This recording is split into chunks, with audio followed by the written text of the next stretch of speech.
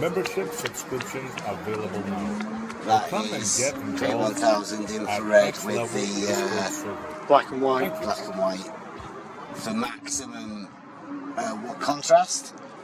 So it highlights that on the background, really. That's what you're after. Nice. Mike was saying there's some sort of filter that cuts out all of the background, so it makes the background all white or black. All right, here we go. Okay.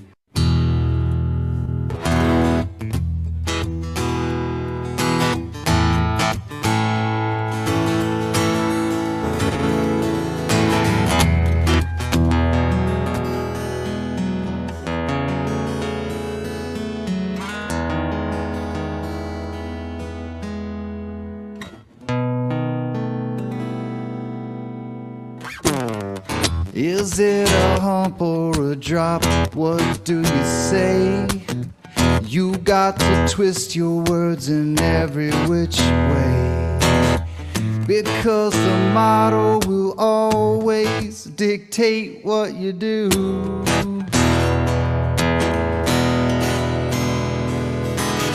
Everybody knows that you've got the model affliction blues.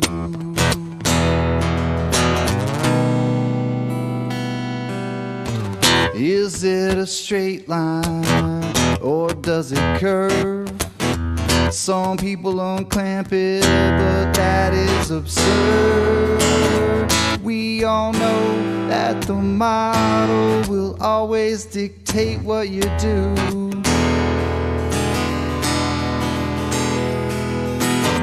Everybody knows that you are model afflicted blue. Model affliction,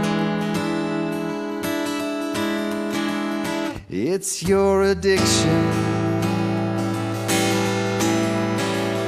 That model affliction,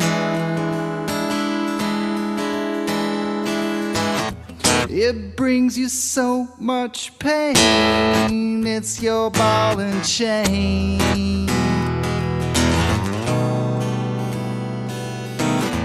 Conflating curvature with elevation change has got your local distance just out of range. That old biggie is gonna dictate everything that you do.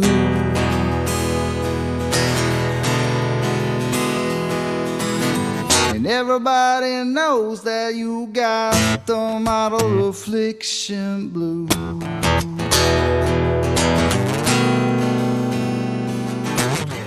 It's your decision defending the model position. You just don't know the geometric proposition. That old ball, it'll always be illogical to you.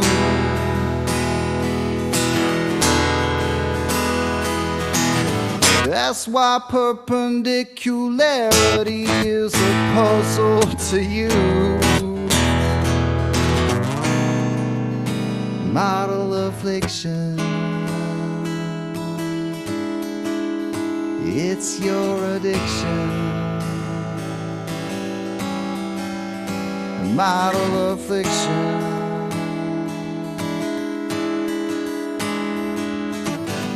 it brings you so much pain. It's your ball and chain.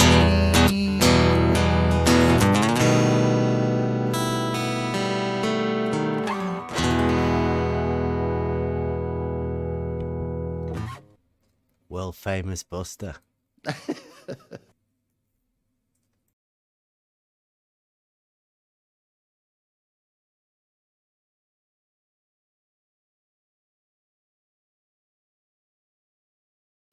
There you go.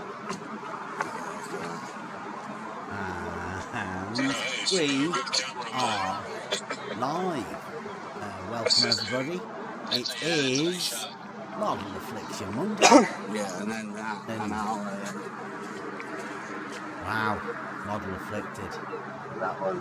Wow. Going crazy. I hope everybody listened to George and his talk about Rumpus's Bedford level test. But I mean, nobody really knows what Rumpus is doing yet. He's not told anybody. But yeah, that's what George was talking about. He's on his way over soon. Rumpus said he'll do his test by the end of this month, or within a month. George is on his way over. Hopefully, it gets better.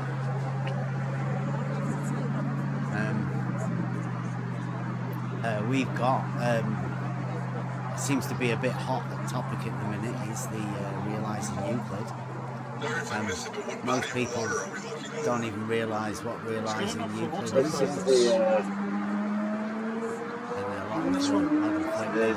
Really upset about it, even though it's just a geometric test in reality, like we're sort of seeing whether we can replicate so that's the foundations of mathematics 1,000 in reality.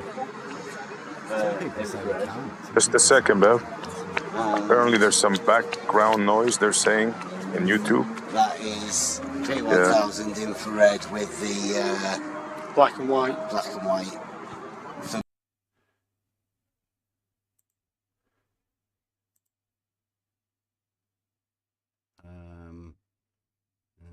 How's that? Should be a bit better, I think. I'll chuck it on the Discord. Is that okay, everyone? Yeah, Rob, what's that sound like? Alright. Yeah, sounds good now. Okie dokie. Sorry about that. I'm having to do a resort out of my OBS system. I'll get it sorted. Just trying to restructure everything as we do. So welcome everybody. As usual, the test is to see how quickly we can get Blue Marble Science to get triggered into doing a live stream. Hopefully, he might be a bit busy tonight. So stick with us until Blue Marble goes live. And then he'll be going live about something that we've triggered him about, probably. We've got this, I don't know whether it's a competition or what. I think we've exposed globe science as being something that is against basic Euclidean principles of foundations of mathematics.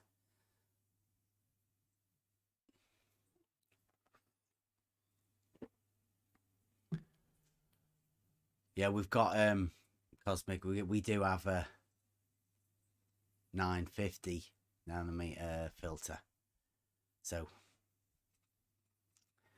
got some pictures, but I haven't managed to put them on yet. We're still learning how it works.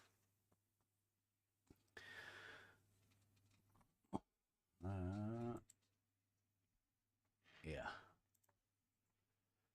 Okay. So this is Model Affliction Monday. Hopefully, we was hoping for some of the model afflicted to come in, tell us about their model, try and sell us a globe or two. But I don't think they're going to be coming because they have to go up against Euclidean geometry. That's a bit tough for a fictional model. Can't seem to live in the same realms as actual mathematical proofs. This model, and they just get upset. Dan, do you want to come in and have a chat, Dan? You think you were you think we were bad to you? Come on in. Tell us about your model. It is Model Affliction Monday. We know models make people like this, and we're expected that. So come on in. Come and tell us all about yourself. Obviously, you surprised yourself the other day when you came in here. You probably were expecting something because you've been over there listening to Globe Earth Hatred, because they don't really like reality either. And all we do here is, Dan, is we talk about Euclidean principles, and we talk about the realizing Euclid tests that we've done. I mean, it's only the first one in a series of tests. So if you think you've been wronged in some way, yeah, come on in.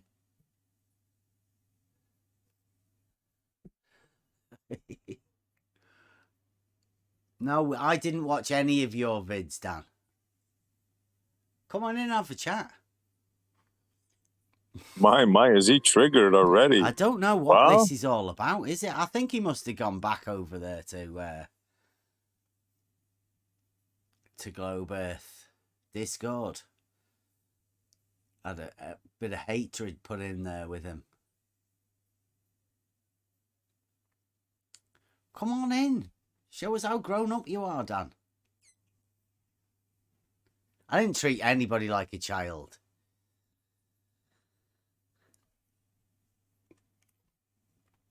Just, we've seen all of the old arguments, Dan.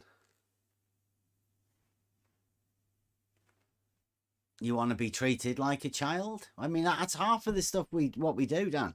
We try and break stuff down. We call it advanced simplicity. It's sort of within the Feynman method, where you have to try and explain things to a 5-year-old. That's how simple we like to make things. So yeah, if you want to come in, Dan, that's what we're here for. That's what Model Affliction Monday is all about. Come in and get it all off your chest. Have a blowout. We're used to that sort of stuff.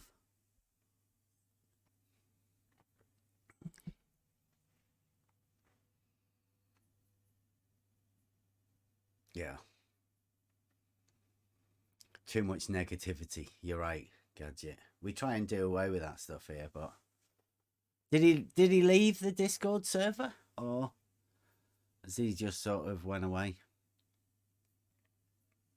You'll be welcomed in, Dan.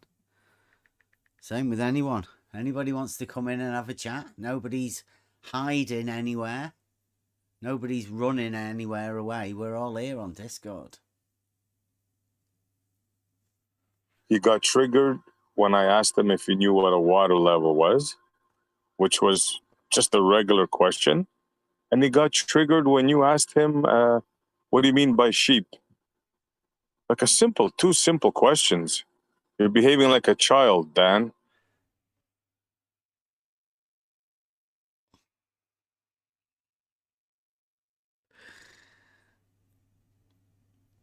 Yeah, we're doing a big thing at the minute. We think that people get upset at the fact of us having proofs within mathematics than a way to relate those to reality. It may be upsetting for people.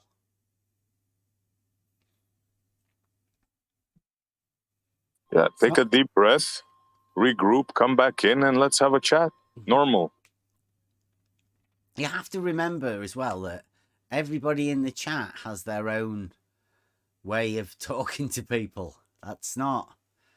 We try and be vocal with it. We're all grown up enough to be able to talk to each other. Quick tip, though. Try not to read the chat while you're talking. Get distracted. You should keep your focus. Only experienced people should be able to read the chat at the same time as talking. I Can Science that isn't very good at doing that.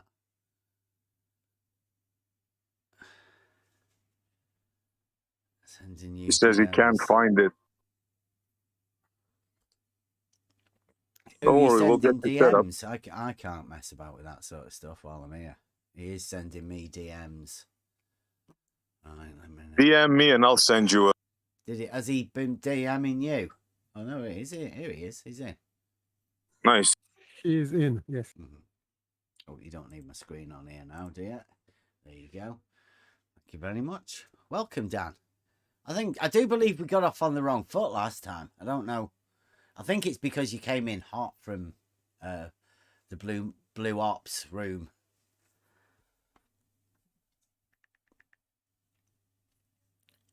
Blue Ops room with very nice people like Rumpus was the nicest.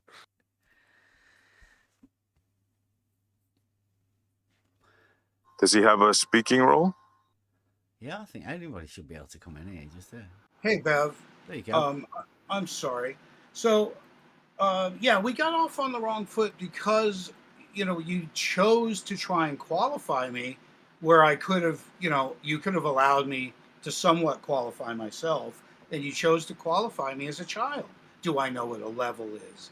And whatever else, this other silly accusations that you people want to keep. In fact, I'm trying to show you video with me demonstrating a water level so we can shut Montreal up forever on that. What portion am I pasting? Where is that back chat? In live chat.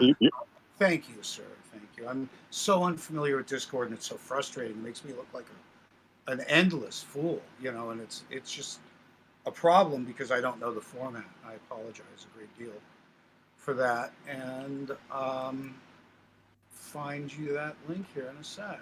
Yeah, I find there is a problem with all of these different platforms because they all have their own individual ways of doing things, and I just find Discord's easier because I'm not in control of what you do.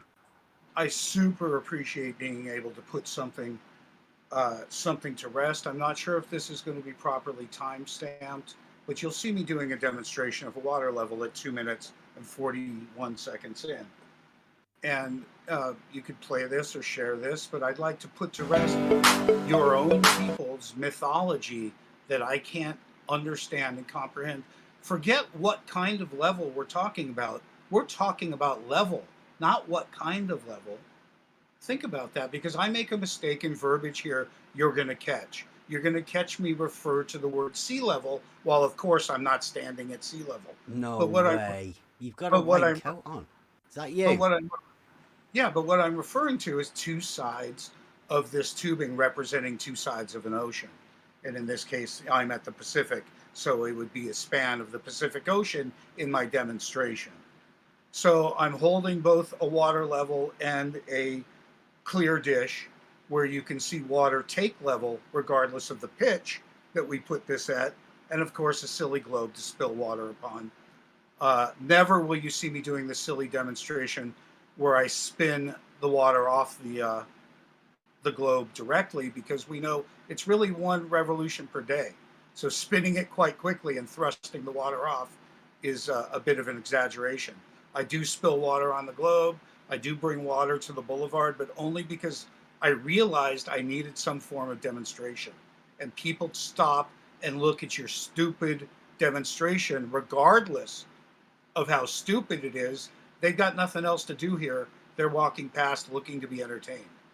So I have a great advantage to get people to walk up to me and ask what I know, as opposed to me bitching at them, you're stupid. But they're stupid. Trust me, people, what they believe is amazing. Everyone points at the moon and asks why the Earth is blocking, the shadow on the moon. That's how stupid everyone is. Everyone thinks their cell phone have satellite technology. And I have to know a lot about the universe just to satisfy these people to catch me semantically on something. And I do resent you, Bev, because that's what you do. You catch people in semantics. Your group is hot because I said, ooh, I confuse 2 types of level in conversation. I know the difference, and I know the purpose. It's really, dude. It's properties of water. I am going to have to stop you, right? Because you've brought us a video trying to explain a water level, and all you've got there is like a fucking little tube of. I mean, what do you think that is? Well, you could play it and judge for yourself now, could you? Could you, Bev? I have. Why don't you play it for your audience? I've got a clip of it. Is that your water level in the live chat? Why don't you play it for your audience instead of? Well, then where is your accusation that I don't know the properties of water and why it's so important for Montreal to keep? Don't try and put words in my mouth. All I'm asking you is just to confirm that's the water level. That is a water level that is something I took that I can take with me. That's a portable demonstration.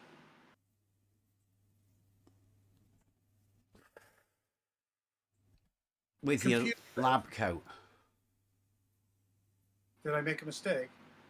Well, it's not a water level, is it? Oh, yes, it's a water level. As a matter of fact, all water is level, and you know that, sir. Well, all water isn't level, and you can't do it across oceans.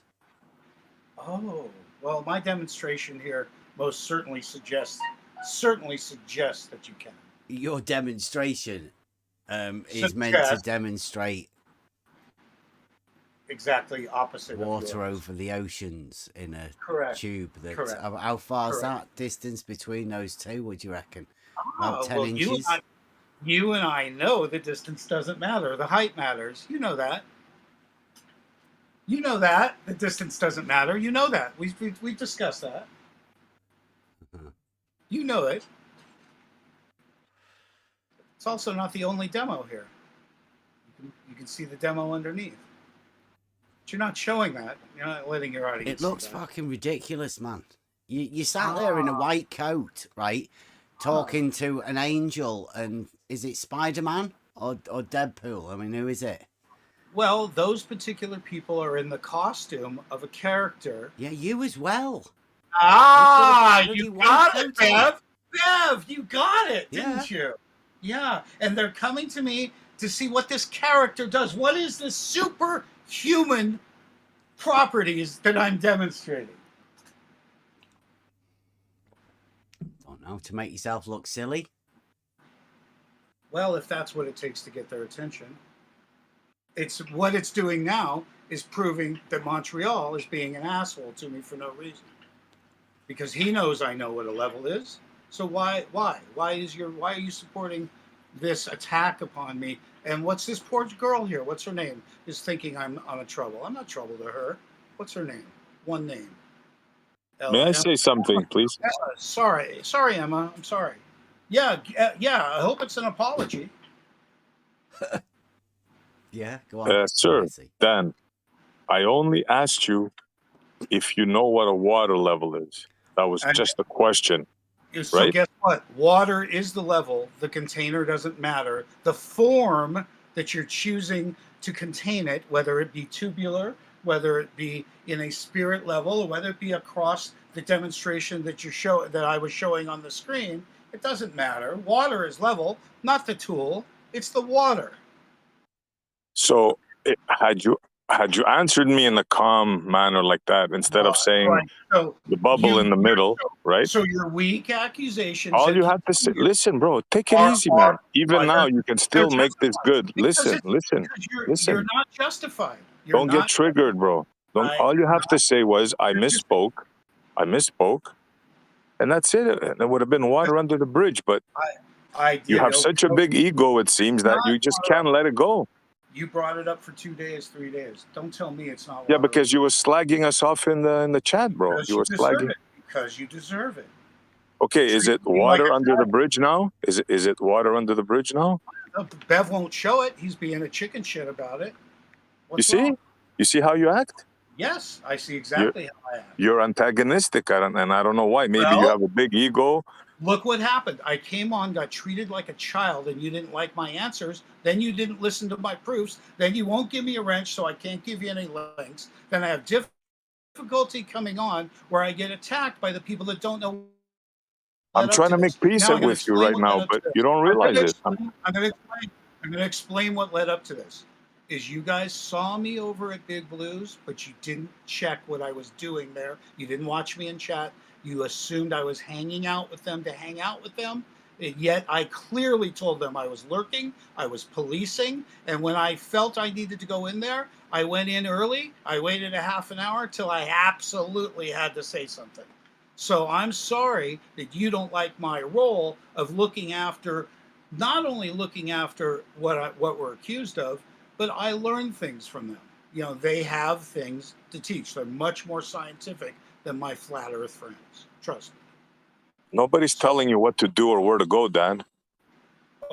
Just take it easy, calm down. That's it, man. Essie, don't. You're the one full of accusations, dude, not me. I didn't accuse you of anything except being Canadian.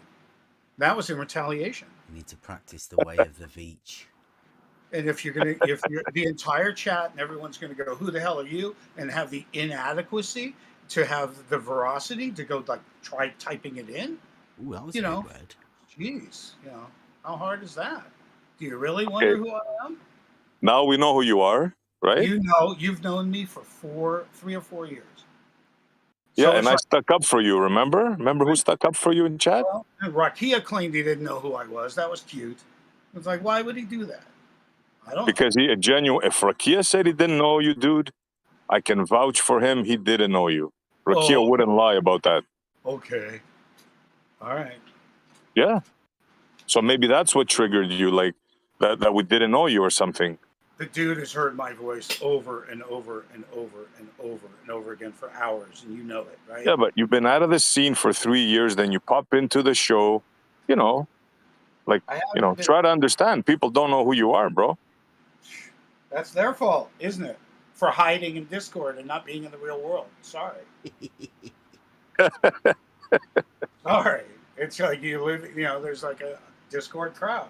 Look, let's just forget about that stuff now. You're here now, let's have a conversation. I have lots to share, right? Lots of videos, lots of things to share, lots of on-hand, first-hand experience.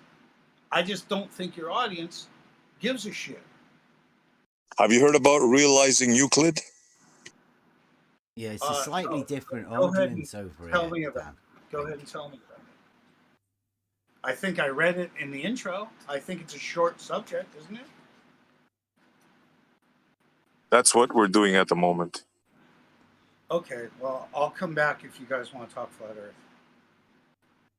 Which Bev said he didn't believe in, and there is no such thing because he thought that was cute. Yeah, do you want to see our proof?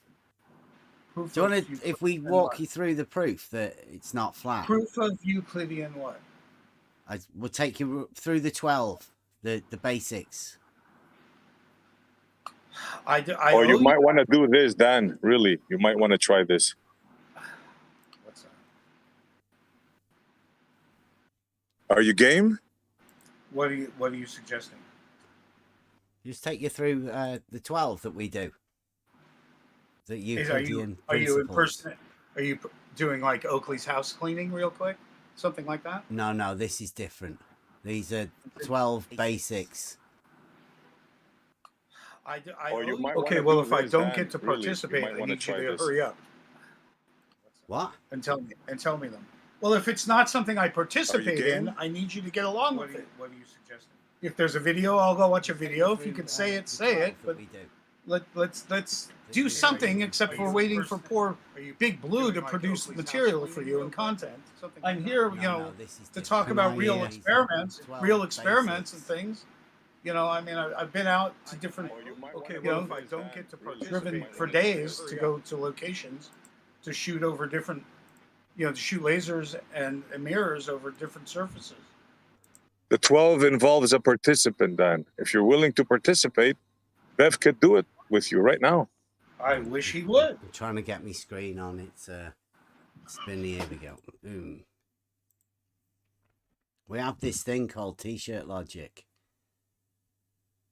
I don't know whether you've ever heard of it, Dan. We what we like to do here is. Does this qualify? Sorry. No, I was laughing at Grumpy Octopus said I sounded like Brenda.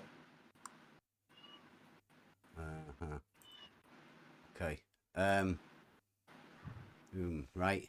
So this is. Can you see that?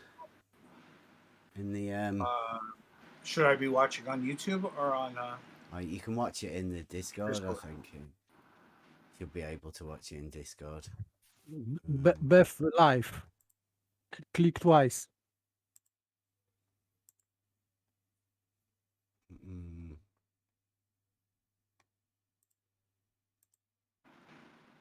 Okay. Can you see that? See only an avatar. Wait. Yeah, spinning avatar. See, sure. Is that what I'm supposed to be seeing? 12 steps to t-shirt. Watch. Oh no, hang on. I see a watch button. Sorry. Okay, 12 steps. I see up. Go ahead. Okay, let me just get the bendy level off. Right, okie dokie. 12 steps, t-shirt logic. Cogdis, you do know what Cogdis is, right? Yeah, just sometimes I don't know who's got it. Yeah, so you are aware of it and the different ways it can react, because I don't think you're going to react like that, but I think you'll be aware that some people do react when a contradiction is brought up, right? Maybe a contradiction that they didn't realize, that different things, right? Yeah, that one description we always get into is what they call a visceral reaction, whatever visceral means. Visceral. There you go. Visceral. But they have different, there's multiple different reactions that can occur from But when that's somebody... the one I see the most, where it looks like they got hurt. Like the look in their eye is if you poke them with a needle, you know? Okay, so hurts. what we do is we try and make everything as back to first principles. Have you heard of first principles? No, sir. Right, okay. So the idea of first principles is to break everything down to the most simple thing that you can, and then build up from there as simply as possible. So that's what we did, and we chose to use Euclidean geometry in order to do that, but it mainly because it's a way of teaching us a logical formulation.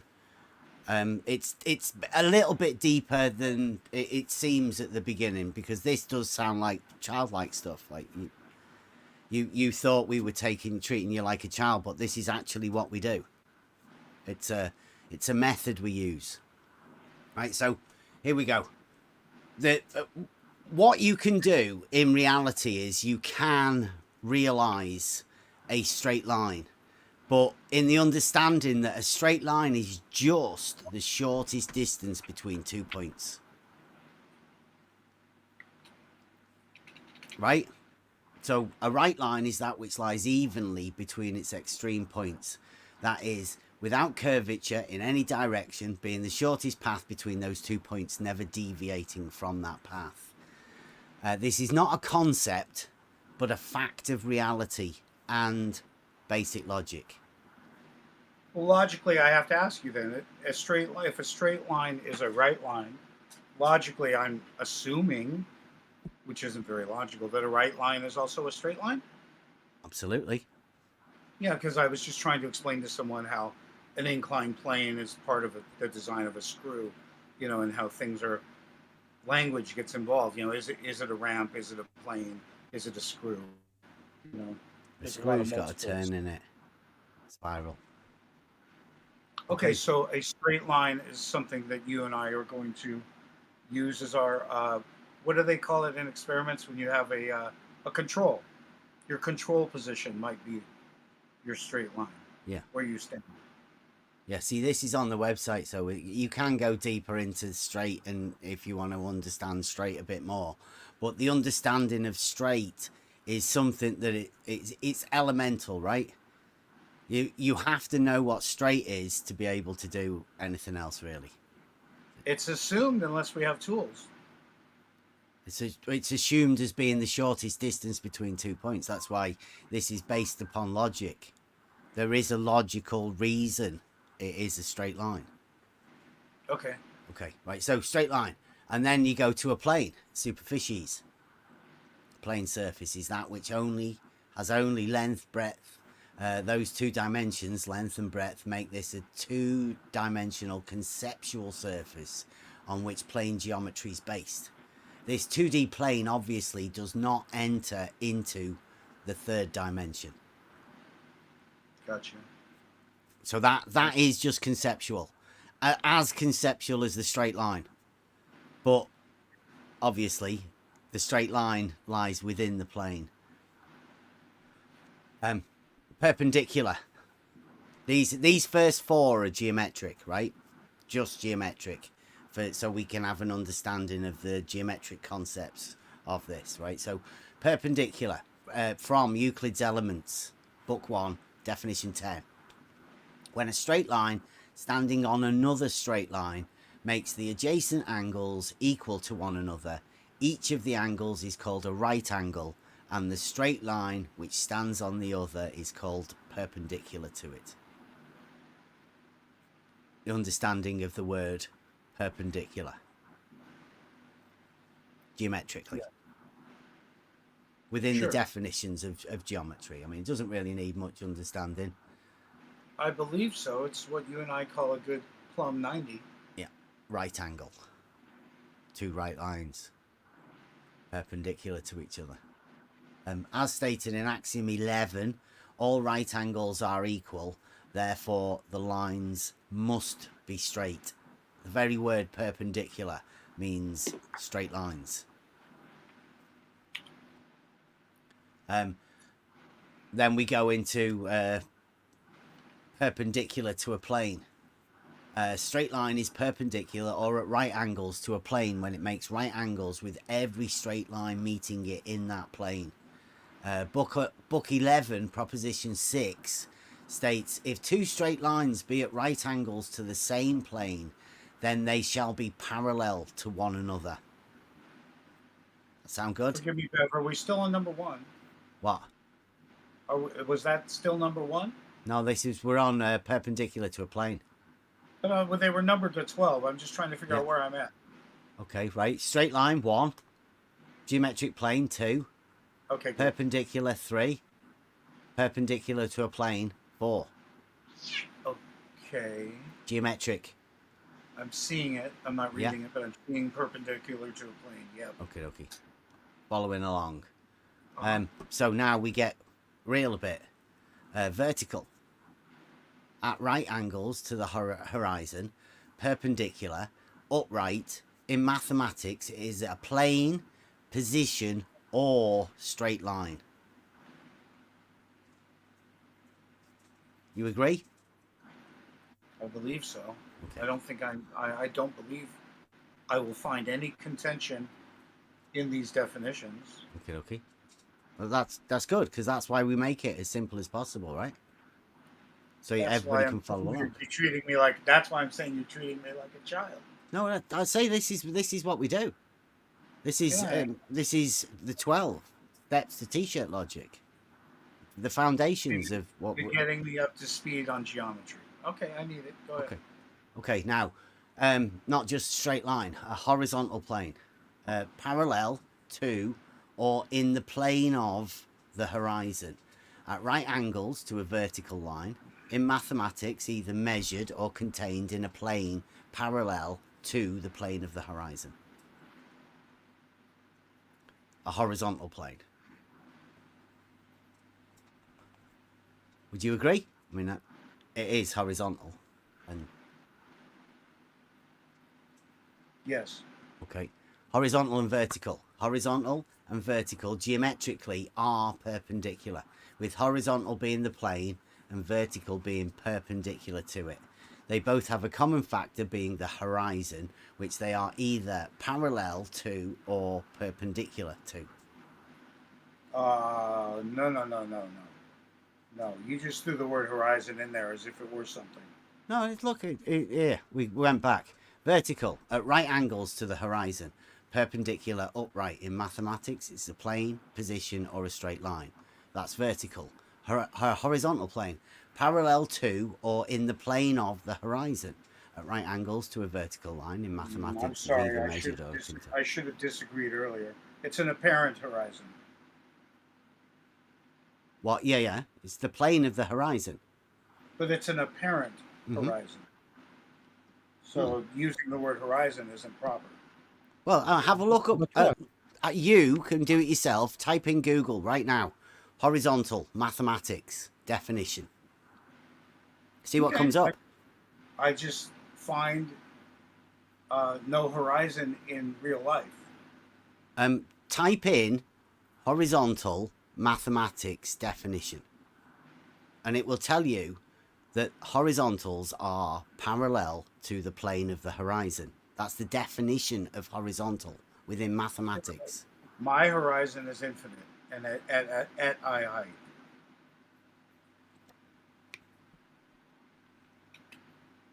How would you define horizontal? You just did. Yeah, parallel to the plane of the horizon.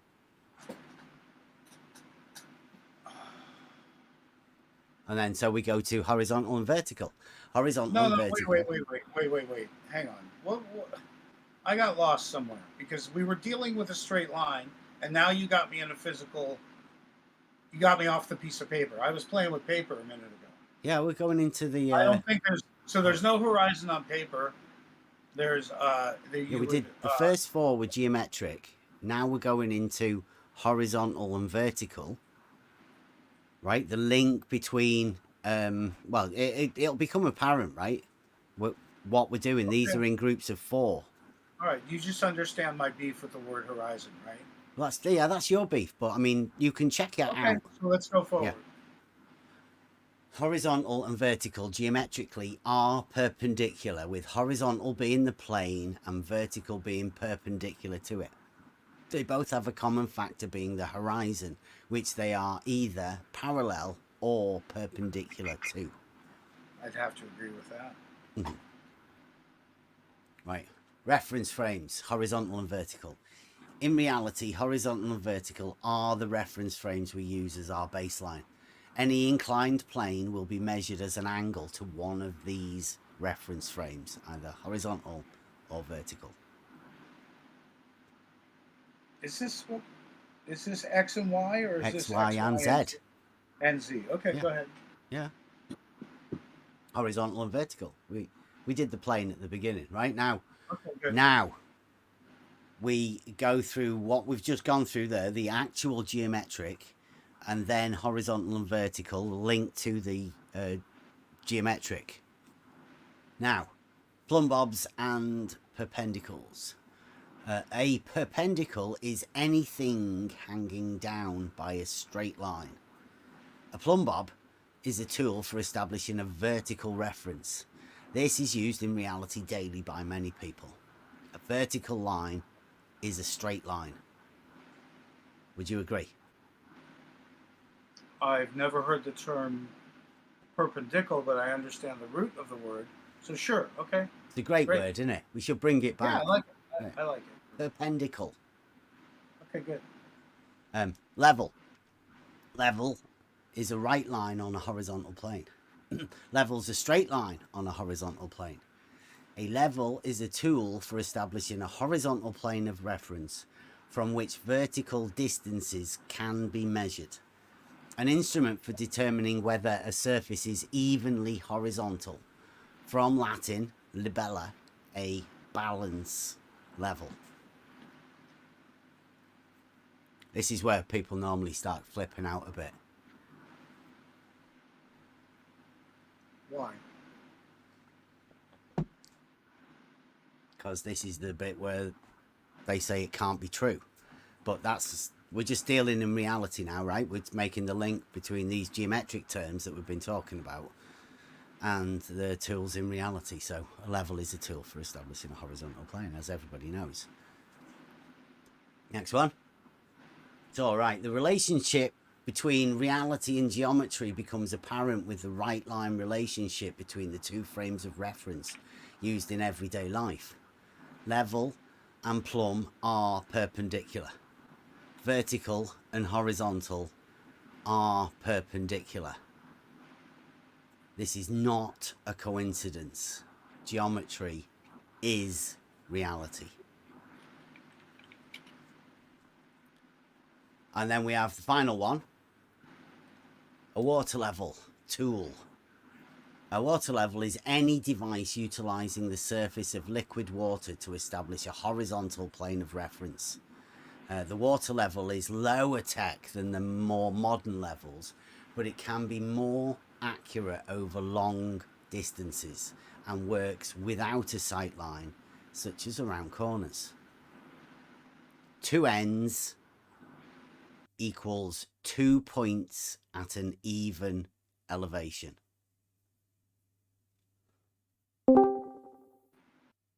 That water level, those 2 points of water at each end, are they your 2 points? The ones that we started off with, the straight line. The shortest distance between those 2 points will be a straight line. Because they're both at an even elevation at either end, that straight line will be horizontal, level.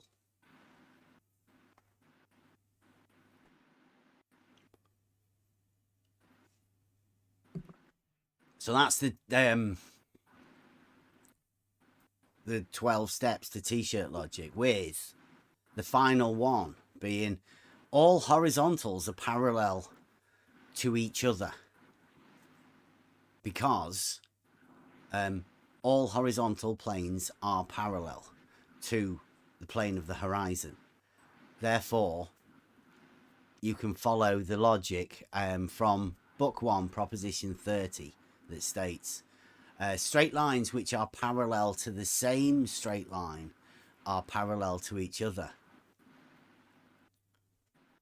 So you can say, because horizontals are parallel to the plane of the horizon, therefore horizontals are parallel to each other, i.e. there's no intersecting horizontals. Is Bev choppy just for me or for everybody else? Yes, he's lucky breaking, and there is no stream. Yeah, and your stream is down in Discord, Bev. All right, yeah. Yeah, I was going to say something, but I thought I was the only one, so I shut up. Yeah, I don't know what was going on there. Wait a minute,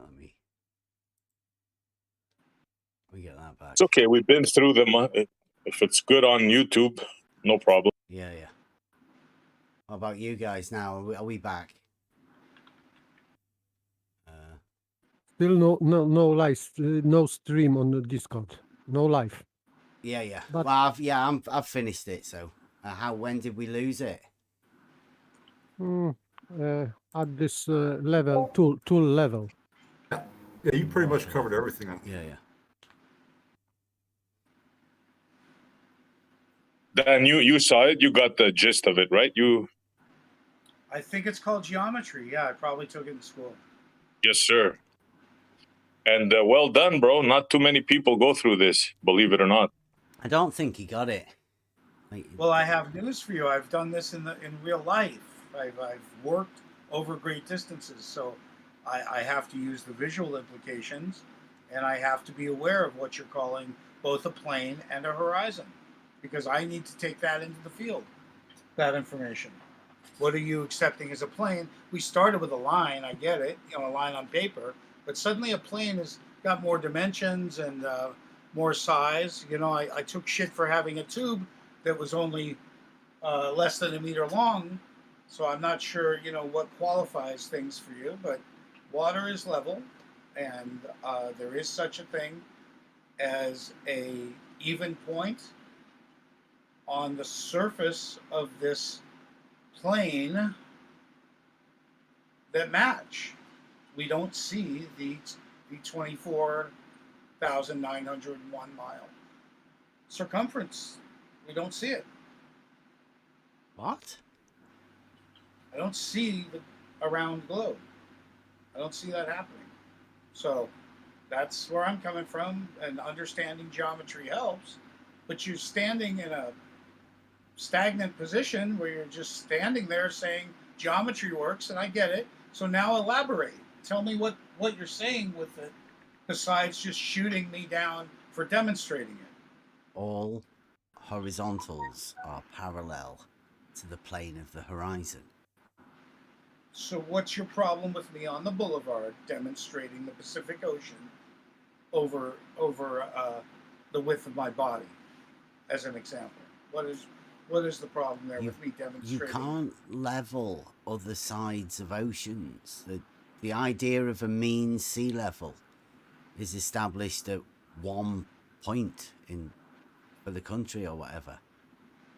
So let me ask you: if we did take the water level from New York to London, You couldn't. what are you saying?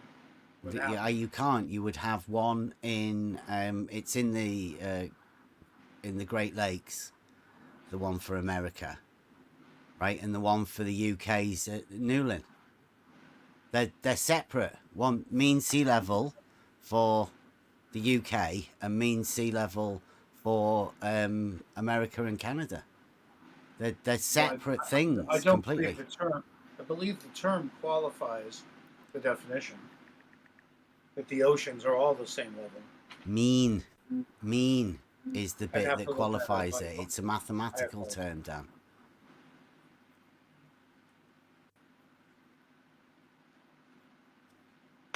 What does it mean? It's what they do is they watch a vertical up and down, and they add all of the bits up. Like in the UK, they did it every quarter of an hour for something like 5 years, and they added them all up and then divided it by however many measurements they had. Okay, And then so they it come up says- with a mean, which is just a point It's a- on the It's the vertical word datum. average. You're looking for the word average. Yeah, mean. Well, On the I vertical believe, datum. I believe we're going to have tidal factors being the only problem. Yeah, that's why it's a mean. It goes up and down. But okay. So if I still had waves in my street demonstration, it would still be level on both sides, regardless of the movement within. But that's a water level, right? That's what a water level does. It's not the oceans. It's not what it does over the oceans. That was the only problem I had. That it's not a very good demonstration of what happens in different places, in different oceans, on other sides of the oceans, because that's not how they do it. That's not the idea of finding mean sea level. You don't do Will it you- with a level. Will you find a water level to fail at an either short or great distance? No, a water level is a tool for establishing a horizontal plane of reference. But you're talking about two different bits of land at either side of an ocean. That's not a water level tool. Okay, let me ask you another question. It has more of my area of field work. Is a laser shooting in a straight line? I'd ask you, can I make a level line across several kilometers? Not with a laser, no. Why? Because lasers don't work over several kilometers. That would be ridiculous. Well, I have plenty of proof otherwise firsthand. What, you use laser levels over kilometers? I did not use the word level. Actually, I asked if I could shoot a laser level. You can wave lasers around. Yeah, we've done that. Can I laser shoot one waving. straight?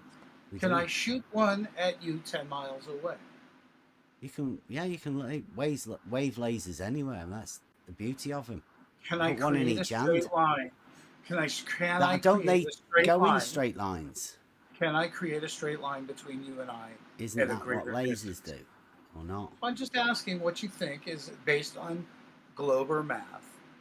I wouldn't. Can you and I wouldn't defeat it? use a Can you and I wavy defeat laser for establishing a straight line. That doesn't sound. And I'm asking you why? Because I rely upon line of sight as being a gauge of measurement.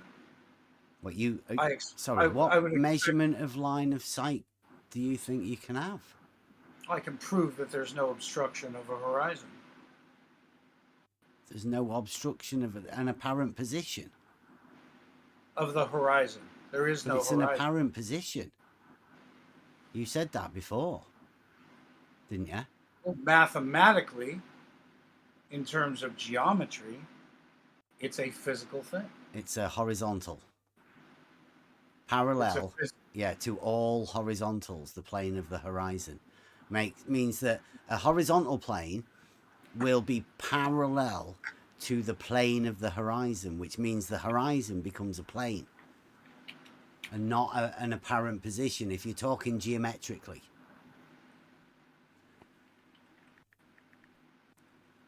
I believe that I could shoot a straight line 15 kilometers to you. I believe I can create a straight line that's three-dimensional even. What, a three-dimensional straight line? Well, there is a bit of dimension to That the like width spaghetti? of my beam. Are you doing I have a spaghetti math? I have a diverging beam at 15 kilometers. It's not going to be the same size as my source. I don't have that perfect of a laser. So How did we get to lasers now and diverging well, beams? because this we're working with Where's your your 3D? straight lines. Where's your 3D straight because line come from? in I'm in intrigued. real life, I'm working with your straight lines. I'm With working my with straight them. line, the shortest distance between 2 points. You don't actually need a straight line, but you just said you could develop a three-dimensional straight line. What? Please explain. Well, I did. I explained that when I create a straight line between you and I at 15 kilometers, that it has a different width at the receiving point than the delivery point because of my diverging beam not being well focused. Is that 3D? So though? I'm giving the width dimension because it exists. Yeah, exists is a bit much, isn't it?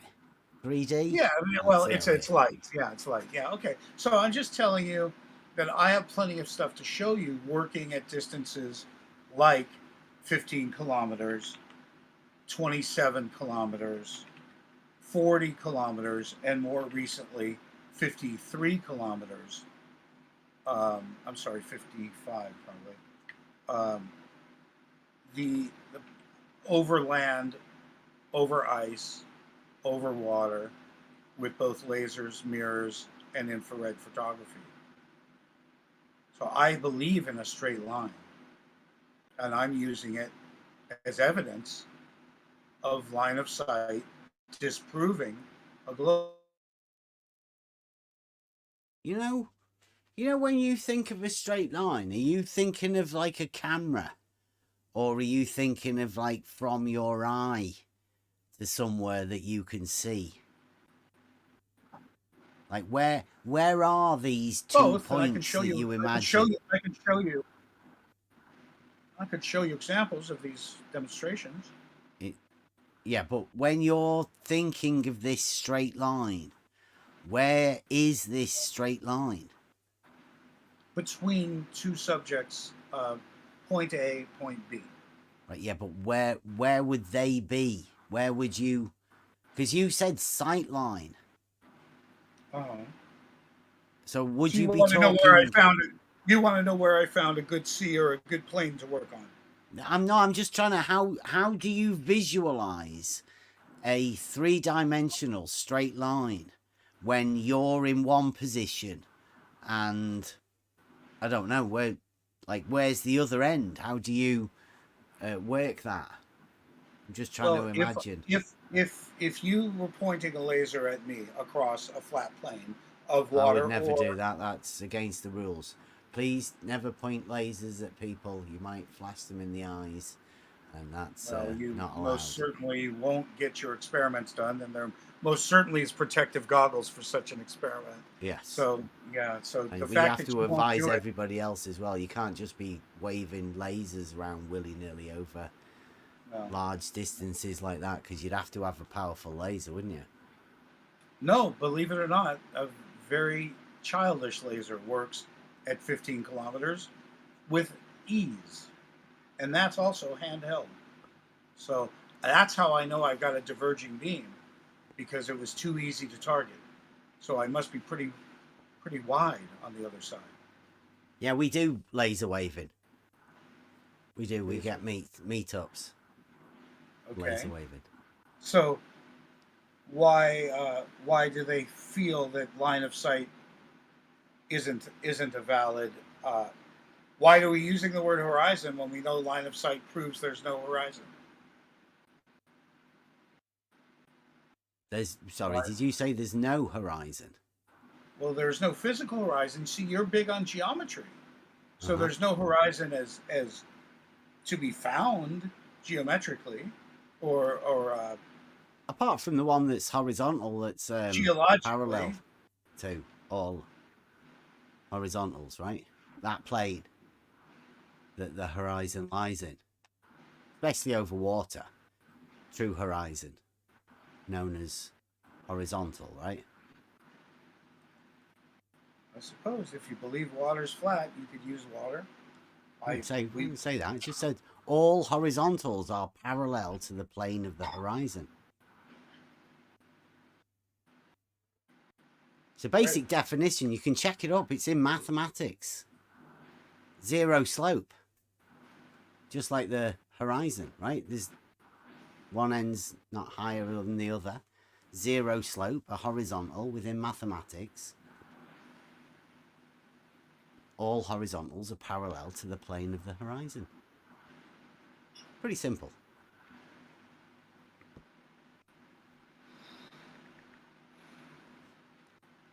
Don't need to bring any model into it. It's just a known fact of mathematics. What we try and do here is, like you said, we break stuff down to the most simple you can get, and that's about as simple as you can get it.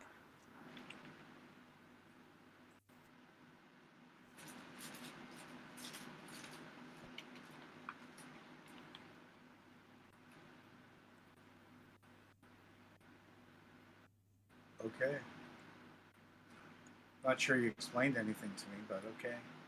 Well, we have this test we call realizing Euclid. And Euclid, obviously, because it's the foundation of mathematics, it's a bit involved, but it starts off with the basics sort of stuff, with straight lines and squares and triangles and circles. But then at book 11, what it does, it enters 3D called solid geometry, which is the geometry of reality, right? Euclidean geometry. The triangles, Pythagoras.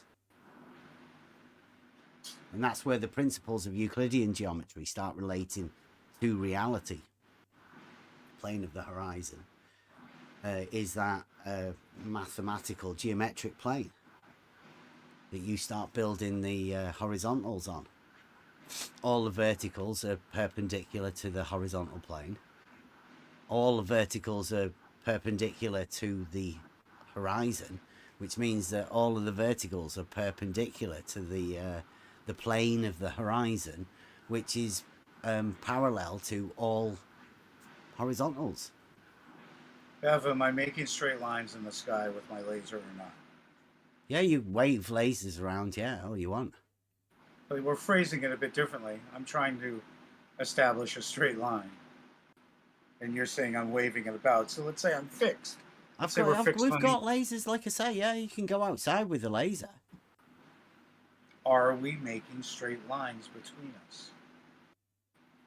Well, if you're in one position and I'm in another position, there are 2 points that we can definitely make a straight line between, the shortest distance between those 2 points. That would be the straight line. Where you were waving lasers wouldn't really matter, would it? You believe in line of sight that exceeds What do you mean, do I believe in line of sight? If I can see something, I can see something. Do you believe in line of sight that exceeds globe prediction? I don't know. What's the globe prediction? What are you talking about? Let me put it into kilometers for you. You're saying that there's a model that predicts how far I can see? After some 15 kilometers, yeah. It should be impossible to see things without additional height. When I first came into this, I went out with my son and we saw 85 kilometers. Or was it 85 miles? I'm assuming 85 miles, I think it is. I'm assuming you're not using mountaintops for this, that you're somewhere near the ground. We were at 300 feet, yeah. Yeah, 300 feet still high. I was shocked when I saw somebody was showing me a video, and there was a tower, a vision. I believe it was on your thing, your people. Might have been, I don't know, but you could see 49 miles. It was a great distance just from a tower of sorts. I was surprised, very surprised that the addition, how quickly height adds distance, real fast. Yeah, because Euclid also did optics. Cast more angles upon it, then you'll be able to see better. So see more. We can agree on geometry, and we can agree that a straight line is a straight line. I know. Yeah, I know what a straight line is. And we both know what an ocean is. So where are we confused about the sea level again? Mean sea level versus sea level?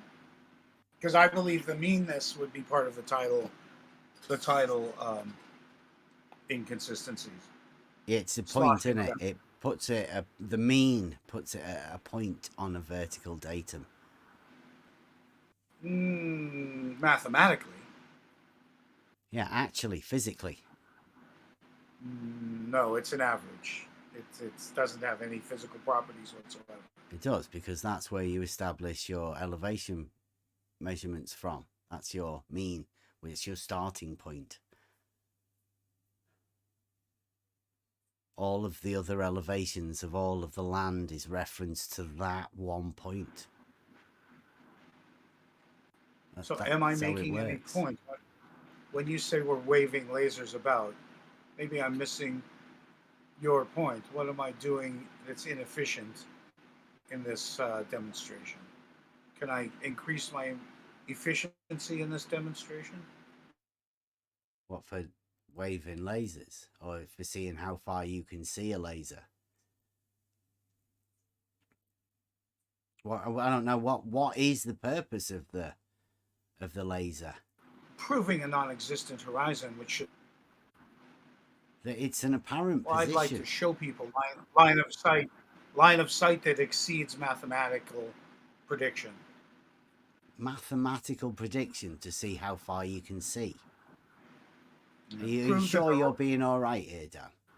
Yeah, don't be an ass. You know what No, I'm saying, right? I'm being all right. I seriously so the horizon mathematically, based on geometry, think the horizon isn't mathematical. It's just an apparent position. That's not mathematical. But it doesn't. So therefore, proving that it never exists in real life is valuable to me. Yeah, the only thing mathematically you can say about the horizon is that all horizontals are parallel to the plane of the horizon. I can say that the apparent horizon is at different distances in different parts of a day or the year. Therefore, it's not a physical object. Not actually there, People believe it to be a physical thing. Who believes it to be a physical thing? Every asshole that ever told me a boat went over the horizon. I don't know how long you've been round here for, Dan. You might have been away for a few years, but you'll never get anybody to say that. Look, you told me you weren't flat. Then you told me I didn't know what a level is. And now today you're trying to tell me that the ocean mean sea level means that they're not level across the ponds. They're ridiculous. Two different mean sea level points. You're just argumentative, Bev. You're just argumentative. All of the horizontals are parallel to the plane of the horizon. I hear you, but I find you but to be those two different mean sea level points are just individual mean sea level points. Highly argumentative. Sorry? I find you to be highly argumentative. Yeah, a lot of people do. All right, well, I'm done with that. If you have any questions, let me know. But I'm not here to argue with you. I wasn't believing that we were arguing. If you want to come up with a good argument, then I'll be up for that. I've given you videos and stills and other stuff you won't play. So, okay, never mind. Give me a wrench if you want me to share more, okay? Thanks. If you a wrench. I appreciate visiting. It's nice of you. Thanks. Yeah, thanks. Thanks for popping in. Okay, see you later. Thanks, See you Dan. later. Oh, nice. That's a nice little bit of a model afflicted. Yeah, I don't know. Does it seem like we are talking to children? I think somebody that should have been in this argument should at least know the basics of a water level and a little bit of basic geometry. Hopefully a little bit of basic mathematics is where the geometry is meant to lead into. But I mean, we didn't even get anywhere near pi or anything like that, did we? I found it interesting. He didn't say anything about level. Like, he didn't have anything to say once you got to level. Waiting for something to happen. Once you got to level, nothing was said. The most he got combative about was the horizon is apparent. Therefore, somehow that means it can't be horizontal. I don't know.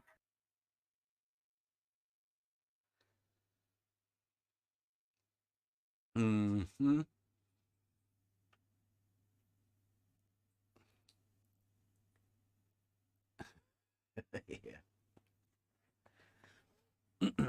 Well, sorry, he did do the 12. Yeah, right? But I don't think he heard it. I don't know. It's too simple. It's too childlike, and they don't hear the basics and make the connections. I don't know.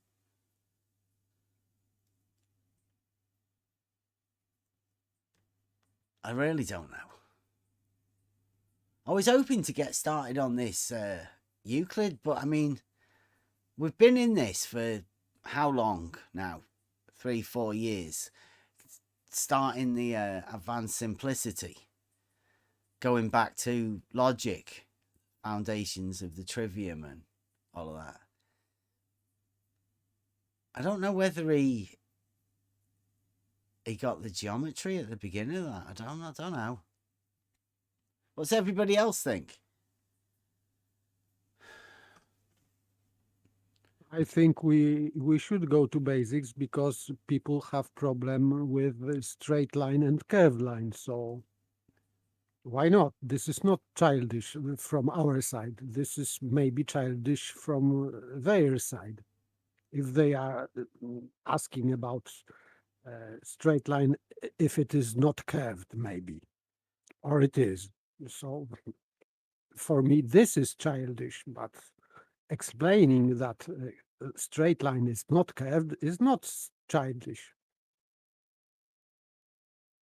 Yeah, I like to doing the trivium and going over the trivium with the grammar at the beginning, the understanding of the terms.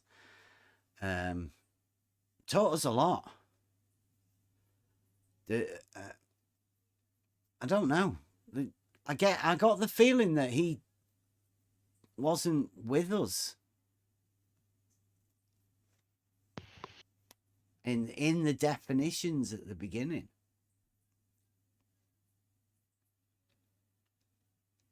I know Jeff says he doesn't know the Euclid. It sounds a bit exotic, doesn't it? Euclidean geometry. Ooh.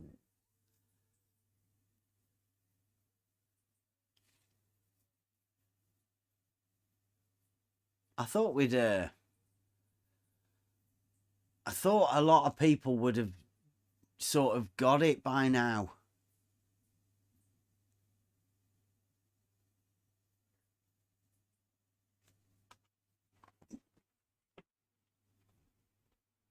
I don't know. People can't either be bothered with it, but I mean, I find it strange somebody using a water level and bragging to us about his demonstration on the streets. That looked embarrassing. Sorry. I thought I originally thought it was Bob Nodell with the white coat on.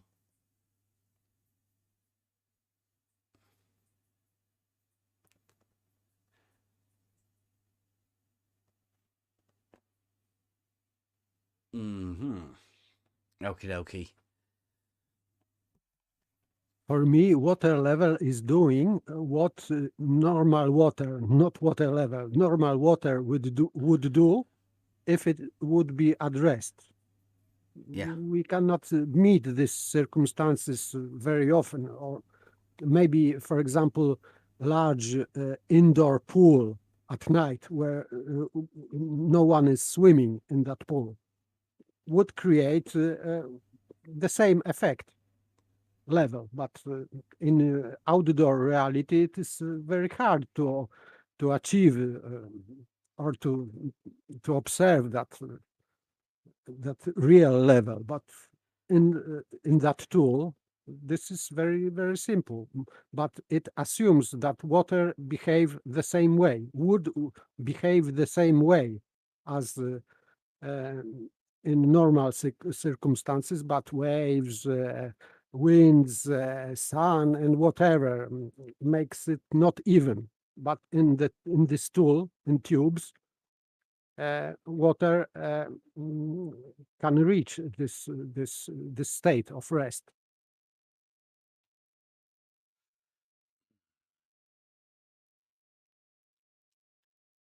Yeah, I don't know whether it's our approach. It comes across a little bit. I mean, I know Dan's a big man in the community. I don't know. I'm guessing he probably thinks of himself as a big man within the community. So that would be rather embarrassing to come and have a chat with us and realize that you don't understand the basics of what a plane and perpendicular and the relationship between vertical and horizontal. It must be a bit embarrassing, I think, because that's what we deal with here. We deal with these contradictions that exist all around us, where people literally don't see what's right in front of them. The simplicity of what we talk about here is water level establishing a horizontal plane. Well, the horizontal plane is geometrically what it is. It directly relates to the mathematical horizontal plane.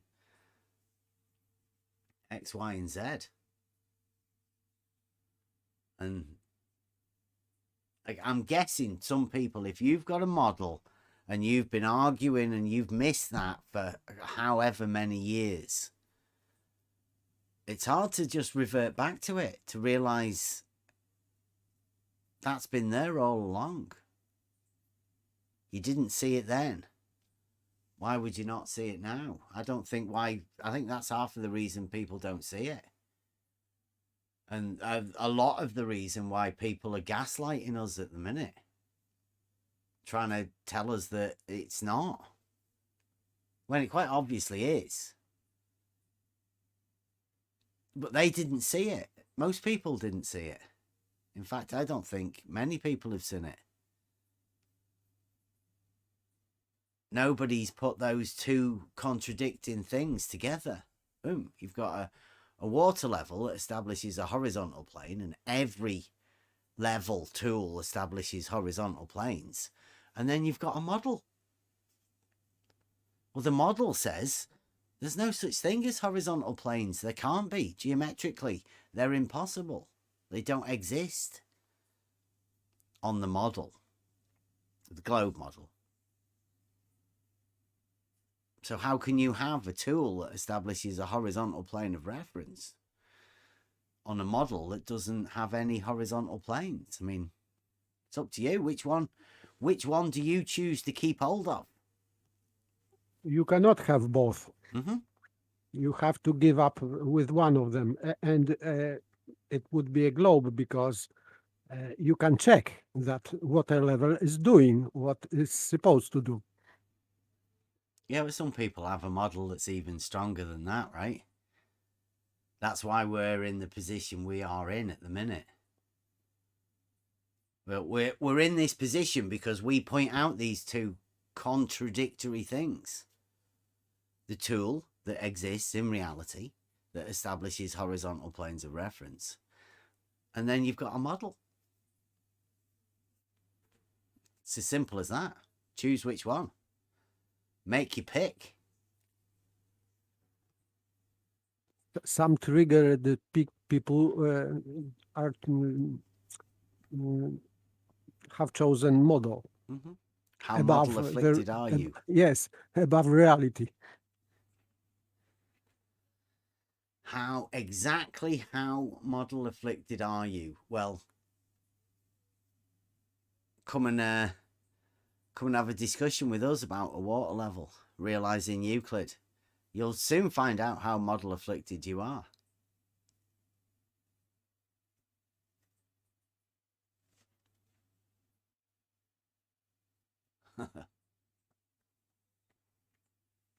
It's been right there in front of you all of this time.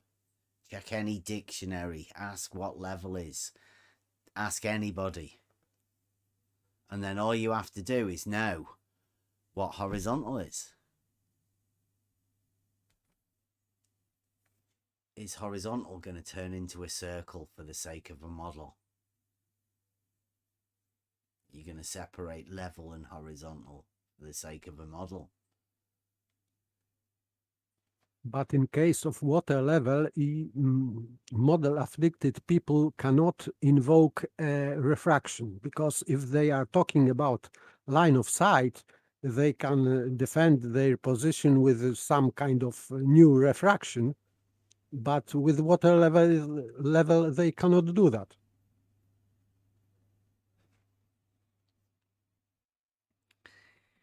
Yeah, I mean, there is a science community, a globe science community that has done 2 live streams over the last week.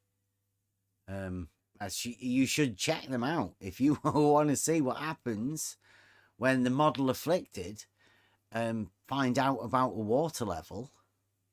You want to see how triggered they get, how they react to hearing about a water level.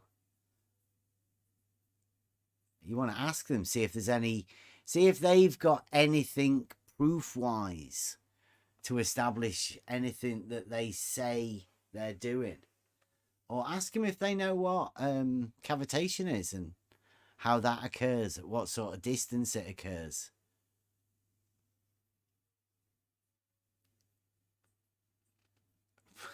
Jake.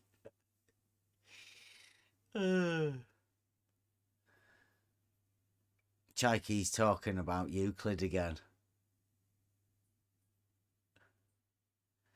A water level is a tool for establishing a horizontal plane of reference, Chikey.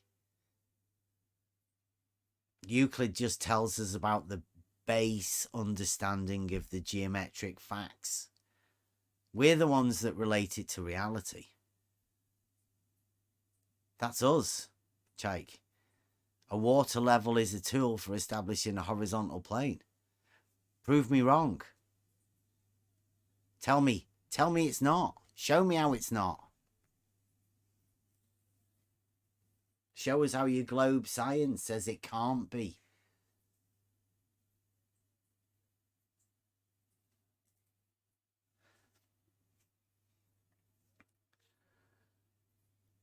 Model affliction is a tough one when you're faced with tools that exist in reality and a model. What do? You can't have both of them. They both don't work together.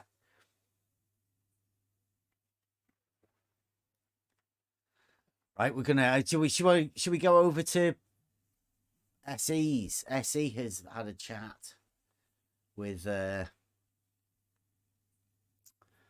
it's chat over on Geo's, was it, SE, last night? It was on Geo's Discord, yep. Put the video out, so should we go over that? Have you got a link for us there, and I can just click it and we can Sure, I'll throw it in. Hold Yeah, on. thank you very much. Chuck it in the YouTube as well.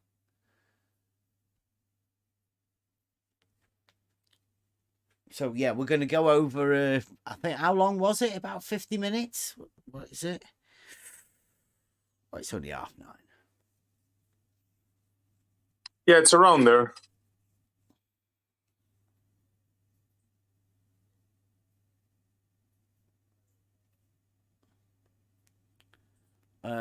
Sorry, Dan. I just have to write this. Dan says, "Flat reality Earth explorers FREU3 are my friends. We are part of a real life amateur science team that works in the field, not with any model. Shame on you, Bev. If you ask me, you deserve only the worst." Why shame on me? What's that about? Not related with tonight discussion. Oh, Dan, he's just got triggered at somebody saying model afflicted. I didn't say you were model afflicted, Dan. Don't get triggered, man.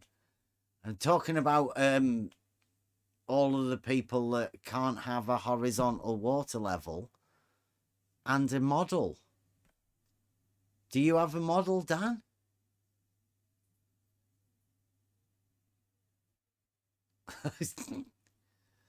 What? Is there something wrong with Dan in the chat? He seems like a different person when he gets into the YouTube chat. I don't get it. What's up with you, man? Why don't you just ask politely? I don't know. Maybe that would work with Bev. I'm just saying. I won't show my links. You can post anything. You were doing it. SE's just posted a link in the Discord. I don't understand, Dan. Like, just is this because you've not got a wrench? It looks like. I think it is, isn't it? I think he's got a bit upset that he's not got a wrench. Yeah. He said that's what one of his grievances. Yeah. If you want me to come back, give me a wrench. Yeah. Take it easy, dude. He just met you. You know, take him to dinner first, at least. Yeah, it takes a bit before you get a wrench here. Sorry, Dan.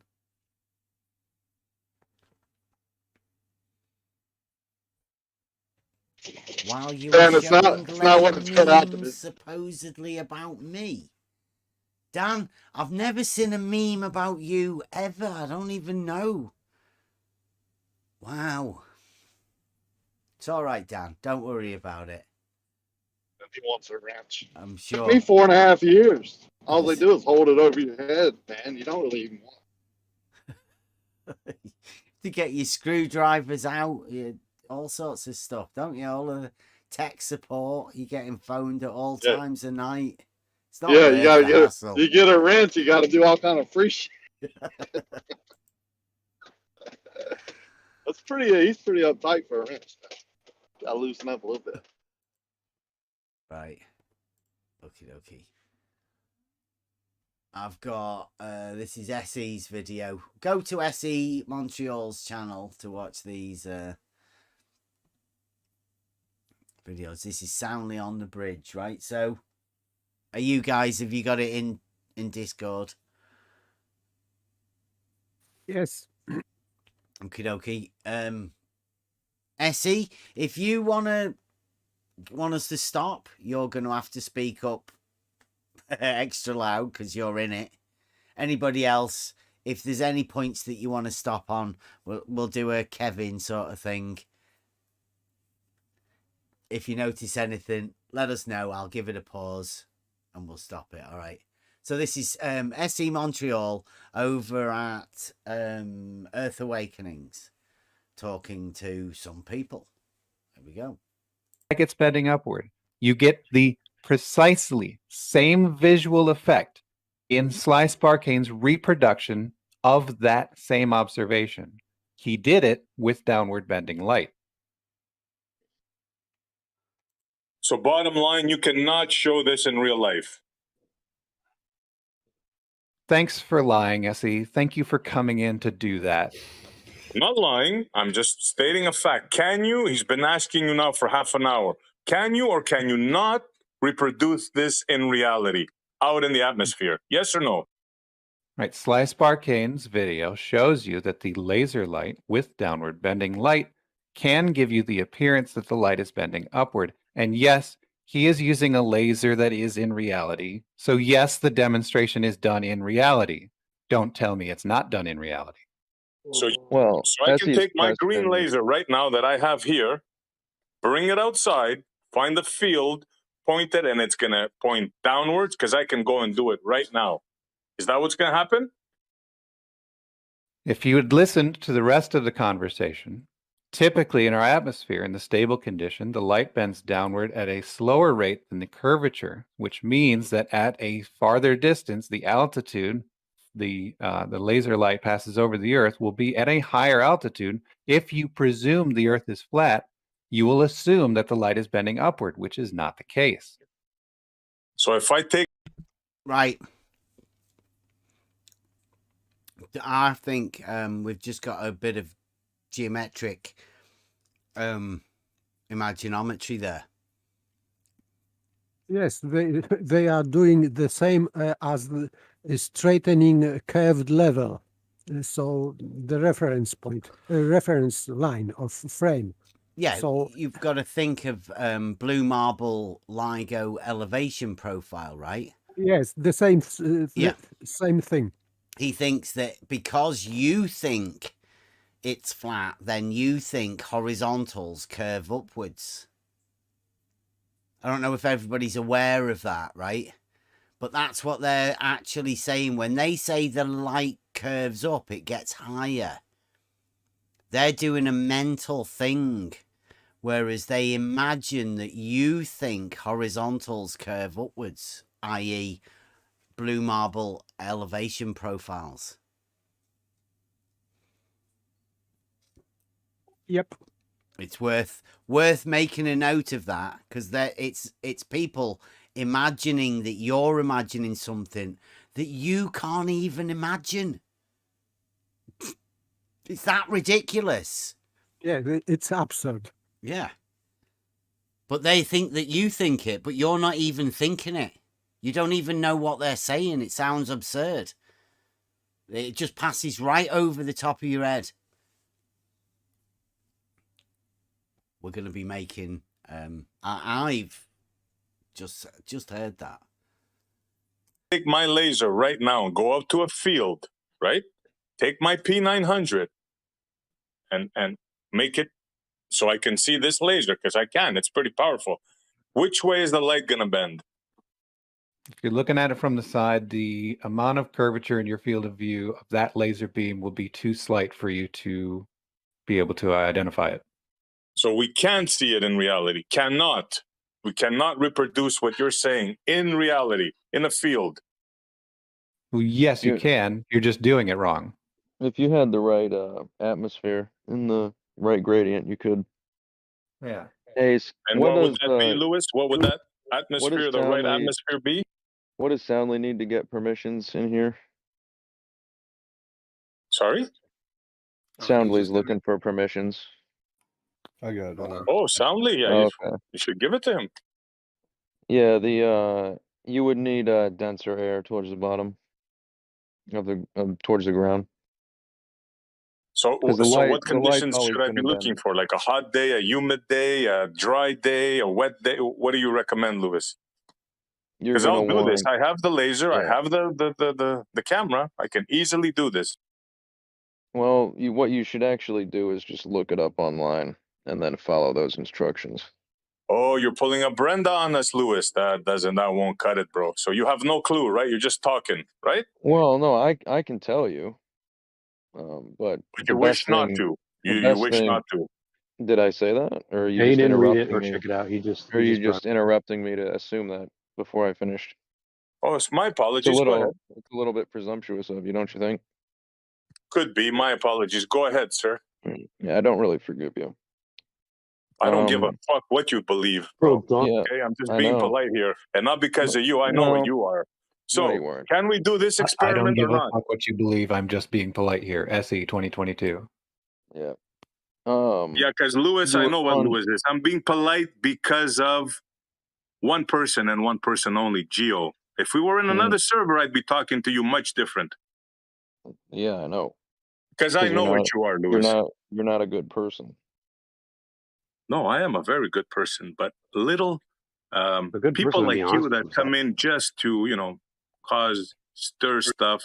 Been listening to you for a while. You mean disagree with you? Well, Lewis, it does seem like you're just trying to create a shit show. So because you'll be talking about the actual topic and then you'll just dish out and try to insult someone. It does kind of seem like a tactic. He was rude to me and I responded in kind. Well, I'm just talking about the last like 2 hours or the last hour. You've been doing it a lot because it's like a different mode. Like if you're having an actual intellectual discussion, information's being shared, then it's like the strength of your actual point you're making is what's at play. Whereas if it's just insults, it just goes into that. Then it's just like, all right, who can just insult each other more, and it's really all like kind of meaningless at the end of the day, anyways. That part of it. So, but it seems like you're trying to transition it into that and get that all going. I'm not in control of that. I'm responding to them. Sometimes the point is that they're an idiot. Sometimes that is the point, but we don't have to dwell on that. No, you're an idiot. Not anybody here. You're the problem, not us. Okay. All right. What was the point that you got? That someone was saying before we went into this. If Montreal, if you want to reproduce this, you want the air above the ground to be cold, and you want the air higher to be hot. Whatever I was conditions you simply need to asking do. politely, how can I reproduce this in the real world with my camera and my laser? So whatever you have to Can do. you pause that, find Bev? cold air towards the ground. So this might just be my ignorance, and maybe there's some Mandela effect going on. But I always thought that cold air sinks and hot air rises. So in what environmental conditions would cold air be on the top and hot air be on the bottom? Nice catch. That's what I was trying to ask them. And I think one of them said further down after a storm or something like that, if I remember correctly. So in all instances, except for, like you said, Essie, if in a storm or something else, this would be the case in all environmental conditions. Because again, cold air sinks, hot air rises, right? You're going to have hot air above the cold air. Seems to me that it should happen all the time. The observation that they said occurs or can occur, and your point that I can go out in the field right now, and you're telling me it's gonna do this. Is it just me, or am I making too much out of this? I think you're making too much out of that, because when I went up Mount Washington at the base, it was like 86 degrees, and at the summit, it was in the low 70s.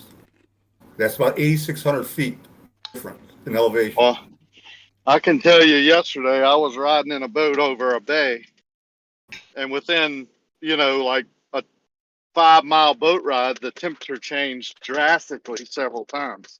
Up, down, like cold drafts, hot, warm air. It's always changing. Turbulence. Okay. Good enough for me. I just wanted to ask a question. Thanks. Yeah, over the water, all sorts of weird things happen, doesn't it? You've got all of the swell, the long swell, short waves. There's all sorts of different stuff that happens over. But I think what he's trying to do here is that, like they always do, SE's offered up a chance that he could go and do this. They've not done it. But they're just setting conditions that make it even trickier for SE to be able to do it. It's a tactic that you'll hear all the time. People telling you that they want you to go and do stuff. And even if you were to go and do it, they wouldn't listen to a word that you said while you were doing it. Or about what you'd done. They'd just tell you hadn't done it. It's a very negative situation. Go on, sorry. Problem is that you cannot check this situation, because you cannot check in the distance what the air is in between you and visible object, for example. You cannot check these turbulences and humidity changes. You cannot do that. And In by the the field. time you do check them, you go back and recheck them, they've changed. Yes, yes. That's why in real life and in real time, you cannot do that. It is impossible. Well, that was my point a while ago. I'm not talking about 1 or 2 degree changes. I'm talking about 10 degree changes, 15 degree changes within, you know, a short distance over a calm bay that you can feel with your, you know, with your face or your hand or whatever. Drastic differences. Hell, just put the sun behind a cloud and see how much cooler it gets in that area. Mm-hmm. I think we've gone 5 minutes in. Did I hear Soundly coming in? That's going to be exciting. Soundly's I don't back. think he came in yet. He's going to come in now. Nice. He's been gone for a bit, so it's good to see Soundly's back. Talking about the bridge, Yeah. I hope. Rakia's bridge. He can tell us how we can see Earth curve with the naked eye Yeah. from ground level. He's I think he did 6 years of research over that on that lake, looking at photos. He must have one hell of a body of work, right? I see. Warm air above it. That's what you need to do. One of the best Hold there towards the collections of ground. mirages I've ever seen in one channel. Be good. Warm air above it. Gotcha. Just like that. When a warm front comes in right after a cold snap over a lake, you'll see it. Okay. Hey, Soundly, I'd like to ask you a question, if I may. Sure. You are the Soundly of the Lake Pontchartrain Bridge thing, right? That's the guy. All right. I posted examples, man, of slides supposedly repeating that observation. What a joke, dude. I took, like, just to make sure, I took a few different ones. I found probably. Did he not hear you talking to Soundly then? What's going on? Maybe my mic, I cut off. Yeah, maybe he didn't hear you. The best one I could find out of his whole little, no video, just pictures. And look, none of them are recreating. It's a joke, dude. This is total dishonesty. So you don't even have to watch the video if y'all don't want to. It's a bunch of rhetoric followed with a few snapshots of something he's claiming to repeat, and he's not repeating it. It's such horseshit. It's dishonesty. Brian, why am I on the frame that reproduces it? All right, hold on. This is Brian. You kind of jumped back. I think SE was actually about to ask Soundly something. If you want to say that, I hear you because it was on the previous topic. But yeah, I'm willing to wait till I'll the finish, back but I off. would really Sorry, like to SE. ask Soundly. Yeah. Sorry about that, SE. Go ahead. No problem. So, Soundly, first of all, I'd like to thank you for your work because because of your work, I have the skateboard paradox. So I'd like to thank you for that, number one.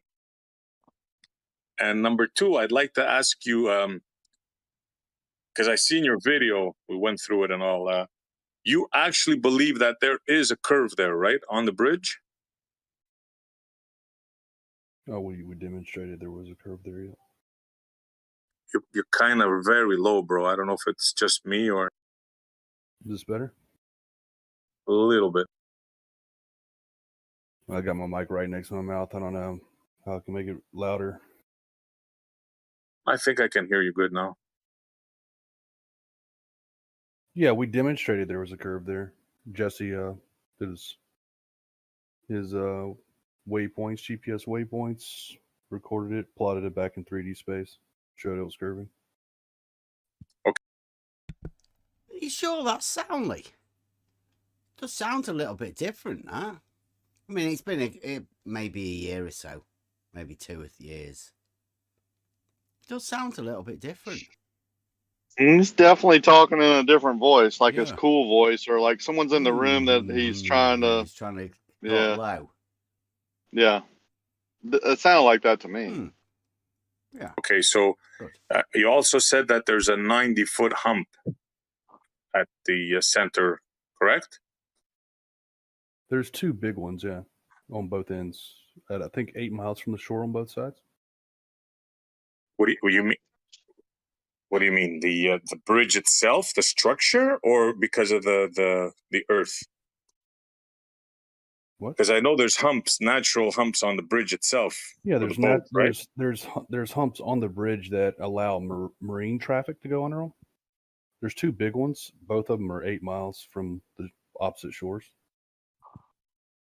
Right, but if I understood you correctly, you said that in the middle of the bridge, like there's a hump, a 90-foot hump. In other words, if I'm standing no. at the shore of one I don't know. one I don't know side, what you're referring to right now. you don't know what I'm referring to? The main deck, if you disregard the humps, like if you disregard the marine spans is what they're called, the main deck is the same height above the water all the way across for 24 miles. Yeah, I know that. Yeah. Let me translate SC Montrealese into this. What he's saying is that if you take the two edges, the two shorelines, put a straight line between them, that the middle will be 90 feet higher than that line. Is that correct? Oh, nicely done. Paid NASA shill was that? Because the way I read that, Soundly was trying to avoid that, and Paid NASA shill just served it straight up to him. Yeah, thanks, NASA. You know, the 90-foot hump across it. Nice. Thank you very much. You know how each shoreline water level is at 90 feet below the middle. Yeah. You know that. Hmm. Whether you use a tangent or the other one, whatever the other one is, that runs through the water, that gives you the sagitta. You know that one soundly. That's why I went through the 12, right? The shortest distance from one end of the bridge to the other. That shortest distance from there to there. That's what we're talking about. They think there's a 90-foot hump in the middle of water. It's impossible. It breaks all known physics laws. But some people believe there's a 90-foot hump there. Some people even draw pictures and elevation profiles showing it. Shout out Blue Marble Science if you ever want to know about any of the globe proofs. They're all contained over there at Blue Marble Science Discord server. All of the globe experts are there. Only tell us about your bridge. Yeah, you see the lasers curving up, and that shows what we see. Let him answer, bro. Let him answer. Is that Brian coming back in again with lasers? Like what? I thought we were talking to Soundly. Might be Soundly's brother. She's saving him so much. Blurred out refractive garbage. So Soundly, what of it, bro? How does it work? Let's say now what Paige said. Let's say I'm on one side of the Lake Pontchartrain Bridge, right? I'm standing right at the shore. My feet are on the water. You're on the other side of the lake, right? What's the relationship between our feet? Like if I look straight out, what do I see? How does the water appear? Up? I don't follow what you're saying right now. It appears exactly like you see in that telescope right there. Like at the. Well, didn't you say? And I heard. Minutes after? Oh, I'm sorry. Go ahead. The picture posted at 15 minutes after. That's exactly what it looks like. Okay, so there's a drop there then, right? Well, it depends on what see. Depends on what you mean by drop. It's just curved. It's just the surface of. I'm looking in the chat here. He said the picture posted at 15 minutes after. Is that the one by Doofus Manfred? That sounds like Jeff. Isn't that the one Rakia passed by yesterday? Passes by many times. He was telling us, "Oh, I saw it. The power lines." Yeah, but as he just said that a picture somebody else posted is the picture that he wanted to show you. I'm just pointing out the fact that Soundly doesn't sound like Soundly, and somebody else is posting pictures to remind him of what he's done. Oh, I see where you're going. Yeah. Okay. He didn't post his own pictures, did he? Soundly's done 6 years of stuff, and that's just one picture that obviously it's got like sights on it as if it's looking through a telescope. It's got the edges blacked out. It's been put in a vignette.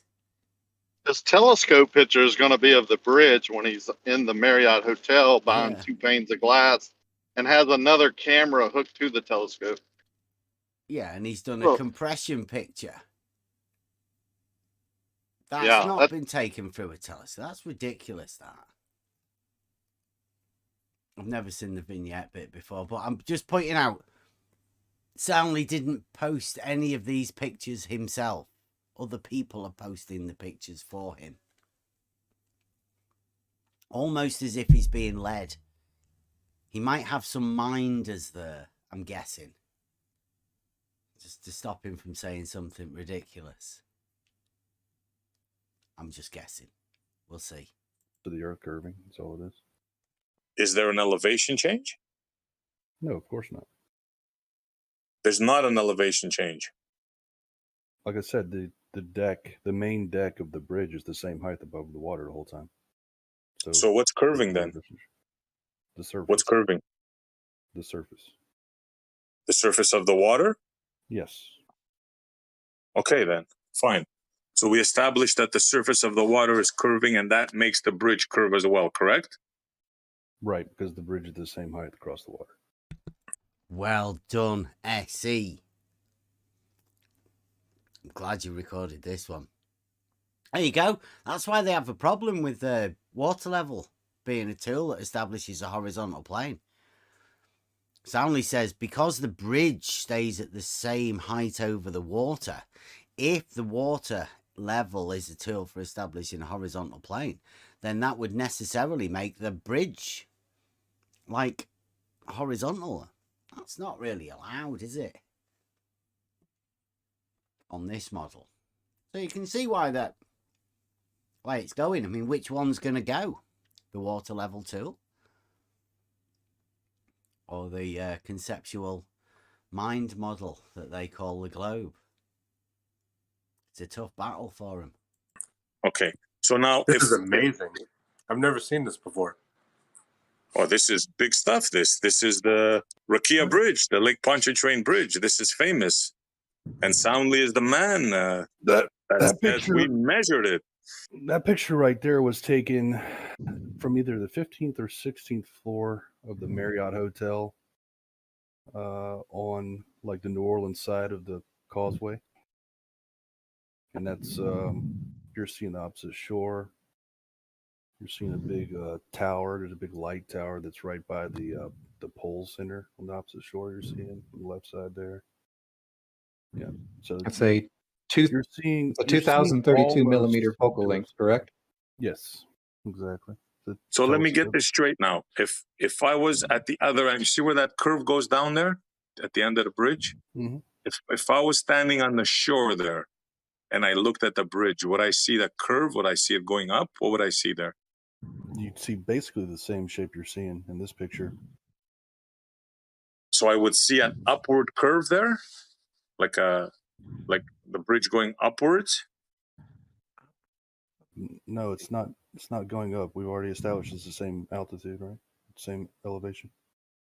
So okay, so it's you said it's the water that's curving. Gotcha. So if I was at the base of that water there at the end at the shore, would I see this curve? Yeah, I have pictures from the other side. So you do? Yeah, of course. I have like thousands of I'd pictures. love to see them, man. Hundreds of videos, dude. So it curves. Okay, let me ask this question. So from the other side, if I was to look, I would see this side here curving down. Is that what you're saying? Mm-hmm. You'd see the almost exact same shape from the other side, except that from the other side, you get to see stuff like the Marriott hotel that I'm in being obstructed by the horizon. Okay, so both sides, there's a dip on both sides. So that must mean that the center, how is the center? Here, let me post something that you'll see from the other side. It's pretty cool. What we did is we completed the circle of Here the it bridge, goes, Brian again. and it gave us like planet. That, You don't want I to don't answer think that double dip. Yeah, that's some good work there. I see. Did you manage to suss out what they were thinking? Whether, you know, like, have you got it right in your head whether they're thinking there's a hump or a drop? I tried, but you're going to see a lot of people come in after, and I didn't exactly go to where I wanted to go. I wanted to bring him to perpendicular and stuff like that, but I never really got around to. As far as his brain, I think it's a diletheism. I think he thinks both. Yeah. You were right there with the double drop from each side, the drop from each side. Well, and then he went, well, let me show you some pictures. Yeah. Yeah. No, I want to hear what's in your head. Yeah. And then Brian jumped in. You had him right there. I mean, he knows how to get out, though. He ain't stupid. Yeah, it sounds like he's got a bit of help, doesn't it?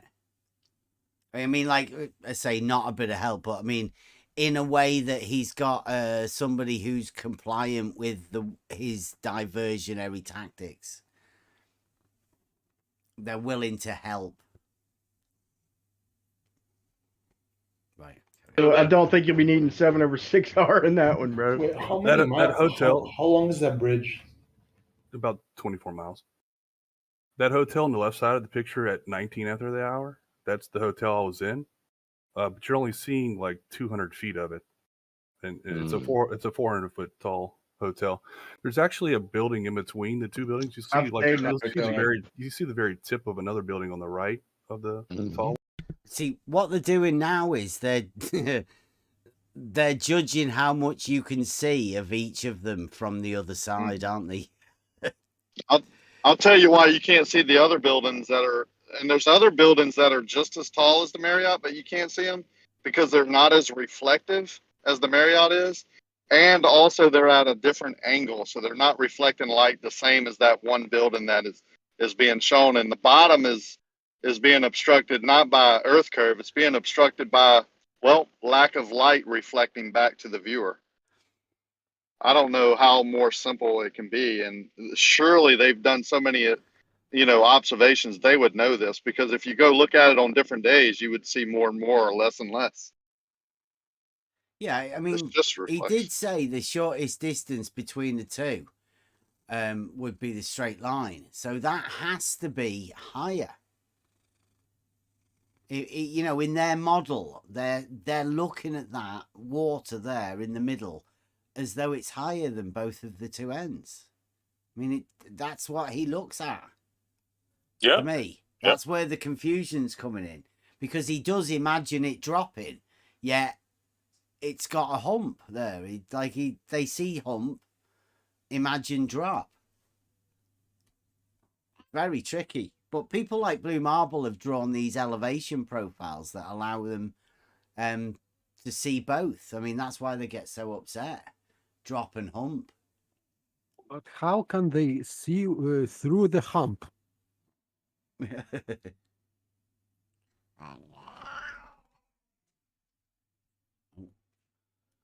Carry on. One on the left. In between those two buildings is a third building that is completely below the horizon, right there. So let me ask you something. What do you think is causing? What do you think is causing the obstruction? Well, the curvature of the Earth. The curvature of the Earth. So the water is obstructing there, correct? Yeah, correct. You're actually seeing it. You can see the line of cars going across the causeway on the horizon, right there. Right. So if I'm at the shore now, right, where that picture.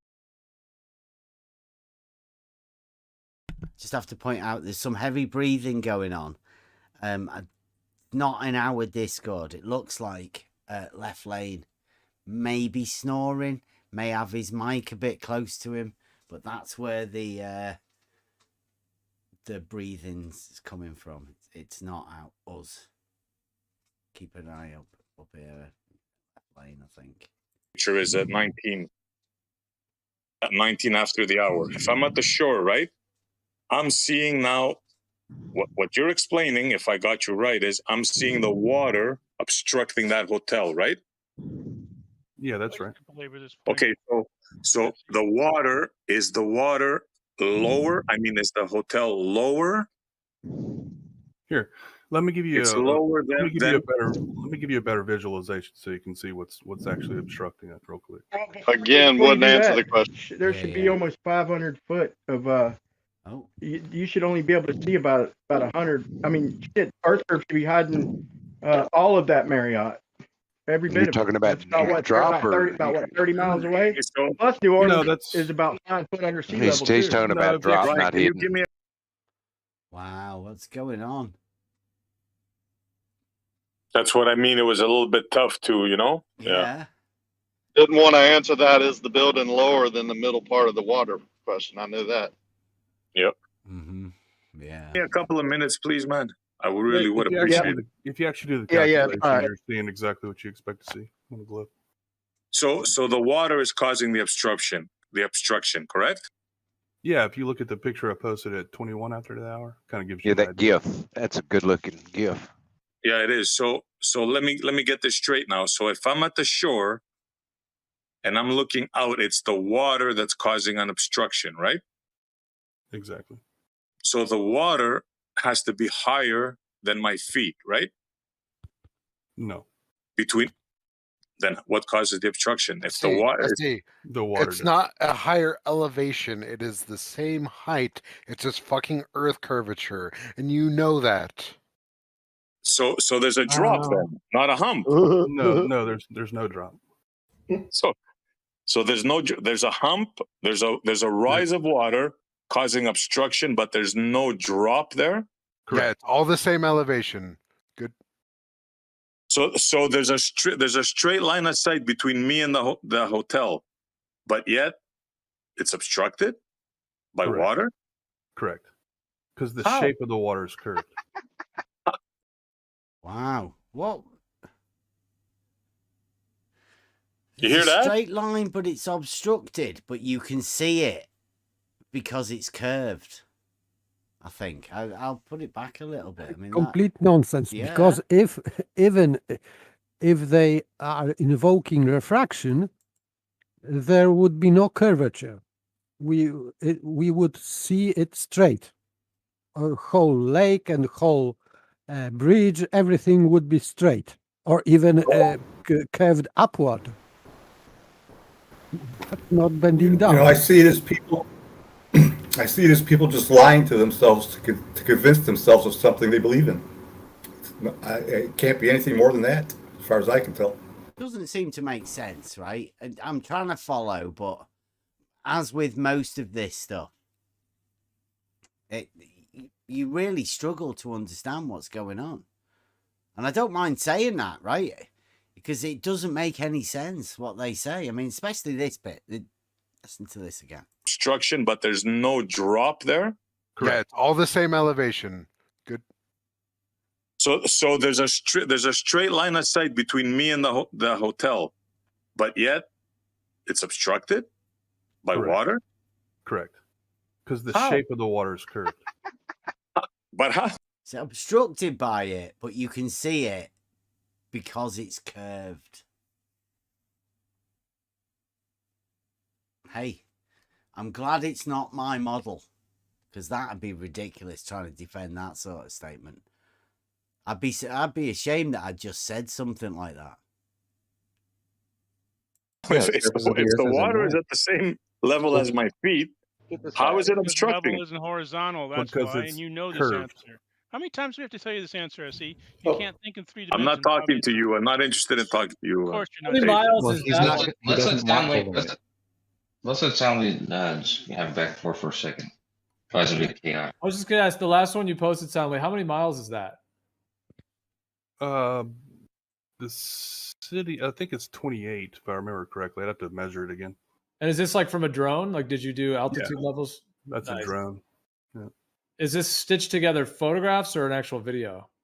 It's a video that I stabilized. Lake Pontchartrain's 33 miles away. I mean, the other side where he's filming from is 33 miles from the Marriott. So even if you take his elevation into account, you should see none of that Marriott, man. They just ignore this shit. And then also Travis went there, and It's Rocky not Williams 33 went there miles, Brian. and showed the bridge, showed the other power lines that you see from the side that are straight as an arrow. Except, I mean, look, we show the lasers curving up. So that's what happens with light in the distance, and we've showed it. We're not talking about lasers, bro. We're not. Give that up for a second, Brian, man. Yeah, He's all right, talking God about damn it, I water. have to give it up. Brian, listen, Leaky man. is broken. Listen what's going on here. I think He's it's around. talking I think it's about. around 28 miles because I know the airport where I filmed the plane flying towards me when it went under the horizon. The airport was 28 miles away. The whole airport, international airport, is under the horizon. What are your thoughts? What are your thoughts though about similar observations that are further distanced where this doesn't occur, where you don't get this that type of obstruction? It's 8.2 miles from the causeway. I'll post it real quick. Sorry to interrupt. 8.2 miles from the causeway. What? No, but I'm on your the north explanation makes. shore. I'm on the north shore, looking across the lake at New Orleans. I think it's about 28 miles in that drone footage. Yeah, but how can you have water not rising or dropping, causing an obstruction? How do you square those? How do you square that circle there, Soundly? How do you do that? The surface is curved. Yeah, but you said that the water is level, right? Isn't that what you said? Right. So how could level water curve? Because level isn't flat. That's why, level dude. is You know that. So you have level water that's not humping that? or dropping, that's causing obstruction. We don't call it a hump or a drop because it's fucking conforming to the surface of the earth. It's not a hill. It's not a depression. It's just following the surface of the earth. Yeah, that we've done that.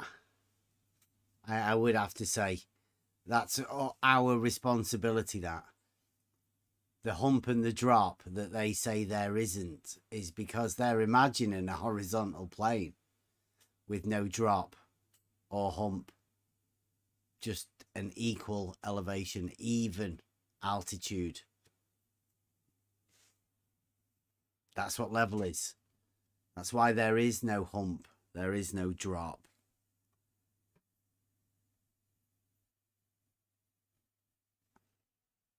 Yes, but they mean a curved level. It means equal elevation above curved level. This is in their heads. Yeah, because they're thinking horizontal. They're thinking horizontal, except they've got it curved. I think you could call it a hump. I think it's best stupid. It's stupid to call it that. The reason it's a hump is because if there's water in between, like a curvature of water. Hold on, let me just finish. If there's a curvature of water, if you were to draw a chord line through the water, a straight line, then it would essentially be humping over that chord line. You'd call it a sagittarius. To obstruct you. Yeah, it would that's have what to. you're doing by trying to look at the actually, skyline. You're creating a chord with your eyes, essentially. It is a chord, but it's called a sphere. Did he just say you're creating a chord with your eyes? Is that the reason you can see through the hump? How do you do that? Like, what's going on? Geo just said that. You need to clip that. Yeah. Are you sure Geo just said that? Let's have a go again. Soundly agreed with him. Yeah. Then it would essentially be humping over that chord line. You'd call it a sagittarius. To obstruct you. Yeah, it would that's have what to. you're doing by trying to look at the actually, skyline. You're creating a chord with your eyes, essentially. It is a chord, but it's called a spherical cap. It's a three-dimensional. Yeah, I didn't catch that. Yeah, he did say that. It's a spherical cap. Yeah, spherical cap. That I remember, yeah. Wow. You're seeing a chord, but it's more like a spherical cap. But you're seeing through it. That's what you're seeing there. Miracle. Okay, sound me a visual experiment. I'm on one side of the causeway, you're on the other, right? Mm-hmm. Can we draw a line between me and you? No. Well, I mean, you could, but it'd go through the water. It's a chord, right? It would be a chord. So we can make a chord between my feet and your feet. I'm standing on one side of the causeway, you're on the other, right? We have a chord between my feet and your feet, right? Cutting through the water. If you want to think 3D, yeah, you can call it a chord. That's fine. If you want to think 3D, you can call it a chord. I mean, a chord was in with two-dimensional geometry, not 2D, 3D. yeah. But, you know, primitive geometry, these globe Earth geometry, I'm guessing. 3D chord. I'm thinking reality. I always talk reality. Well, it's not called a chord then. What's it called then? I'd have to look it up again. It's a spherical cap is the actual thing that's obstructing, and I think it's just a plane that's cutting. I guess it would be. It's probably, maybe it is a chord plane or something. I don't know what it would be called. Actually. Oh, it's an internal tangent chord plane. Everybody knows that. Blue Marble Science. Check it out. Everybody knows what it's called. You call it whatever you want, but we can imagine a line from my feet to your feet straight cutting right through the water, right? Sure. Okay. So then, what if that's the case? The water that we're cutting through, is that above our feet? Above our eyes? No, it's not above your feet. So it's the same height as my feet, the water. From one end to the other, correct? It's the same height from the center of the earth, correct. I didn't ask you the center of the earth. Didn't ask you that. I said from my feet. Because that's what it means. Well, then you'd have to assume that the Earth was a sphere, wouldn't you? The Earth is a sphere. It's not an assumption. So you're trying to make a straight line from your feet to his feet, and he has to keep bringing in a big ball in order for him to explain the straight line from your feet to his feet. Yeah, the model goes right away in his head. Yep. Yeah. Yeah. Do you want to come in, Paper? Yes. He was making a question, so that's correct. Yeah. Yeah, the model's already been injected, and I think I just heard Jeff say that it is spherical. Yes, it has to be. Yeah. But that's literally the shape we're seeing in these photographs. Okay, call it whatever you want. We drew a line through the water between me and you. I'm on one side, you're on the other. Okay. The water. You say the water is causing the obstruction, right? Right. So if the water is on my side of the thing, is on my side of the causeway, is at my feet, your side is at your feet, what's causing the obstruction? How could the water possibly that's in our feet be causing the obstruction? I've told you it's a spherical cap. You can go look it up and see what that means. That's what it is. No. Spherical cap. What do you mean? Is the water rising between me and you? No, it's not a change in elevation, SE. It's earth curve. It's following a gravitational equipotential. The geometry of the surface is curved and level. Oh, take note, everybody. Who's coming to Soundly's help here? It's like Soundly can't deal with this on his own. You've got Paid NASA's Shill. Was that Howard left lane? Yep. Jumping in as well. They're all like jumping in to tell Soundly what he should be saying. Like he's a bit inexperienced, Soundly. There's other people who are better experts, better equipped to deal with the hump drop argument, and like they think that they can just say now there isn't any. Well, they're right. There isn't any. He said that level is curved. Mm-hmm. Yeah, spherical cap, he says. That's the bit Have you guys ever heard that before? Yeah. I've heard Soundly do it. It's also a Jesse Kozlowski thing. It's a way that they think they can confuse people with an understanding of a spherical cap. Surely you've heard of slicing the top off an orange. Yes. Well, that's the spherical cap, this bit you slice off. Yeah. I think they imagine the sagitta. They call it that, well, but I've never no, heard it's it the cord, referred. isn't it? It's a cord, but Yeah, they're just slicing yeah. it off the top of a orange. Yeah. It's basically the same thing, but they're just trying to confuse everybody with extra words that don't really mean anything. Jesse Kozlowski, it's a surveying thing, the way that they confuse surveyors on what they're doing. Conical and cylindrical structures, yeah. Spherical cap. Yep. Wow. You are too intellectually unable to think in 3 dimensions. So Matt Fancy paid Nasty Shale coming in with an intellectual insult because he's such a brain box, having to jump in to do that for Soundly, giving Soundly a bit of time to think. Everything is explained if you could think in 3 dimensions. Look, dude, you said the water is at my feet. Yet somehow, not you don't count, paid. Soundly said that the water is at our feet, but somehow it blocks our view. That makes no sense whatsoever. Because the Earth is curved. How is that, Soundly? How is that correct, sir? Because the Earth is curved. The surface is not a plane. It's a spherical cap. There's 2 different geometries.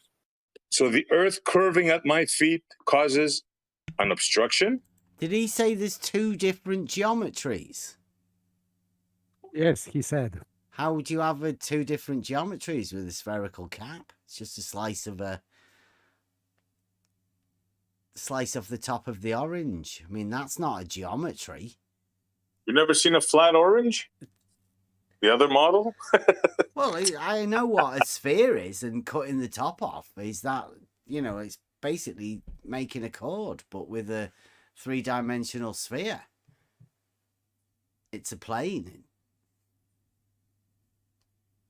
That's Euclidean, Soundly. If you're listening, that's Euclidean, Soundly. Pretty simple. You end up with a plane if you do that. The Earth curving between your feet and his feet. It is not a straight line as you understand it. It is a curve. It goes up about 80 feet. So the straight line, the shortest distance from your feet to his feet, isn't a straight line like you understand it. Paid Nasty Shill's going to tell you what a straight line is that you should understand.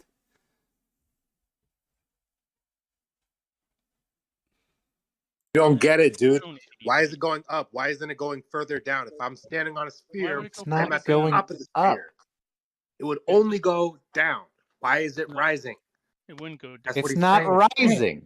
Well, you're right. It's not but rising. you're saying there's an obstruction. It's causing an obstruction. It's not rising from the center of the Earth. Right, your eye line is slightly below eye level. You're looking slightly down to look through as a chord to the object in the distance. So since you're... Oh, just a minute. I don't know what's going on here. I love listening to this stuff. Just wait for this to load back up. I don't know what's going on. It would only go down. There you go. We're back again. Why is it rising? It wouldn't go down. It's not rising. Well, you're right. It's not but rising. You're saying there's an obstruction. It's causing an obstruction. It's not rising from the center of the Earth. Right, your eye line is slightly below eye level. You're looking slightly down to look through as a chord to the object in the distance. So since your eye line is slightly tilted downward, the amount of the surface that is above that chord is not rising.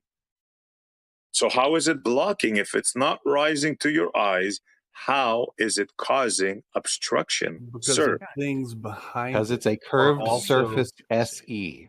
Yeah, It's but the not curve really is any going more down. complicated Is to it not say doofus? that the reason why it's getting in the way is because it's a curved surface. Standing on a curved There's surface. no reason Anything in why front of me should be through lower this than me. conversation.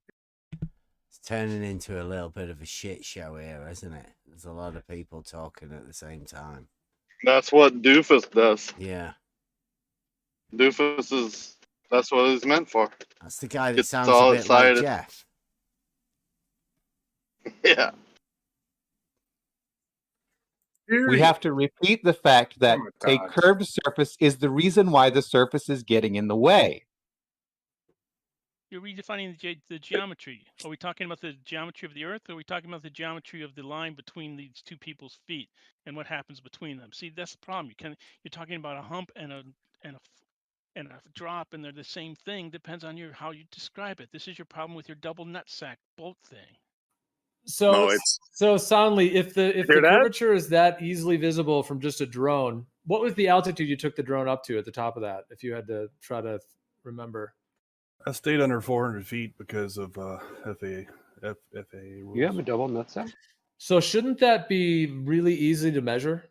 Like, shouldn't that just be like a shot? If you can see it like that with the drone like that, and in the other like photos like that you've got, shouldn't that just be very, very easy to measure, and it should just be a shot and proven case? Yeah, I mean, pretty much anybody could do it for themselves. It is an open shot case.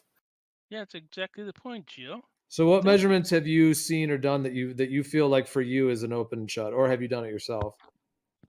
Well, actually, there was a collaboration between Walter Bislin, Jesse Kozlowski, and myself, and Jesse did GPS waypoints across the causeway, and then Walter made a 3D model, and then I took the photograph and the 3D model and the GPS coordinates, and which the GPS coordinates were plotted in the same 3D space as the 3D model, and then my photograph was placed behind them. And oh, that was good. The GPS Tells everybody coordinates were put on the same as the model. So Walter Bislin built a model, and Jesse put his coordinates on Walter Bislin's model. Listen to it again.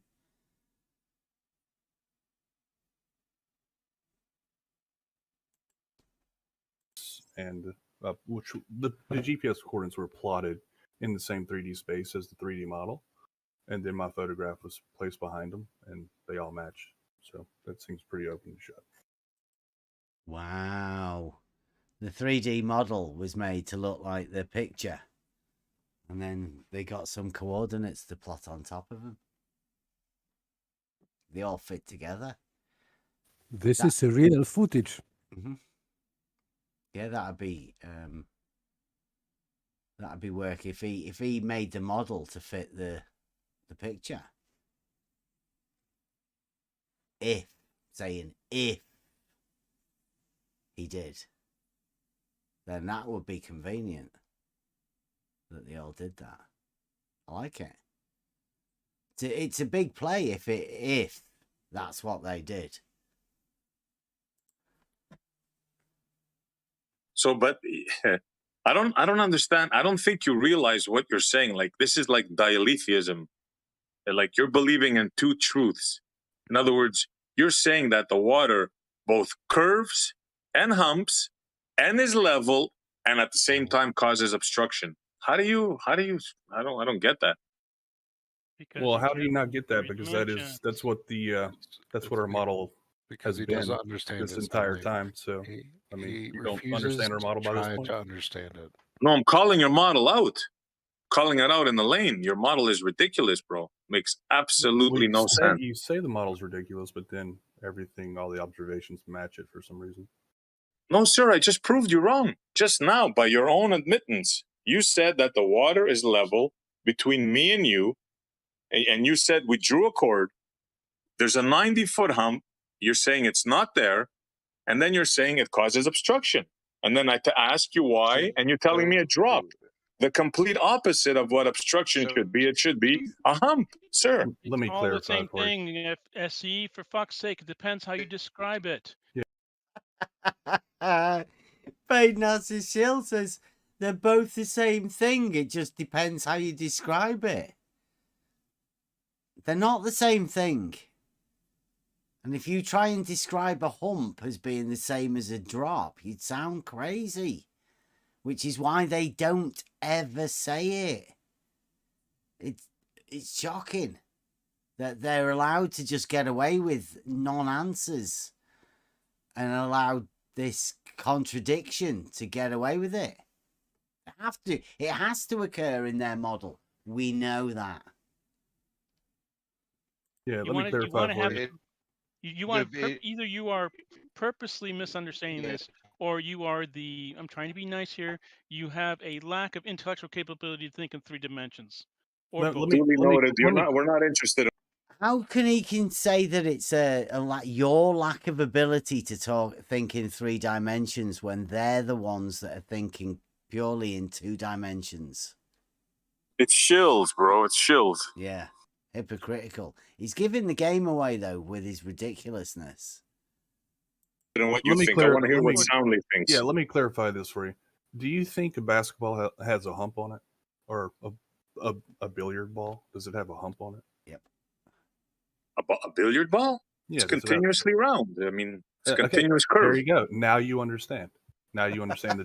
What do you mean now? Okay, hold on. Let's put you on a billiard ball, right? You're on top of the billiard ball, right? Okay. I'm on a little bit down towards you, right?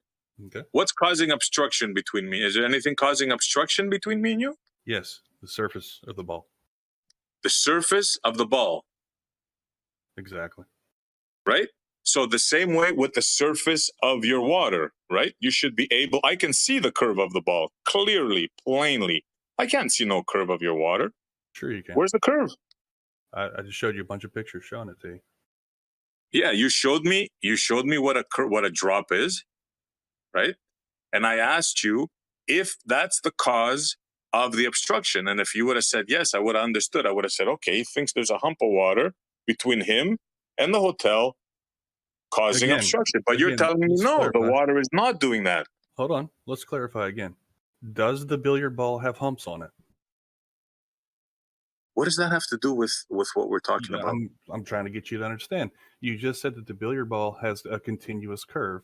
So does the Earth. There are no humps. There's no humps on the water. Okay, it's a continuous curve.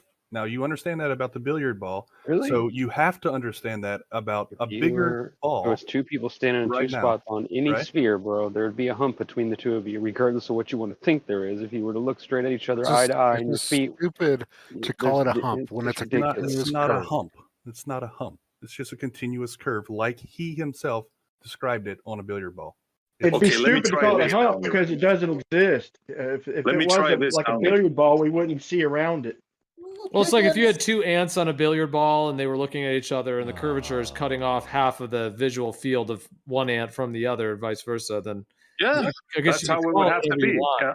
In their model, though, it's just a curved surface. Right. And your problem Thank is God I don't live on a model. surface. Why is that and so the hard to problem understand? Is what? It's a curve in light curves too, like everything else curves with it to make it look flat. Hold on a second. They have to bend it by 18%. We're not talking about light right now. We're talking about the bridge. So what's the problem here, SE? Why can't you go from the ball to the proof of the Earth is a curve like a ball? What's your problem here? Listen. I want to do a thing with Soundly. Soundly, you know what a lock system is, right? Water locks. Yep. Okay. Can you envision one, let's say 5 miles long? Sure. Okay. I'm on one side of the lock. You're on the other side of the lock. First of all, how do you envision the water in the lock to be? Can you envision that water being horizontal, level? It's curved. It's curved. Okay, fine. We established that. So now I'm on one side of the lock and you're on the other. We're 5 miles apart, right? I'm looking at the water now. I'm on a dinghy and you're on the dinghy on the other side, a small little dinghy. We're looking at the water. How does the water appear to you? How does the water appear to me? Wet. Yeah. Is it dropping? Is it level? What's the water? It's level and curved. Yes, that's what it appears to be every time I've looked at it. It's level and curved? There's actually another observation point that's 7 miles long. There's a boat ramp at one end. Also my channel, and it's clearly curved over that distance. No, but okay, I got you. So the water is curving now. Is it curving from my end, it's dropping from my end. Let's say from my end of the canal. It's not dropping. See, the thing, I don't understand why you keep thinking dropping. If you're standing on a billiard ball, right? Does the ball drop or is it just curved? Yeah, if I'm on the far end, if I'm on top of the billiard ball, and you're on let's say the 3 o'clock or 9 o'clock, I can clearly see a drop there, right? Okay, so there's no question about that, right? The thing that you're calling drop, the reason you're calling it drop is because you have a perceived direction of down, and so from your perspective, the billiard ball is in like some type of environment where there's a down direction, so you can say that there's a drop. But if there was no down direction, there wouldn't be a drop, right? Yeah, if there wasn't no down, yeah. So what you're saying? There's just up? I'm saying that up and down is not based on the surface curvature. It's based on how far you are from the center of the earth. Same thing. What? Up and down is based on how far you are from the center of the earth. New physics. I think he's in a state of aporia here, right? He's lost. You've done a number on him, Essie. He Penrose himself right there. You heard him stuttering. Yeah. He didn't know what to say. It's like you've got to admit that there has to be a drop if you're on a ball. Like, because you're thinking of a ball in Euclidean space, that's 3 space, that obviously has a high spot at the top and a low spot at the bottom. All of the other bits, like you rightly said, is a constant curvature to it. There's quite obviously an up and a down with a sphere. Downs at the bottom, ups at the top. They just imagine something to do with their model. I think for the ball. If I'm standing on the billiard ball, is there a drop? No, there's not a drop because I haven't. If he's standing on a billiard ball, is there a drop? Yeah, about the height of a billiard ball. I don't know why you're standing on billiard balls anyway. Put it back on the table. Gone any closer to the center of the billiard ball. Okay. If I was to look, we're on the canal now, right? You say it's curving, right? If I was to look at one end, or let's put it this way, let's say we start in the center. We're in the center, we're shaking hands in the canal, right? Mm-hmm. We're on the dinghy. Yep. Now, we start going back. We put it on reverse, right? Right. Got it. Now, this is a long canal, right? What happens? How do we, when we break apart from each other, we reach a certain distance, right? Are we going to see each other all the way through the canal, through the length of the canal? No. Okay. So at one point, we're going to lose vision of each other, right? Of course. Okay. What's going to cause that loss of vision? Well, I mean, if you're using a camera where you can, assuming you're using a camera so you can see that far, it's going to be the curvature. Yeah. We got P900s, yeah. Okay, yeah. It's going to be the curvature of the earth, yeah. So the water in the canal is going to cause an obstruction, and we're not going to be able to see each other because of the water in the canal causing an obstruction, correct? Correct. So does that water, how does that happen? Do we lower, like are we going down the billiard ball in your vision? Like what happened? How does that happen? Please explain that to me. Okay. This picture I'm posting here is, basically a canal. It's underneath the bridge, I actually. like the word hump, Montreal. You got to use like bulge or something else besides hump. They don't like it. Yeah, I'm trying to not trigger. Yeah. So, but you can clearly see the bridge is like actually wrapping over the horizon and going below the horizon in that picture at 41 past. Right. So that's what would happen. You would imagine people on that bridge surface right now. Once they get past that horizon, you won't see that car anymore. So you're saying yeah, but okay, that's on one side of the canal. You're going to see a drop there, right? How about me on the other side? What do I see? You'll see the same. Do I see the same? You'll see the same exact thing, yeah. So we're going to see 2 drops, and those 2 drops of water are somehow going to block our vision. they're going to turn into I'm not going to say hump, but a bulge of water. There's a spherical cap of water between you and them. Yes. Yeah, but it doesn't. I'm trying to understand. If Like, I have a drop, the way you said cap, it's like a spherical cap. Like think of a little cap on your head, like a little dome. or like a like a bulge. Yeah, I guess you could call it that. But I mean, it's just the continuous geometry of the sphere. Oh, what's Geo talking about? The continuous Geo is on that. geometry. We've had this conversation before. Geo believes he envisions that the way they think. But that's not a geometry. I know, but he envisions that scenario somehow. Continuous geometry of the sphere. It's very strange worded. Yeah, I'm not saying he believes that, but he can envision how they see it, like type deal. Yeah. Is that what you think, Soundly? They don't like to say bulge, That's what you think. If you dug in the ground, no, that's not what I think. I think it is canal... what you think, because that's what you said earlier about the billiard ball. It's a continuous curvature. Well, if you dug in the ground over hold on. I said that about the billiard ball, but about the canal, let me tell you what I think about the canal. I think it's perfectly horizontal and level all the way through. Okay, you can think measurable. That, but everything that we've measured and photographed has shown that it curves. Everything you've measured over long distance, you can get that effect. But any accurate short range. What's he saying? Everything you've measured, you can get that effect. You don't get an effect by measuring something. It's ridiculous. Probably meant visual, yeah, but definitely not measure, yeah. No measurement. You're not going to get that. How are you going to distinguish between the drop of the terrain and the earth curve? You're going to have to calculate it or something, right? How can you distinguish? If I'm surveying my way across Florida, how do I distinguish drop and earth curve, please?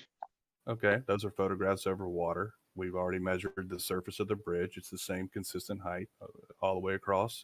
Yeah, but they don't survey across water, bro. You know that. I'm not talking about surveying across water. I'm talking about GPS coordinates.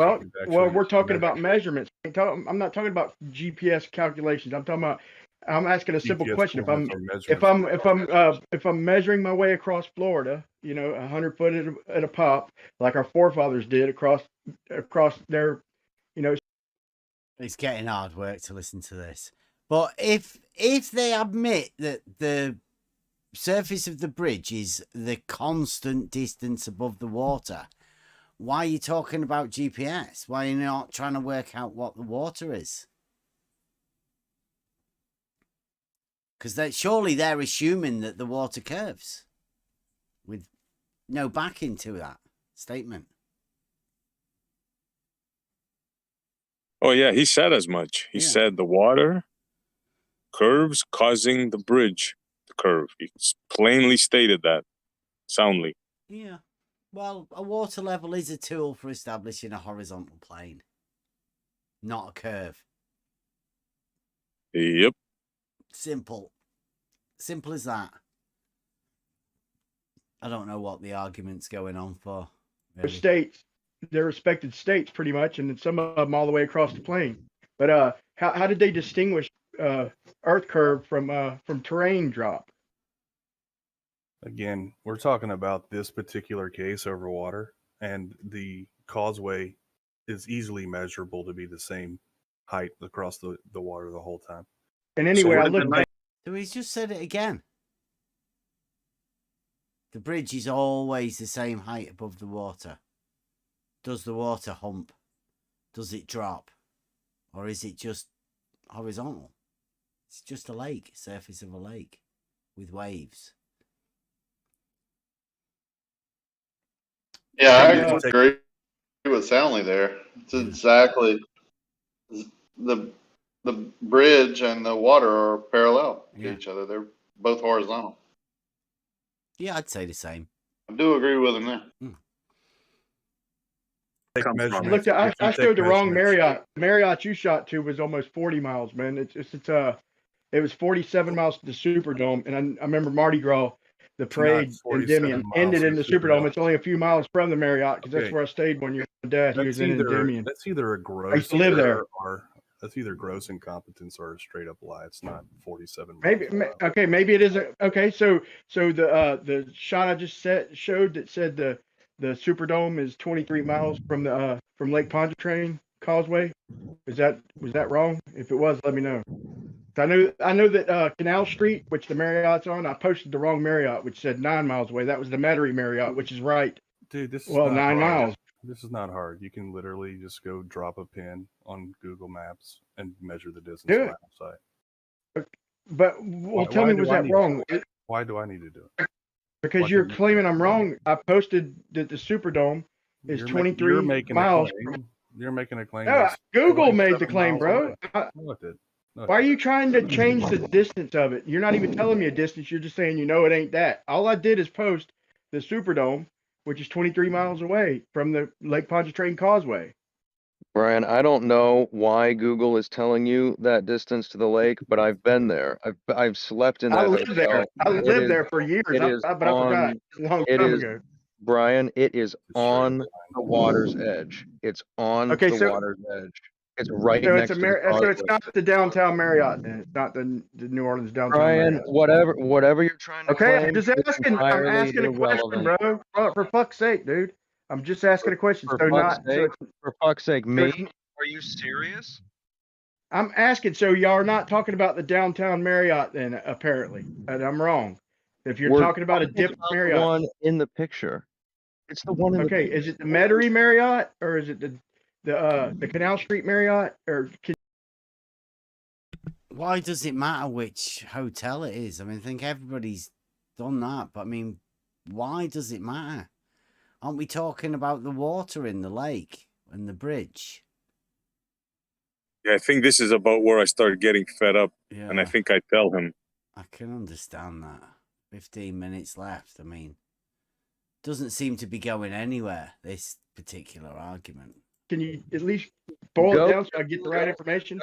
Go to Google Earth and find the Marriott literally right next to the causeway. Okay. It's actually a how far is absurd that you're being so confident about something you're so wrong about. How far? I'm asking questions, man. I'm trying to figure out which one I'm going to do the calculation. A canal can have drop on both sides, I'm going but yet block a boat. I'm going to go ahead and do the legwork for this guy since this is completely ridiculous. But I'll do it forget now. About Brian. Forget about that. There's the Superdome to my where I took the photograph. 28 miles. There you go. Okay, got you. Okay, so I got you now. So what? So that means nothing. No, it don't mean nothing. Well, then why are we I'm trying to make a point. I'm trying to figure out the supposed Earth curve and the angle. According to them, if I take one side of the causeway, if I dig in the ground at just a little less than a half a degree angle into the ground, I'll pop up and hit the first floor. I'll hit the lobby of the Marriott if I dig into the ground under the canal at 1/2 a degree. What's he talking about? Exactly. Dig into the ground under the canal at 1/2 a degree. I mean, this is the old ranty sort of Brandon stuff, isn't it? Crazy. I've not heard any Brian Leakey for ages. Sounds ridiculous. And underwater, I'll pop straight out in the lobby of the Marriott, basically. That's their claim. They don't like to say bulge or they don't like to say hump or any of that. But now you're talking exactly. So, Stanley, let me ask you this. So what are your thoughts on observations over the Earth that are not this particular Pontchartrain situation, for example, where we see very, very far distances, in many cases, city skylines at 70, 80, 90, even 100 miles away. Which trying is to get in there, I told him, the one you're referring to here. Yeah. And the fact that we see an extended planar geometry, meaning that this curvature that you're showing here, or that you're calling curvature, why isn't this consistent all around the Earth? Because if the Earth was a sphere, that's what I would expect, and that would lean much more to it being a sphere if this actual physical geometry was everywhere, but it isn't. So I'm wondering what your thoughts are on that, and how you make sense of those observations where we see much further than a curvature that you're describing would allow for. I don't know what this seeing geometry is. What Brian was trying to say with the angle is cut through the water and end up at the hotel. Yeah, he's right, but the way he says it, it sounds like what? Yeah, it's crazy, isn't it? It sounds crazy. And Geo says something about seeing a geometry, as though he's looking and seeing some sort of geometry. I don't even know what that is. I don't know. All the ones I've seen that that people claim to be what you're saying have not been that. So like they've matched what we expect to see. There have been some people like Mick West that have done some like refraction calculators and showed what different levels of refraction could do to an image. That's part of it, obviously, for some of the long range shots. But I would say that probably more than likely it's due to some type of atmospheric conditions at the time. Yeah, like that's the only way they get curvature, dude, is if they shoot over like 20 miles, 30 miles or further. They can't get it doing accurate close range. And I still ain't answered my question. The point of me asking that question. Hold on. The point of me asking that question is how am I? We don't survey over water for one. Okay, not even a quarter mile. We go around. Now, how?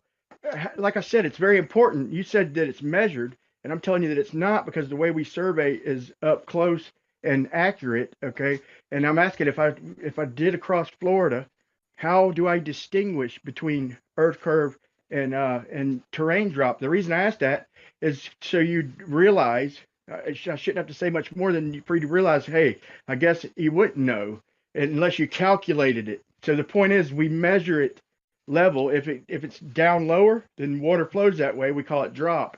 If you want to calculate an earth curve, then feel free. That's what they've done, but we don't measure it. So don't try and say we measure it, because we don't measure it. They calculate it. It's almost like they do measure elevation changes. I don't know what Brian's saying to everybody here. I don't know whether anybody should be concerned, but they do definitely measure elevation changes.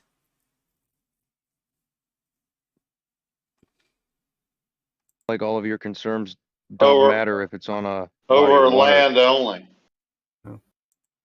Yeah, obviously you don't measure elevation changes of water. That's ridiculous. Just land. Yeah, I mean, I would suggest you talk to Jesse Kozlowski. Well, you have to bend it 18%, right? We'd love to talk to him. Tell him to pass by soundly. We'd love to talk to him, brother. Geodesy is a thing. I mean, there's actually it is. It's a thing. They turn in their calculations. They plot. You're just interrupting people, man. Please. Sorry, man. I think Stanley, what were you saying? I think he interrupted you. I mean, obviously, I'm not an expert I'm not a surveyor, so I mean, I take photographs. But Jesse Kozlowski is a surveyor. He's done geodesy work. And I mean, you can talk to him, look at his work. A lot of his work is posted on his channel. It's also like part of that that image that I posted that shows, like, I'll post it again real quick. That shows all of the his measurements mapped in 3D space. That in the 3D space is showing a curved bridge, curvature of the Earth, and his GPS coordinates mapped directly to that. I mean, it's I was gonna pretty ironclad. I'm not real sure. Yeah, I was gonna mention something on that earlier because we brought that up. So when you say ironclad, however, that does depend on you depending on the GPS system that you can't verify, right? Well, we know the GPS system works to a certain degree, but I mean, in terms of being able to measure something like curvature like this, you're over a fairly short distance. You're basically just completely depending on those signals that. He's not. He said they're the same elevation above the water. The same. elevation above the water? All the way Bev, through. I joined just to clarify, man, real quick. I've been listening, and yeah, I see. I wish I'd have backed off a little bit more, but I was trying to make a point that they don't. They were trying to say they measure Earth curve, and I'm trying to tell them that no, you don't. And I'm trying to ask them how do you distinguish? What is Earth curve? It's fantasy, fiction, calculation, right? That's what I was trying to point out. No, what is it? I just said it's fantasy, it's fictitious, it's calculation. Why are you talking about it then?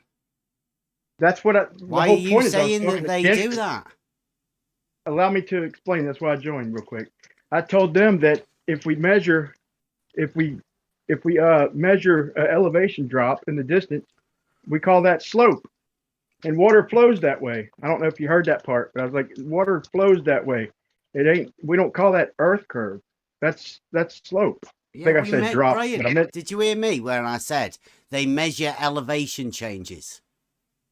no, where I said where if they measure the ground lower, then water will flow that way. That's what I if said. they measure it higher, that's an elevation change. Either way, right. Up or down, it's an elevation change. That's what they measure. Right. So we agree. They're not measuring Earth curvature. They were trying to claim they measured it. And I just asked a simple question. You say you're measuring it. Well, how do we distinguish it from rises and drops in elevation? Brian, right? slow down, right? They have said that they have the same elevation above the water. The bridge is the same elevation above the water. Right? Yeah. So what are they measuring? Right. But you think I should have let them get away with saying they measure Earth curvature? Where are they measuring Earth curvature? If it's the they same claim they measured it. elevation. If it's the same elevation, Brian, where is the Earth curvature? There's none. I couldn't let them get away with that claim, Bev. They said they measured Earth curvature. Stop saying it. No. They said it, Bev, for fuck's sake, man. This sounds like a distraction. Yeah. Can we finish up what we're doing? It's the same elevation. So they're not measuring curvature. They're measuring the same elevation. Okay, I'm trying to explain that they tried to say they measured, they tried to say they measured curvature after saying that it's level all the way across. I said that so I wasn't letting them get away with that bullshit. That's why I brought up the point that they could not answer. But I was just trying to raise that simple point. I'll back off, man. You don't have a way to verify exactly where those devices are or what is actually being sent, whether it's an authentic actual system. Well, yeah, if you want to claim GPS doesn't work, I guess that's a whole nother thing you'll have to convince yourself of. No, we ain't claiming it don't. See, nobody's claiming it doesn't work. Everybody's claiming, even the Globers are claiming that it's the same elevation. They're not measuring any curvature or anything. They're measuring the same elevation all the way across. They all say that.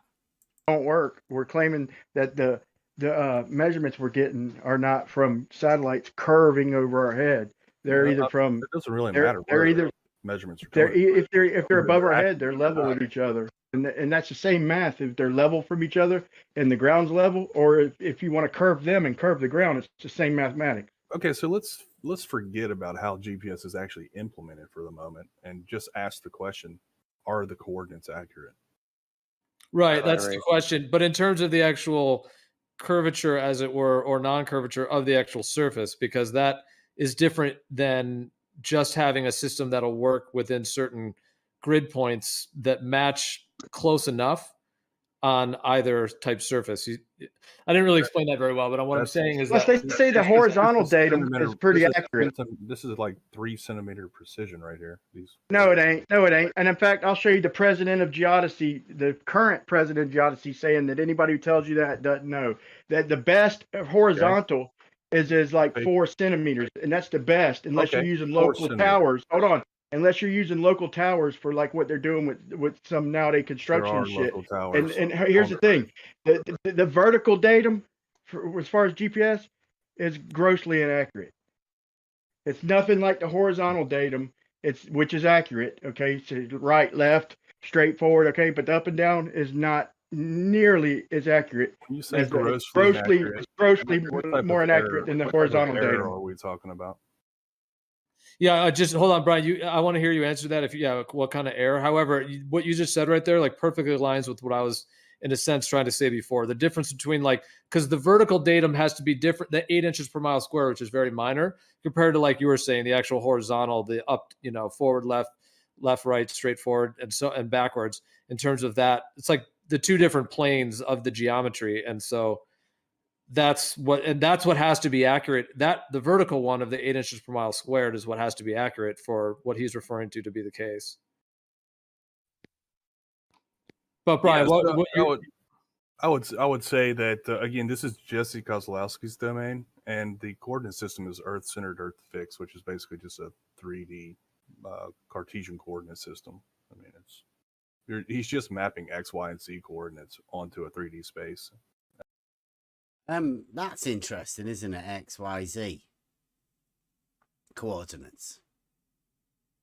Seems like straight lines. Yeah. But I think while they're saying that, they want Z to be in every direction. Sort of very contradictory. Absolutely contradictory within their framework of what they want. But then they're not going to say that. They're going to let other people obfuscate around it for them. He's just going to say that X, Y, Z, because that's reality. It's X, Y, Z. But the X and the Y are the horizontal plane, and the Z is the perpendicular to it. You didn't hear them claim earlier that they measure curvature, that they measure it? They don't measure anything. I agree. They didn't claim that they did. They claim that Jesse Kozlowski. Yeah, they did claim that it, he did. But they'll never do it because they can't do it. And Jesse Kozlowski isn't coming back because he's not going to be able to show him how to do it. It doesn't get done. You're right. They did claim Jesse measured it. You're right. But I had to say something, man. I'm not going to let them get away with saying that they measure Earth curve because I don't know. There's no method for measuring Earth curve. They haven't got a clue what they're talking about. Right. That's why neither of them answered when I asked twice. I asked twice. How am I supposed to distinguish between? He kept bringing it back to water. I'm like, hold on, we don't survey over water. I brought all that up right after they tried to claim that, Jesse measured the Earth curve. I'm like, we don't measure Earth curve. It'd be good if Jesse Kozlowski decides to come back to show everybody how they do this, measuring the Earth curve, because I state it's impossible. But Jesse Kozlowski said he can do it. I've heard him say it myself. I've got a recording of him saying he can do it himself. He can't. It's impossible. But Jesse Kozlowski should be coming back to show everybody on the globe side how he does it, what he claims he does. Well, Soundly said he's going to have a word with him. Mm-hmm. It's almost over now, the video. He says it a little bit further down. You're going to see he says it himself. Some LIGO action, hopefully. Yeah, there's some LIGO. I think talks about LIGO here. Oh, FE Reality Denial Club in the YouTube chat is realizing Euclid with spaghetti. That's a good lad. Well done. I like it. Spaghetti's been used by Euclid for thousands of years to realize Euclid. Jolly good.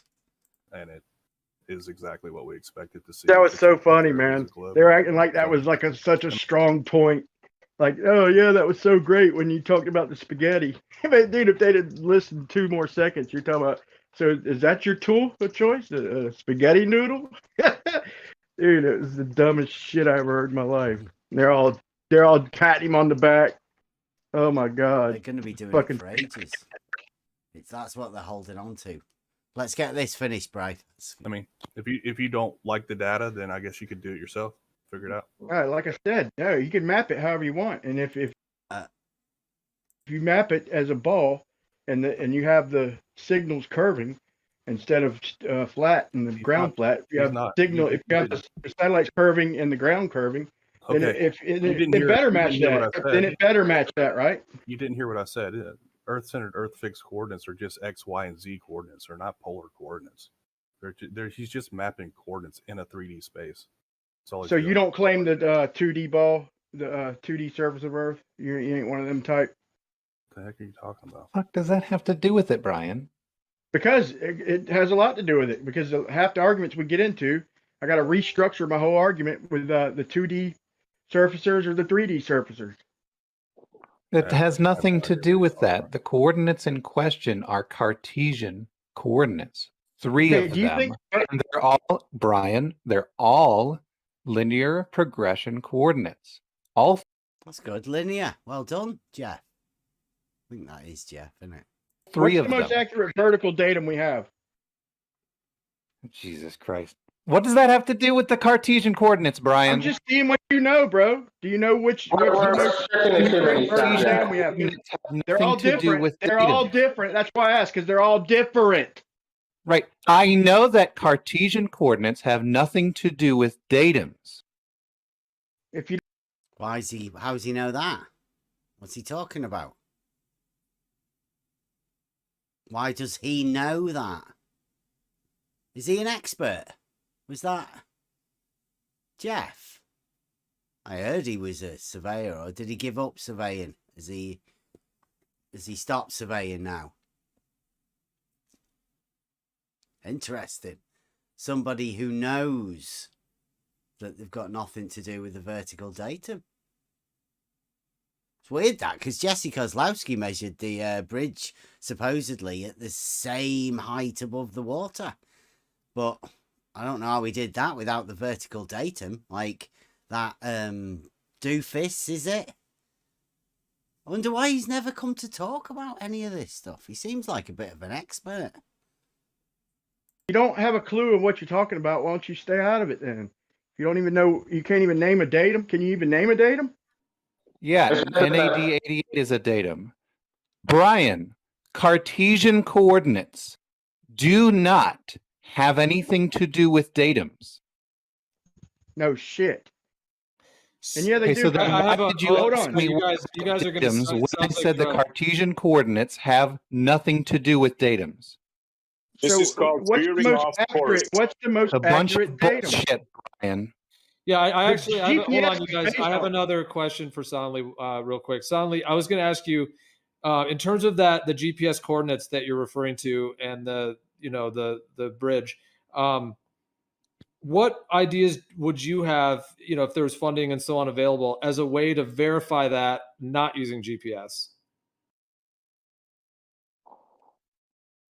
I would suggest creating like a 4-kilometer long vacuum tube, shooting a laser down it, seeing if it requires us to take into account any curvature of the Earth. Yeah. No way.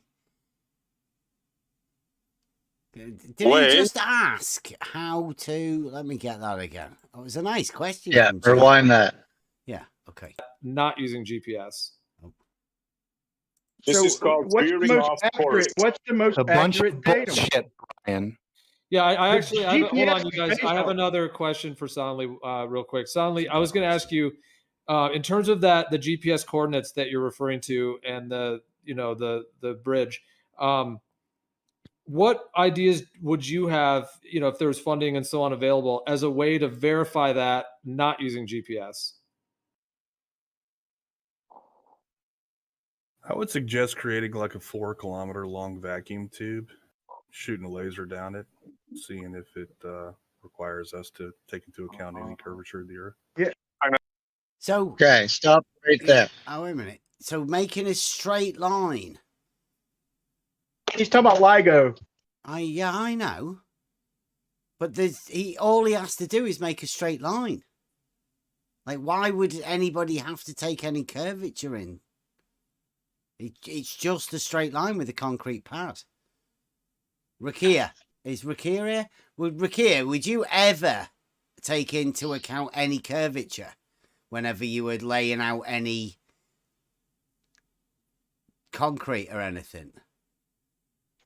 Bro, I get laughed off a job if I figured in curvature when I lay out jobs. I'd get laughed I would off the job. say in my 6 years of doing concrete and running the machines, I would say that I've never fucking had that come up ever. Mm-hmm. Not even in blueprints. So Soundly's method for measuring the curvature or trying to take into account the curvature is to build a straight line and then to see whether that accounts for any curvature. A straight line. Okay, so you did catch what I thought I was hoping you were going to catch. This guy is just said he wants to create a 4-kilometer vacuum tube. Okay, isn't the question in being asked right now if we can make something a straight line for that distance, and you're already just going to go ahead and make a 4-kilometer vacuum tube that we're trying to get? Do you see the problem here?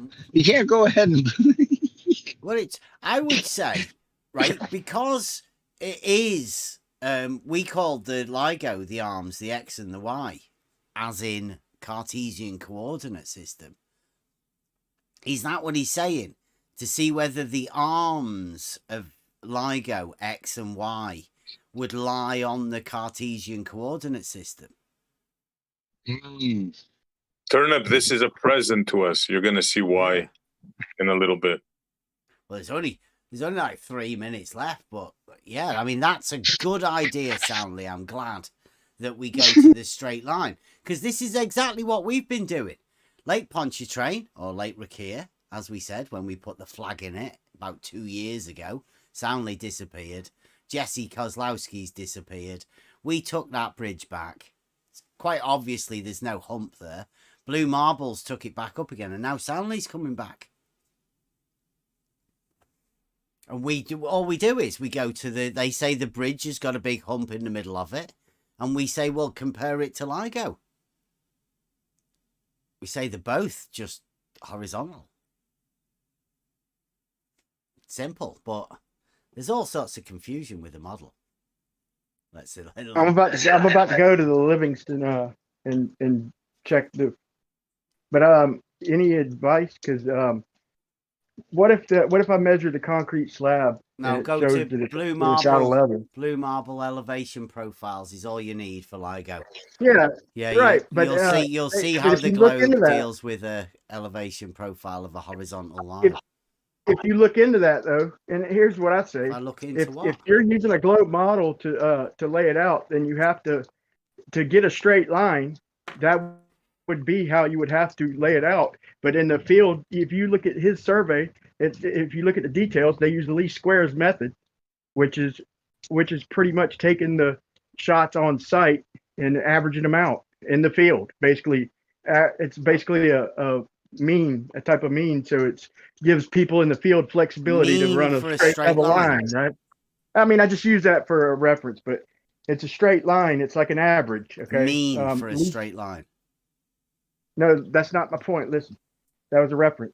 It gives us out in the field. It gives us freedom to lay out a straight line. When you say us, Brian, you don't mean you as a surveyor, do you? No, I lay out jobs though, man. I've used tools. You know, I've done a couple pretty long jobs, man. I've done several mediocre jobs and a gajillion small jobs, but that's what I do, level for a living. So here's the thing: the least squares method gives us out in the field. You're not flexibility. Doing least squares, Brian. You're not, are you? Say that again. You're not doing least squares out in the field, are you? If you look at the details of the survey, keep saying the blue shows. Just slow down, You're not. No, I'm not slowing down. I'm just pointing out inaccuracies, Brian. Well, you don't want to be giving people the wrong impression, do you? Anyway, I read the details of the plans that Blue Marble posted. Okay, I'm sure you did too. We're just talking about the elevation profile that Blue Marble Science has drawn of a horizontal line on the globe. And I definitely know what I'm talking about. Have I'm not saying you don't. Have you seen Blue Marble's elevation profiles? Yeah, I went to the website and read the details. That's what I was trying to talk about. Blue Marble. You don't want to hear it. That's Has fine. he got it? Has he got his elevation profiles on his website? No, I went to the website of where he got them. No, I asked you. Have you seen Blue Marble's elevation profiles of a horizontal line on the globe? I went to the contractor's website, Bev. I also went to the initial land surveyor's website, and I studied it in detail. I was just trying to talk about it. I'll shut up. We're getting it cross purposes. Let's get this finished, and I'll show you. Like Let me LIGO? speak in real quick. He already tried it, though. He already hung lights. He tried a different test. He tried to hang lights. It was one of my last videos, and he was getting the reverse effect. And then finally, it showed a little bit of curvature, like right after the sun was about to rise. It showed the lights bending up, bending down. It showed them straight. So he set them like a few miles apart, or however far apart they were. But that's why you have to do it in a vacuum. I'll give you props for making the effort, though, Stanley. I'll give you that. Just take a break for a second, Brian. Could I ask him a question about this vacuum tube of yours? How do you see the light going in that vacuum tube? Do you think it's going to follow the curve of the Earth or something like that? Is that what you're thinking, Soundly? No, I'm thinking it's going to go straight, and then you'll be able to tell that the surface underneath it didn't. Sorry? I said I'm thinking that it would have to go straight, and then you could be able to tell from that the surface beneath it did not. Right, the surface starts deviating away from it, essentially. Okay, that's what you're thinking. All right, I thought you thought the beam itself would curve because that's what they were saying before. Remember, to them, a 4 mile flat line is going to be slightly concave. Hey guys, I have to go. I have family trying to get us. One more question before you go, Soundly, please. You brought up LIGO, so you envision the. Actually, somebody else brought up LIGO. Okay, since we're on the topic, one more question, if I may. No. Geo asked him how he would do it without GPS, and he said LIGO. He would build a vacuum tube 4 miles long. Unless he was talking about another vacuum tube. I think he brought up LIGO. What? You said that the arm of LIGO, the beam of LIGO is straight, and therefore the Earth curves beneath it, right? Right. Okay, then you also said about the bridge and the water that it's actually the water curving, correct? Right. Okay, now there's the bridge is curving too. I mean, it's with the water. Now there's a canal next to the arm, all the way down to 4 kilometers. How do you envision that water next to the arm? Are you talking about LIGO again? Yeah, LIGO. Yeah, there's a canal right next to it. It used to be full of water. Now it's kind of murky and stuff, but it used to be solid, like no obstruction, all water. How would you envision that water? Which LIGO has a canal next to it? The one in Livingston. I'd envision it curving. You envision that water curving? Right. Okay. All right. Fair enough. Thank you, sir. Very quickly, 10 seconds. Shout out to Soundly. Soundly, good to hear you, man. Hopefully everything is well. I think that'll do. Thank you very much, Jesse. That's been great. I hope Soundly comes back. I'm loving the idea of Soundly not realizing there was a canal along both arms, actually, of LIGO. But it's good for you to envision a canal at the side of LIGO arms. Very good. I'm loving it. So, yeah. Thank you very much, Jesse. Let me get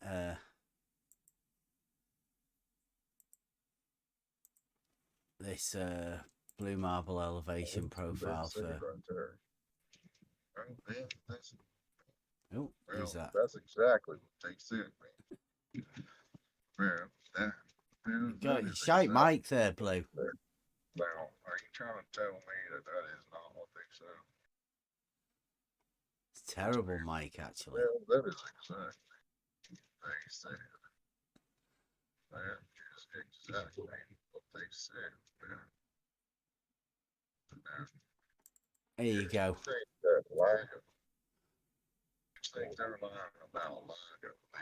Is that for me, or is that really bad for everybody else? No, that's really bad. It's bad. Is Brian still here? Check that out, Brian, he's still here. Yeah, I'm here, man. I'm listening. See that last picture I've just put in there? You said you've been to No, the... I was trying to post it. I was trying to post something. Say you've been to the website, right? Of the I went to the builders. I went to the contractors. Right, I went to okay. the first. I went Now- to the initial surveyor's website. Then I went to the contractors. Right, website. now have a look at that one that I've just posted, because this is a blue marble science elevation profile of a horizontal line. Have you ever seen that before? With the double tangent. Well, the blue line is the actual LIGO. The orange line is just a line that blue's drawn in. That's a straight line connecting the two ends. But the blue line... I have not seen this. Okay. I will be honest. So that is a blue marble science elevation profile of the LIGO arm. The blue line. The one that has multiple lines on it. That's the straight one of the concrete pad. Welcome to the globe, says Blue. Wait, I'm seeing. I just see a red line at the bottom, man. Maybe I'm seeing something different. It's a blue one and an orange line. Okay, let me get my glasses, man.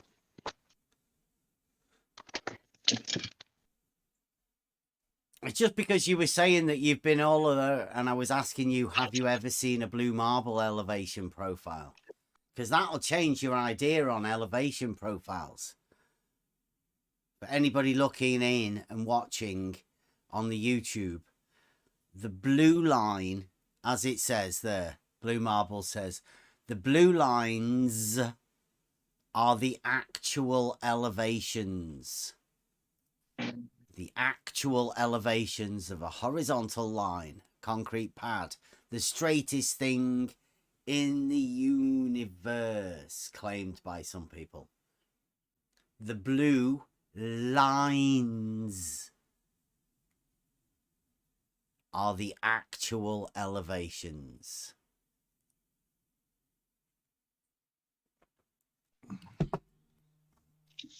Blue marble science, everybody. Welcome to the globe.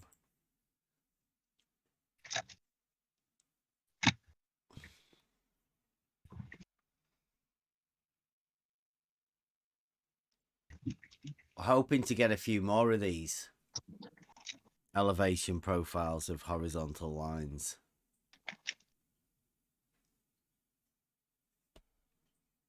I wonder what slack is, or that the runway, the sled track.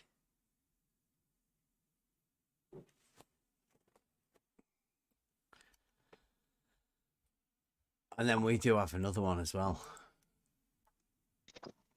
Blue marble. He's done a couple of elevation profiles for us. These are the ones that we're focusing on at the minute. He seems to be the best at giving out elevation profiles.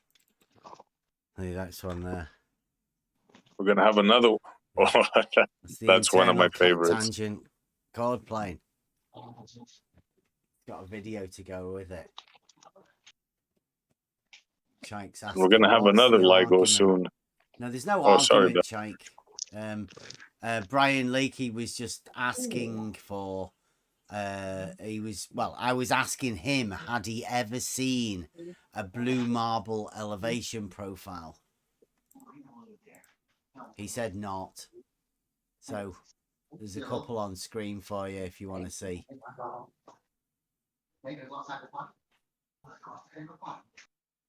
Hot mic. Blue. You had a shite mic before, and now you're hot micing. I'm gonna have to. Somebody let us know when he comes back. So what you're seeing on screen there are two elevation profiles. One of them is for a lake, and the other one is a horizontal straight line. Can you guess which? Which is which?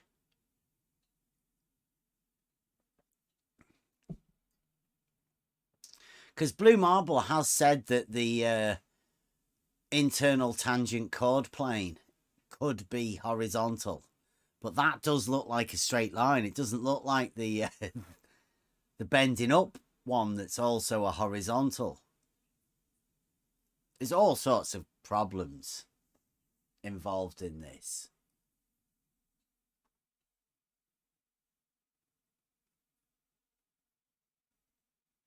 Elevation, this one here, this straight line here, Blue Marble says this one can be considered a horizontal chord, even though he's labeled it a tangent plane.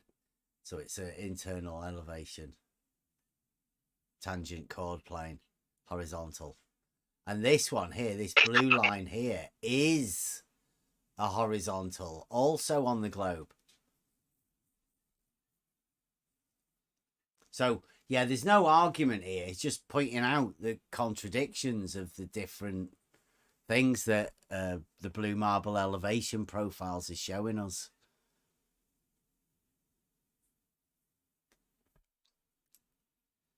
I posted the man. This is a couple years ago when he first started talking about LIGO, and I looked into it, and I made a video that says LIGO doesn't prove a globe, and I found contradictions in the initial surveyors. They're the land developers. Their survey was a little bit contradictory to the contractors who hired the survey to come out there. But like I said, they use least squares method. So they laid them out. They laid out and marked a few stakes, but they gave freedom to the contractors out there to get it right. But what do you think if I go out there? If I go to Livingston and I measure, this is my idea. Tell me what you think.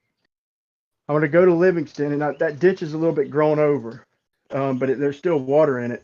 And I was going to check I was just going to bring a simple little, like a laser on a swivel, so I don't have to get all up close to LIGO and intrude on their shit. I was going to go on the other side of the ditch, and if there's no water, I was going to dig a hole and let it fill up, and mark the bottom of the slab at the beginning, and check the height above the water line in the ditch. And then I was going to go to the middle and then to the end, because on the northwest arm, the initial shit Blue showed, they claimed that the tangent was like in the middle of it. But there's a few things with that. Okay. The tangent. Yeah, exactly. Which I didn't sit right with me. But there's a few things with that. So first off, it's such a small curve. Even if they laid it out like a bowl. Let me say this real quick. Even if they laid it out the way that the surveyors had said that they marked it, you could still get a laser from beginning to end with a 4-foot tube or a 2-foot tube, even if there was a teeny tiny bend in there. But I don't believe there is. Me myself, I think that it's going to be level with the water. I think the concrete slab or the tube sitting on it is going to be level with the water. That's if the laser's reaching from beginning to end and they have any kind of freedom at all within that tube with the laser, then I believe that I'm going to go out there and it's going to be the same elevation at the middle. See, because and from the beginning to end and the middle, I think they're all going to be the same level. But on their model, Bev, a straight line has to be a concave bowl. In other words, on their model, the middle, if it held water, it'd have to all pull up in the middle of that northwest arm. In their model, a straight line is a bowl. It's hard to explain, but so if you picture like a 2 mile, like a little lagoon of water, instead of the water being flat and the little, let's say it's just like a 16-inch deep, not much at all, deep lagoon in the middle that matches their earth curve. In their minds, the underneath the sand bottom of the lagoon is flat and the water's curved, when in reality, to me, the water's flat and the sandy bottom is 16 inches deep or however deep. But it's like to try and get in their heads, you got to try and think opposite of your intuition. And so that's why I'll beg the question with these guys and find arguments against their own proof. But I was going to go measure it. Do you have any advice what you would do if you had the chance to go to Livingston and make a few measurements at that northwest arm over the 4 kilometers? Any ideas? I know if I was going to Livingston, I wouldn't bother doing that actually at all. I don't know whether you'd be able to do that, Brian. I don't know whether it'd make any difference. What I was thinking of asking you particularly is, who do you think's the most model afflicted? The Globers that actually don't know what their model is, or somebody like you that tries to get in the mind of somebody that doesn't even know what their model is? Like, who's the most model afflicted? That's a good question, man. That's a good question. Well, let me ask you a question. Let me answer that with a question. First off, I'm gonna say that is a great question because I do get caught up in the rigmarole. It's because I've seen. Okay, if you take an auto level, let's say on a good summer day here in Florida, and I look kind of like parallel to a little inlet where there's waves, people surfing and stuff. The coastline ain't a straight level shot, but if I look way off in the distance at some of the buildings, like 30, 25, 35 miles down, okay, and especially in the heat of the day, I'm looking like at the 4th or 5th story sometimes. At night, I'm seeing down lower. Okay, I know that it's not accurate to look over long distances through your auto level, but I mean, I usually just go out there just to shoot, just to look out there at the water and see how far I could see the horizon. It was just like a little hobby of mine. I wish I'd have filmed some of it, but but seeing that is disturbing. Even though I'm able to see and notice over repetition of going out there that the further I can see, the lower my crosshairs are to the water. In other words, the horizon is like a function of distance. It's just, your vision. So on a clear day, the horizon line is sitting. I mean, the crosshairs are just barely sitting on the water because you're seeing, probably 5, 6 miles. Who knows how many miles? But there, in that distance, there's no gap between the crosshairs and the water, just barely any at all. When do you see that? On clear days, man. On the clearer the day, the closer the crosshairs are to the water.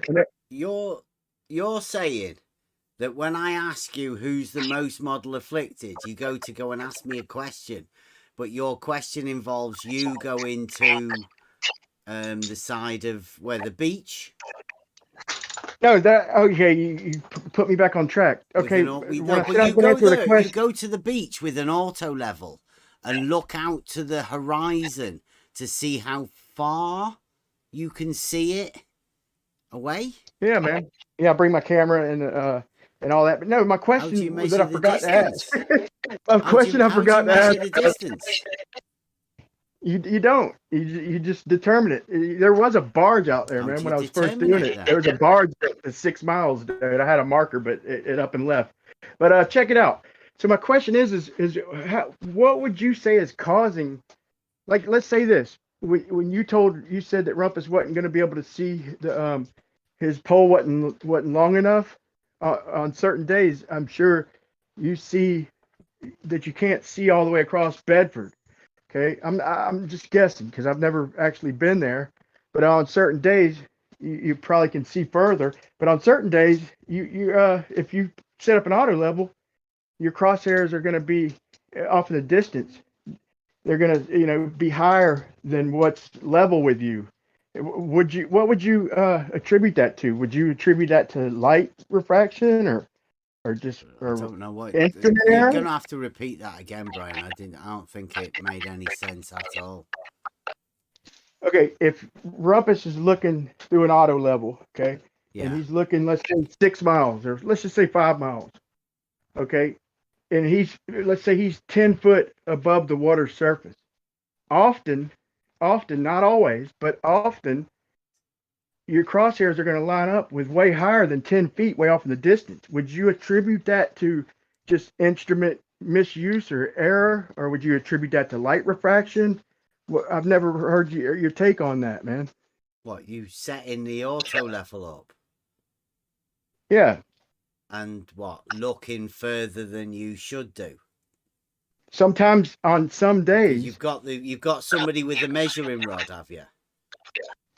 No, I've never seen. I mean, no, not during my. You've never seen somebody with an auto level and a measuring rod. No, and I'm not really trying to make a claim. I'm just trying to see what you attribute that to. How sometimes we see higher.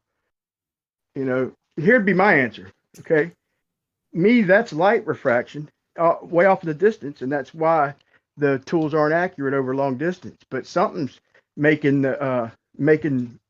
my horizontal line of sight way off in the distance, which I know that's not the way that they design the tools to be used. But I would think, man, that's it on them days. It's light refraction because generally when it's cooler and after the sun goes down, I can see the lights in the bottom floors of them same buildings. So I know that shit's doing funny things off in the distance, but when you see something like that, man, somebody like me, I have to delve into it. I have to explore every possibility. And so I do get model afflicted. Admittingly, I get caught up in the models and everything to try and come up with explanations of what's causing it, whether I could prove it or not. It's I get locked in on trying to find out, trying to find out what reality is. It's Mother Nature's tricky, man. She don't like to be pinned down, man. I'm telling you. When I go out with when we go out and do tests out onto the beach and all of that, I've always got a measuring rod in my hand. You may have seen some pictures of me. Some globe channels like to feature pictures of me holding a measuring rod. Well, that's because whenever you're using an auto level, the components you need is a tripod, an auto level, and a measuring rod. Yeah, if I'm doing something for a you job, have to have all three of those, otherwise it's useless. Well, you could say it's useless, but I still see what I see, and but yeah, as far as like professionally, it's completely useless. As far as being on a job, yeah, but as far as just gazing, just to see what I see, I've had days where my crosshairs were under the water, we're lower than the ocean. It's rare. It's rare, but it happens, man. Yeah. So we've got Brian Leakey, George Nutsack, and Jesse Gordon. They're the three people. They're the only three people. Oh, no. 4 people. 4 people. 5 people. Jesse Kozlowski and Slice Barkane. I've never seen Jesse Kozlowski with the water. Oh, it's in my video, man. I'll post it. I'll post a clip. Jesse set up an auto level for Slice Barkane at it was either him or Tim. Jesse Kozlowski's in America and Slice Barkane's in Germany, isn't it? Yeah, no. Okay, not Slice Barkane, but the guy who sounds like him. What's his name? The dude who failed. Tim. Oh my God, what's his name? Is Sly the guy who failed at the leaky tube test? Yeah. Okay. God, who's the other guy, man, who sounds just like him? I think it's Tim. Tim Osman. Yeah. Thank you, man. Tim Osman. Jesse set up the It's in one of my videos. He sounds just like Slice Barcane, does he?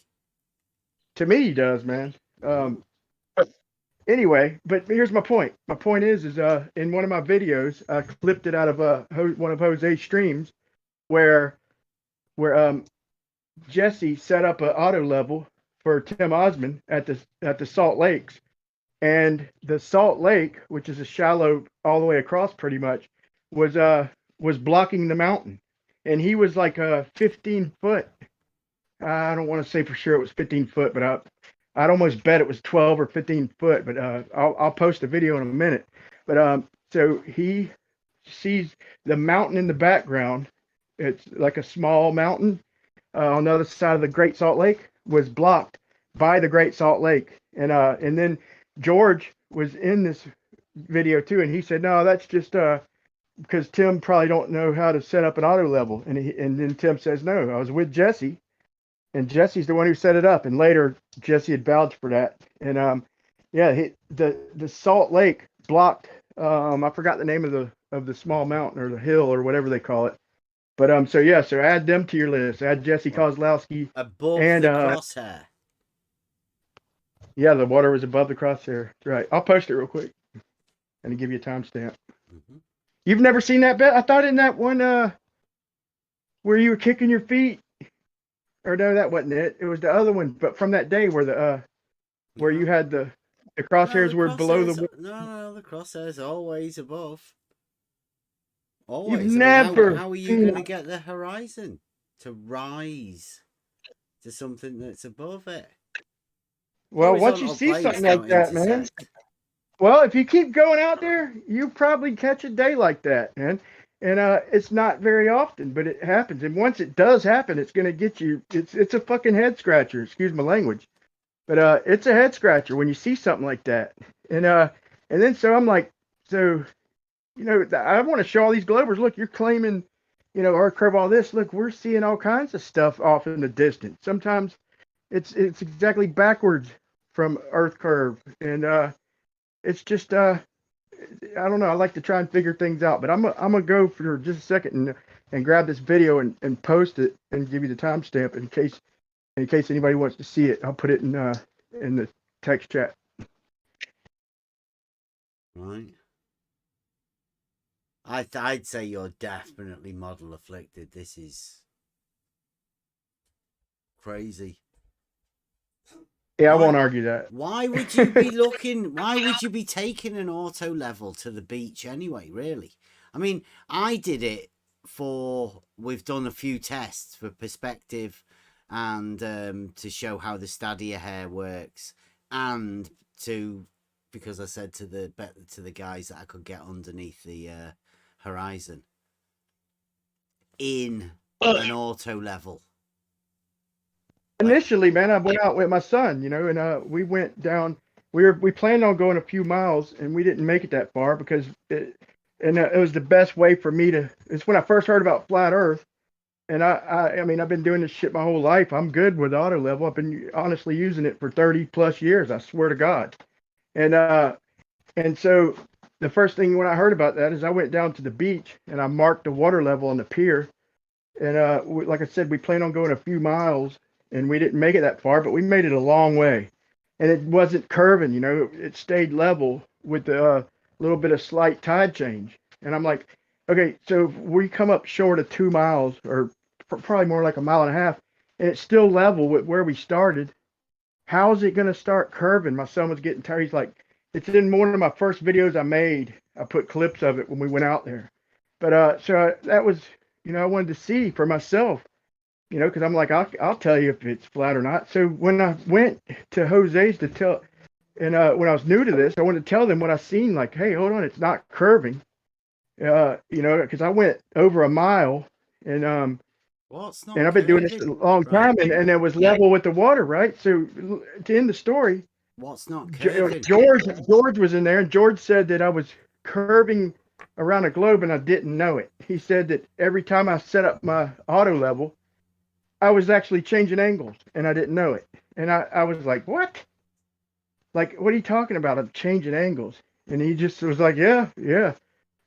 just so confident it's a globe. And so since then, I just went out there and just did film shit, and I'd always bring my auto level. And so just for the sake of having it, I'd check and see just look at the horizon just to see what I could see. Because the camera's one thing, but looking through the auto level puts it in another perspective, because then you could see. But in doing that, I realized before even Skunk Bay pictures, that stuff moves around. And to me, there's more what they call obstruction, or what they call Earth curve, what I call refraction or obstruction happens more in the middle of the day and less at night. But some days it's non-existent, and but rarely at night. I don't know if I've ever really seen it at night, but nighttime maybe I surveying's have. the best, isn't it? But I just like looking through stuff, man. I just like looking through to see. But I learned real quick that nothing's reliable over distance. Shit moves around, and it's even every now and then it's just totally backwards to your intuition and what you should be seeing. And it's just so I've realized. What do you mean it's totally early on that backwards it's from what you nothing's should be seeing? That's fucking ridiculous saying statements like that. Isn't it? Well, in my mind, what I think I should be seeing. That's a good point.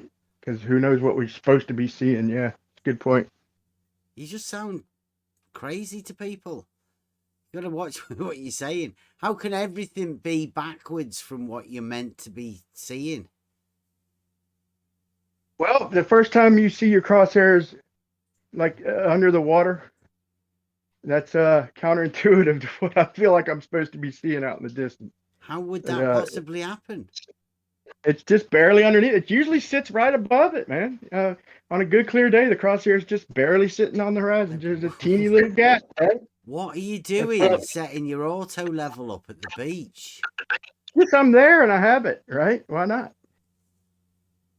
So you're normally doing surveying at the beach?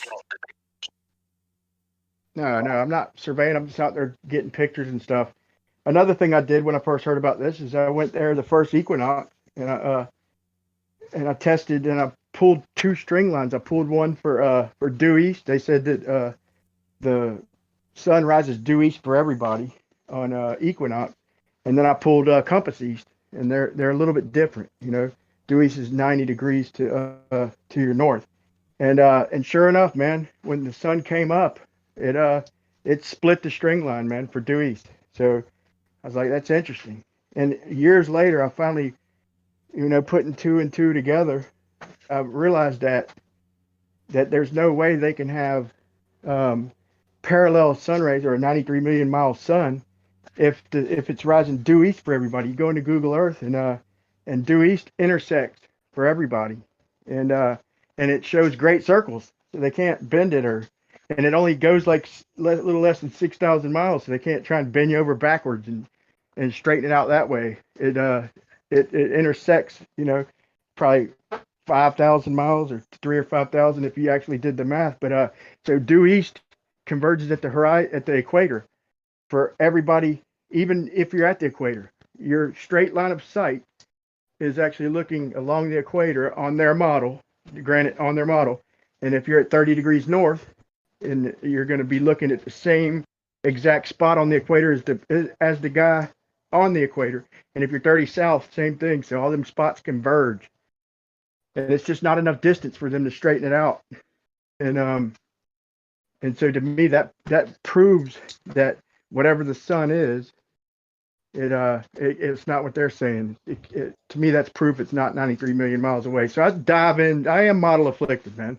That's why I join on Mondays. But I like diving into their claims and try and look at the consequences of some of their claims. And I like diving in deep and really studying and pointing out consequences to the claims that they make.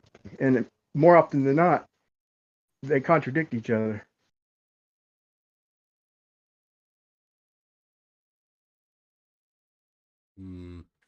I think I think they've got you controlled, Brian. I think you're doing their job for them. I don't even think they think about their model as much as you do. Maybe not. But check this out.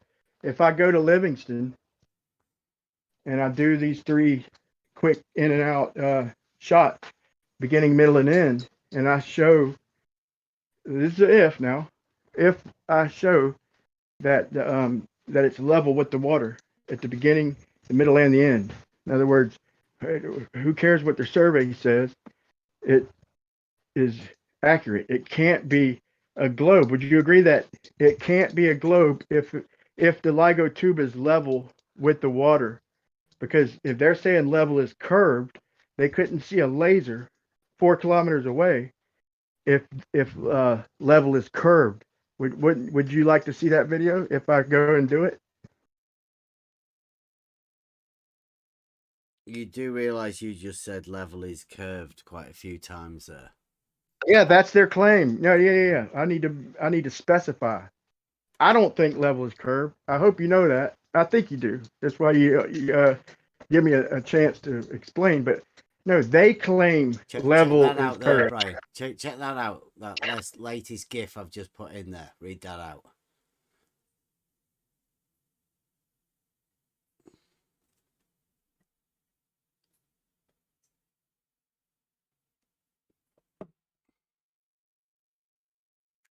Horizontal planes only exist in reality. Say it out loud.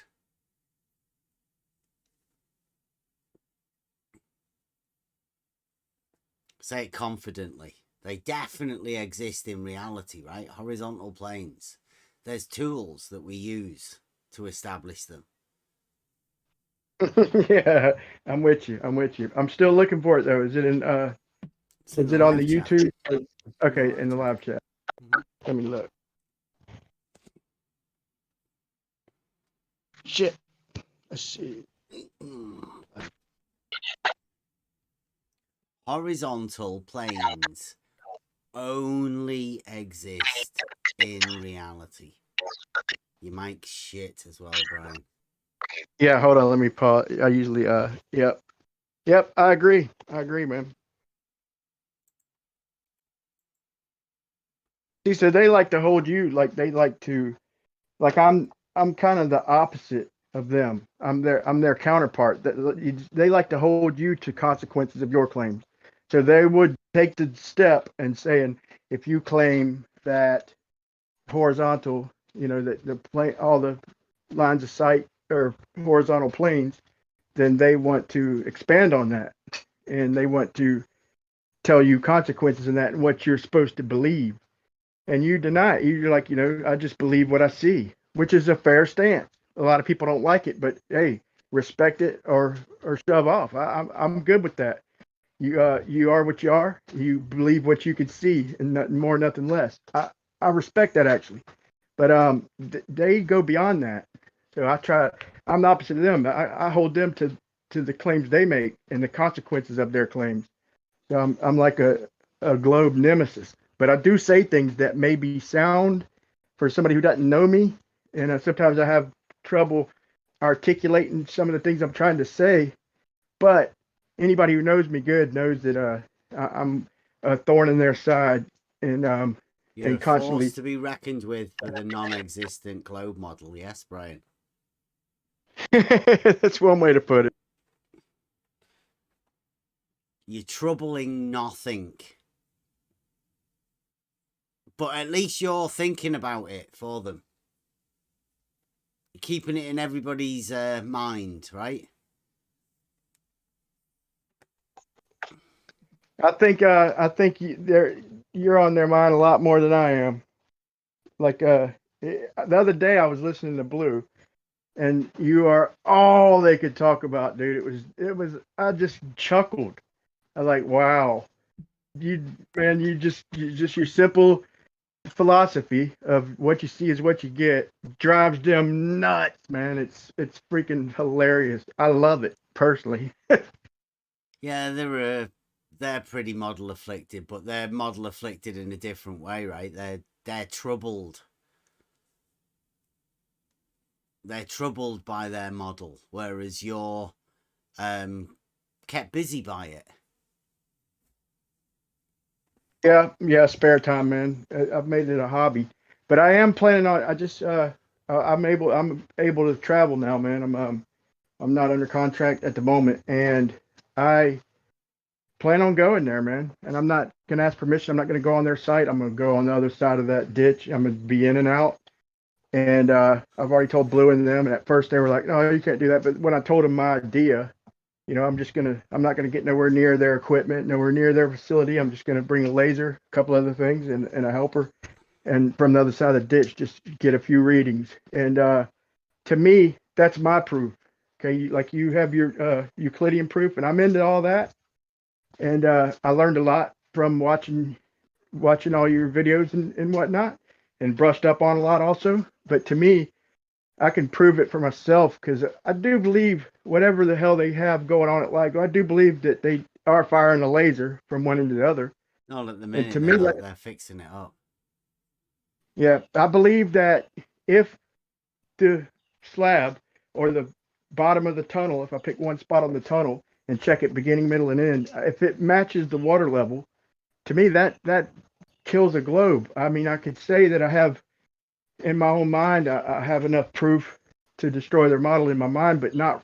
It's always nagging me in the back of my mind. I want proof for myself, personal proof, and to me, that's the best I've been able to come up with. Is test the LIGO arms. Not that Do it's going to you 100% think? prove everything, but to me, it will. Do you think you could come up with something that would be enough to get rid of that model from your mind? Do you think there's something out there, a proof out there, that is able to wipe the model from your mind? That's it. That's it, man. Testing what they're calling the straightest line in the universe, testing it up against water, because to me, water is the straightest thing in the universe. So if their straightest line in the universe matches that water, then that'd be it for me. I would never doubt it ever again. And I don't doubt it much to begin with, but I do like to prove things, and that's my test right there. Coming soon to a theater near you. Right, and then what would you do with that then? Once you've got that, what would you do with it? I don't know, man. What would you do? What do you mean? What would I do? It'd be personal proof for me, man. Yeah. So once you've got a personal proof, what do you do with it? I don't know, man. I mean, I'm usually the type to scream from the rooftops, man. But I thought that I had that right off the bat when I surveyed down the Jack's Beach, and come to find out they had an excuse. So I might be a little more I might plan it out, or be a little more, what do you call it? Like, I might think it over a little more than just to go straight into their rooms and tell them or show them a video of the measurement. And I might think it out, plan it out. So I'll ask. That's why I asked, what would you do? Do you not think they'd have an excuse? I mean, you're talking about they. Who's the they? That's just it. Like when I talk about it, they've already got excuses, and they try to say, no. Give us a name of these people. Who are the people that you're talking about? That's Shield, Blue Marble Science, George Numchuck, freaking. Just I ain't talked to him in a while actually, but who else have we talked about? Man, we talked about it a lot. Seems like you might have heard in on a couple of the conversations about it, but man, are they the ones that you think are the experts, or who would you like to talk to? Right? Let's give an example. Right? You get a proof for yourself. Who do you tell? Who's the best person that you could go to with that proof? Me. I'm not going to trust nobody unless I do it myself. No, I mean, you've got it. You've done it. You've got a proof. You own your proof. Right? Who do you go to then? Who do you make the most impact with? Well, man, I talked it over with I'd probably go to the people who we laid it out, man. I ain't talked to Brandon in a while. I'd like to sure he'd be interested in hearing that, man. It might spark him into joining back. Jeremy, you know, I've talked it over with him. We discussed it and planned it out, and we spent hours and hours trying to think of tests we could do to be all end all. And you know, you come up with a good one, maybe best to date. And let me make this is a sidetrack real quick, but in your live stream, you had your instrument out there, and when you pulled them water levels, you shot them and showed they were all the same level. How come you don't ever mention that when you're explaining this to people? Like they're like, well, you didn't look through it. You got to look down it. Look down at hell. You don't cite water levels, but you did better than that. You brought your instrument out there and shot them, and they were all the exact same. Well, I don't know why you don't bring that up more often, man. That's damning evidence when they talk about citing it. It doesn't matter. Nobody's ever going to have that proof that was for being spot on, right? And anybody that was in here watching it, that's all it was. I mean, we're going to be doing it again. Obviously, we can make it better. We can get more people to do it. But still, that's not the important part. The important part of what we do is the understanding of the logic and the geometry behind it. If you don't have that, it means nothing. Right? Going out and doing the tests, it doesn't mean anything unless you have an understanding of what the proof will mean to you. Yeah, man, and I tried this. I have a couple videos, like one of them or two of them say the be all end all test in the debate. But I pulled string lines on the walls. I laid shit out in fields and on site and at the beach and everything. And no matter what I tried to do, without a continuous line, it's the same fucking math, dude. It drives me nuts, but they're right about their math. Like a curved line over curved water is the same exact shit as a flat line over flat water. It's a transform, man. And you know, and I'm not like a machine head mathematically, but I take the time and go over, and it's like, in the end, it doesn't prove shit because they can just claim this bullshit that they're assuming, and mathematically, I can't prove them wrong. I mean, that's why I respect the way you did it. I just don't think you use all your artillery. Right, stop. Did you just say mathematically you can't prove them wrong? No, you can't prove the math. Look, a curved line over a curve. If I lay out a curved line, it ain't even got to be nothing about earth curve. A gradual curved line, and then I lay out another gradual curved line over top of that. How do you lay out a curved line? Well, it'd be different than the way they would do it. They would just say the water curve. How would you lay out a curved line? I'd just give it slope. You know, that's pretty much. That's not a curved line, sir. Yeah, no, it'd have to be accelerating. You know, just pretty much accelerated. What? It'd have to be compounding. I want to say, to be a curve. Hold on, man. To be a curve, then it can't just be drop the way they claim drop, because that wouldn't have shit. It would have to be compounding. So like, Brian, maybe go back. It doesn't mean anything. The words you're using. Yeah, maybe go back a couple steps, because you said you laid out a curved line, then he asked you how you laid it out, and now you're waffling on. I did it on my house. I did, dude. The main one I did was I chalked it on the house and pulled some string lines, and then I scaled it up. But I just did like circle lines. I just did like hemispheres, little half, just arcs. And then you pull the string lines, and from every angle, if you draw a curved line that matches the curved line above it, then I couldn't prove it. My point is, I couldn't prove it mathematically. It drove me nuts. So if I was to try and do a bridge test, it has to be continuous. Brian, what do you mean you couldn't prove? What is it that you couldn't prove? I couldn't prove the spherical geometry. They're fucking bullshit. I couldn't prove it wrong. I couldn't think of a test. to prove one or the other mathematically. You mean a straight line or a curve? Yeah. You couldn't tell the difference? No, I could tell the difference. I couldn't prove it mathematically. Is what I'm saying. What you mean? I couldn't myself. prove the This difference was way before whether the it was Euclidean. a straight line or a curve line. Yeah, this is before the Euclidean principles, and this is before the Euclidean principles and all that. If you stick to them, then that's solid. But mathematically, though, this is I almost erased the videos, but I just left them up just so people would see, part of my journey.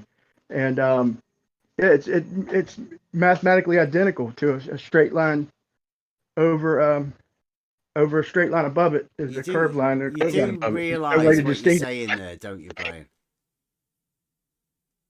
Point is, I was trying to come up with a test. Let me simplify this. Let me summarize it. Well, I'm trying to come up with a test. I mean, like we have to get this sorted, right? There is definitely a difference between a straight line and a curved line. And mathematically, Euclideanly, you can definitely prove whether it's a straight line or it's a curved line. There is definitely a difference between the two. Agreed. Right, so you can definitely prove one or the other. But draw two curved lines and show me a test to distinguish. I mean, you actually come up with a test. Hats off for you for that. But come up with a test like a long distance. I was trying to come up with a long distance test to distinguish the parallel lines from the freaking the curvilineal, whatever you want to call it. It works out to see you can't mathematically disprove it without the straight line segment. I'm not trying to say there's no difference between a curve and a straight line. What? Like, I don't understand. If you measure the distance, if you met the distances work out identical, it's a mirror. It's a mirror. What? A line underneath. Well, let me tell you, if you want to know, you got to let me say this. So I was trying to come up with a test, like to pull a line and assume the water is flat, like the way that I view it in my head, and then simulate a curved line on top of it, and then simulate like a concave line on top of that, and then assume that the water is curved, and then do a flat line on top of that, and then a concave line. But my point is, if you could picture what I was just saying, like say 1 mile lines, and I have in every scenario I have one straight, one concave, and one convex. So in one I assume that the water's curving, and one I assume that the water's horizontal, and one I assume the water's concave. And but it's mathematically it's the same shit. It's a mirror. I'm not talking about the Euclidean principles. I understand that the straight lines they can't share a line segment. Two straight lines can't share a line segment. It makes one bigger line segment, bigger line. But this is a while back before that. But I was just trying to come up with a test because we're trying to think of a way to build a wall, and the best we could come up with was like a 2 mile long wall, build it straight and trying to come up with a light material and then tip it over. Just tip it over right where it stands. I was trying to think of a way to just do pillars, right? To do pillars. And instead of a big long continuous wall is just do columns every 50 feet or so. But mathematically it's fucking identical every way you do it. It's identical. So if you flop it over, it's not going to prove one from the other. Is the whole point I was getting at. So it drove me nuts. How did you assume 3 different? Was it the water level that you assumed was 3 different? And how was it that you couldn't tell the difference? Yeah, I'm trying to come up with a test to prove it. And okay, right. So let's say, right, we set off and we say, right, well, let's assume for start off the water level is horizontal, right? So anything above the water level would mean that's concave, right? If you put a point in the middle and you'd say, well, let's have a concave, and then underneath in the water you could have like a ball, right? So the water level would be the bit in the middle of the two, right? Yeah, that's how I really was going to do it. I was going to do one underwater, but I didn't want to sound stupid. But you yeah, get that's like two my initial balls. thought. You So get you're two following me balls and exactly. you touch them. Good, good. You touch them at the water surface, and you say the water surface is a straight line. The ball on top is the concave, and the ball underneath the convex, right? Yes. Right. Okay. Yes. Now we're going to go to the water, and we're going to pretend that the water is the concave surface. How do you not tell the difference, right? How can you sort that test out so you can't tell the difference between the straight and the concave, right? It's hard to explain. It's like without a chalkboard. Okay. So basically, if the line is concave, if okay, now it's the second test, and I'm going to assume that the water is concave. Yeah. And so, so the next line is going to be just barely above it, and it's going to be measured flat from that concave line. So in other words, whether it's flat in real life or not, I'm going to lay out a line and Like a brace ruler. it well, it might not be like a ruler, but it's just going to be straight. In other words, our eye can't really detect it. Okay. Or let's say our eyes can't prove it. Okay. So nothing optical. Okay. Well, no, so we're trying to go. You'd have to have something to replace the straight, surely. Well, so if I'm assuming the water's concave, and I'm assuming that it's concave at, let's say, 8 inches per mile squared, and I do a 2 mile, let's say a 3 mile line, just for simplicity's sake, then in the middle of it, I'm gonna have about a foot. It's gonna be a foot higher in the middle, and then it's gonna graduate down toward either end. And whether it's flat or not, in reality, it's gonna be flat compared to that concave water that I'm assuming for that portion of the test.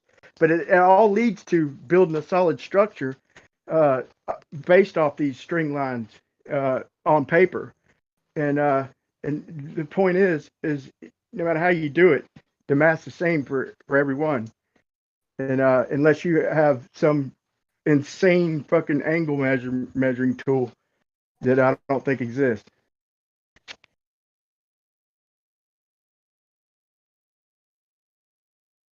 Okay.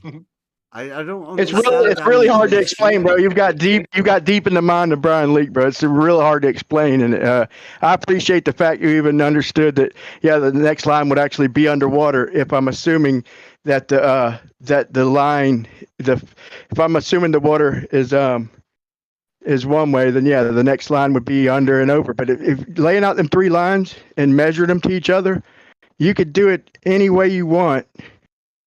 And you're going to get the same measurements, man.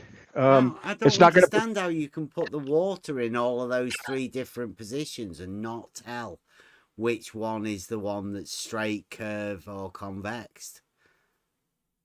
Well, if it's gradual and your eyes can't detect it, okay. So if the water, if I lay it out as curved, and then I lay a flat line over it, okay, there mathematically it won't prove which one is flat and which one is curved. I was trying to prove flat. I'm trying to prove flat was the whole point. But every time I calculate it, it's the same shit. It's just a mirror. All it is a mirror image. You could claim one or the other. It's so hard to explain. But I'm gonna do a video especially for you, just to put this on paper to show you what I'm talking about. But in the end, we've come up with a conclusion. I definitely can tell that a curve is different than a straight. A plane surface is different than a curved surface. I can tell that because of geometry. That gives me that ability. The proofs within geometry give me the ability to definitely say, yeah, that's a plane surface, and that's concave, and that's convex. There's definitely a difference. Yeah, well, not if you listen to George Numchuck or Blue Marble Science, because they're going to tell you that you're changing angles as you're laying it out. Like if I'm laying out a straight line, the way I know how, the way I've been doing it my whole life, they're going to tell me that I've been changing angles that every time I set up, I change angles ever so slightly, and so level is working its way around a ball. I don't believe that, but I was trying to come up with a way to disprove that. This was before your You should the just tell him you're Euclidean. fucking stupid. I do It's every dead now and then, man. simple. But here's the conclusion: is no matter what we did, in the end we figured out that we can't break it into sections. We have to do a solid No, wall. you might not be able to tell, Bray. I definitely can. No, I'm not saying you can't. I'm saying to prove it to them in real life, to prove to them that the water's level You're never going to prove it with to a anybody structure. else. No, this is a test that's not optical and not principle based. This is before the Euclidean and all that. So hear me out. This is the end. So at the end, we come up with the only way to show by laying out a line and then building something to mirror it and then tipping it over to see and then measuring where it lands. The only way to prove it one way or another is to have a solid structure the whole length of the 2 or 3 miles, however long you do it. You can't break it into sections or it won't prove shit. It's got to be a solid line, or it's not going to prove anything. It's hard to explain, but that's what we come up with at the time. You know, this is before, like I said, it's before you come up with the Euclidean principles, and but it's still a conundrum mathematically to prove it to them, not necessarily to myself. That's why I'm going to do LIGO. Ultimately, I have a feeling of what I believe it is. I'd be shocked if it wasn't, but I still want to see for myself if that water matches them tubes. I think it will.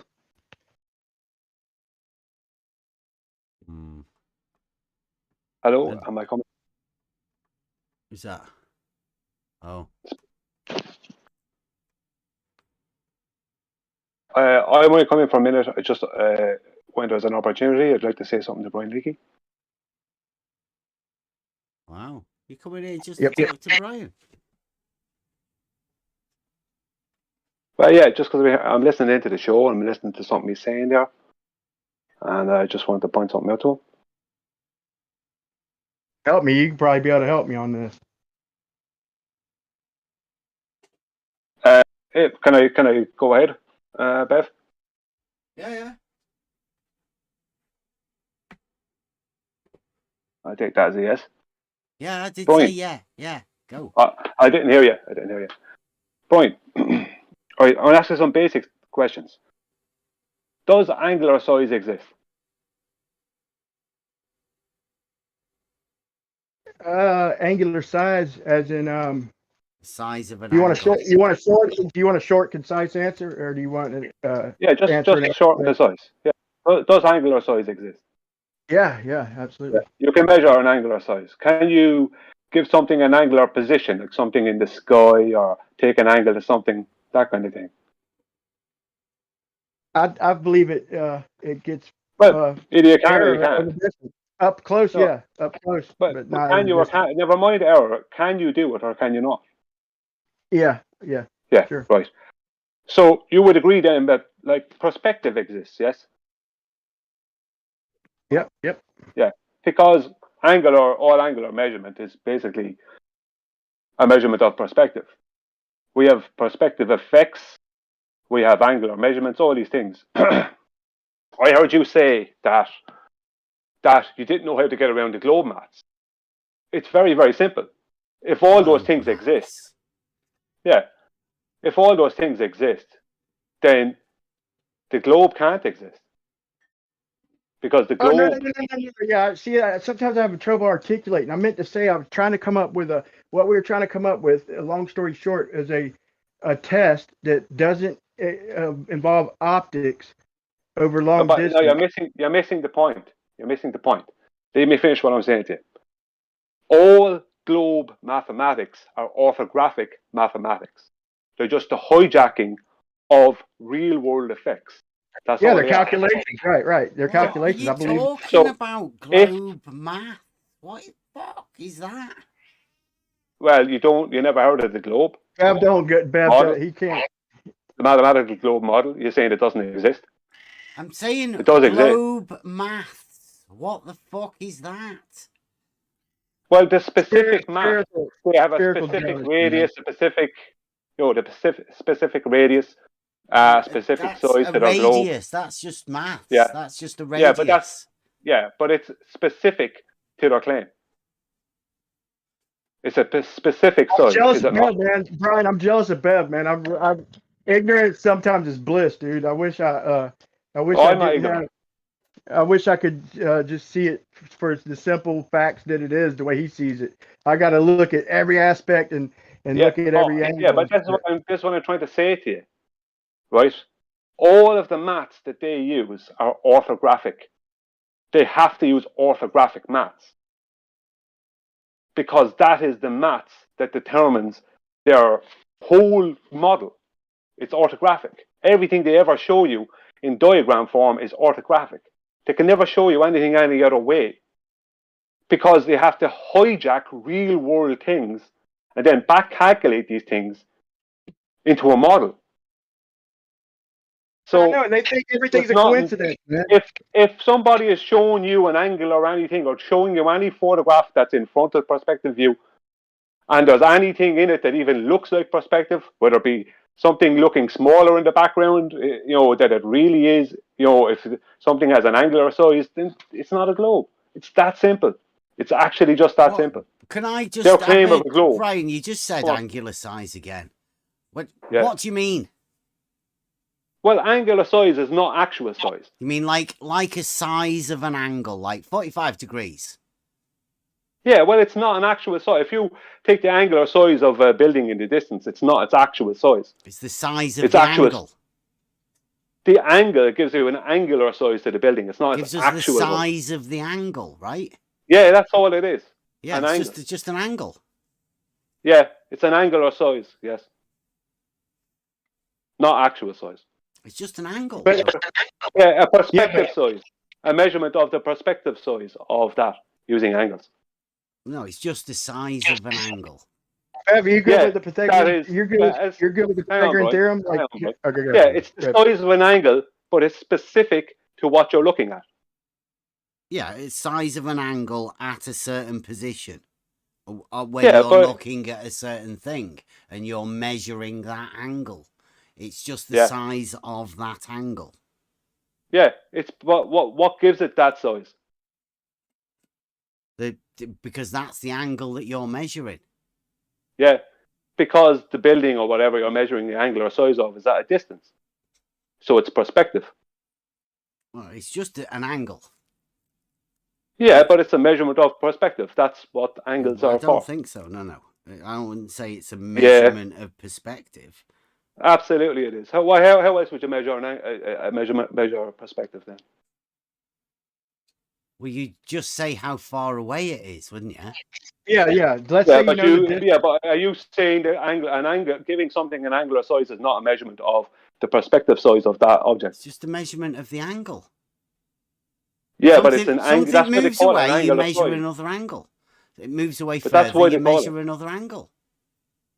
Yeah, but that's why they call it an angular size. It's just the size of an angle. Yeah, but it's given. Yeah, but that angle then you're stating that building has a whatever angular size at this distance. The size. You're measuring perspective. Yeah, it's a perspective measurement. It's just to me that's just the size of an angle. I don't know what you're trying to do, Brian. Because as far as I'm trying to do, nobody measures the size of buildings with an angle. Lots of people measure the size of things. Surveyors are always measuring things with angles. The building's already been made. Yeah, but they know how big it is. But you can work out. You can work out if you know the actual size of a building. Mm-hmm. You can, using an angular size, right? You can work out a distance from that building. So if you know a distance to the building, you are, though, right? Hang on, let me finish. If you know the distance to the building, you can work out its actual height based on its angular size, because you know the distance. Once you know one, you can work out the other using the angle. You already know the size of it. Well, if you don't know the size and you know the hang on, 1 second, Brian. Give me a quick try. No, 1 second, Brian. Brian, asking me. Hang on, 1 second. If you don't know the size, but you do know the distance, then you can work out the actual height of the building or close to it using its angular size. But why would you want to do that? It's like a mathematical thing, like a test for in a maths class, a high school maths class. People do it. Well, you might need to compare it to something else. It depends on what you're doing. But the point is it can be done. Bad they've built the building. Like, surely they know how big the building is already. I can't understand the purpose of this. Yeah, but you may not know you may not know the height you may not know the actual height of the building. You might only know the distance between you and the building. You might know the height of the building, but not know the distance. You find out the distance through the angle, or you might know the distance, but not the height. You find out the height through the angle. I'm still but the point is that it's purpose. perspective. Yeah, but you're kind of derailing what I'm trying to say to Brian. I don't know why you're doing it, but you're trying to derail what I'm saying to Brian. The whole point of what I'm confuse him with. I'm not. I'm making it simple. I'm actually trying to make it simple. It's very simple. If perspective exists, then any globe claim can't, because there is no perspective within. But dude, you got to. Bev takes things down to first principles, so I respect that, man. But yeah, it does kind of. I have to give so many explanations because he wants facts and provable facts and all that. I respect that, but yeah, I think he's trying to get to a whole different point, Bev. It's very simple, Brian. If perspective exists, then all claims of a globe Earth can't. It's that simple. Well, perspective does exist, then we're done. Well done. Yeah, that's it. It's actually that simple. That's all I wanted to say to him, because he said he was having problems with the globe maths and trying to debunk them. There is no, all their maths are orthographic. Well, anything that's in front of you can't. Angle. So what? You've said you've measured an angle, and you've said if something moves away, the angle changes, and if that happens, then the globe can't exist. Yeah. Well, where's angular size change accounted? That sounds a little bit really. Silly, where is angular size change accounted for within their model? What, things going away, getting smaller? Yeah, where's the different angle? They would their claim radius that is specifically. Their radius is specifically back engineered from angular measurements of perspective. I think I proved that, and I've seen that you caught on. Yeah, you. I wanted to talk to you about that, man. Me and you see eye to eye on a few things, but if we put our head together, man, I'm working out this navigation on the AE map. I'm close, but not using the right ascension in declination, but using of course the azimuth and the Haversign, man. Anyway, I'd rather talk in private. Yeah, there's not the place for that. I just came in just to say that to you, Brian. That's all. I didn't come in for an argument. I just came in to say that to you. So yeah, it's that simple. Let me make a quick comment on what we were trying to do. The whole point, and I was getting sidetracked, and I'm good at that. But we were trying to come up with a test, end-all, prove-all test. And Brandon's, we tried it in Ranties and over in Geo's, Earth Awakenings, anybody who likes to debate or talk about coming up with proofs and shit like that. But so we were trying to come up with a way to come up with a test that has nothing to do with optics, so nobody can claim refraction on either side, and so no lasers. They ruled that out, which I thought that was good enough. But so no sight lines, no long distance observations, just a solid test. And so you would think that you could lay out, like, do columns a certain height and space them out and just tip it over, right? And simulate a flat column like 2 miles long instead of having to build a solid line 2 miles long.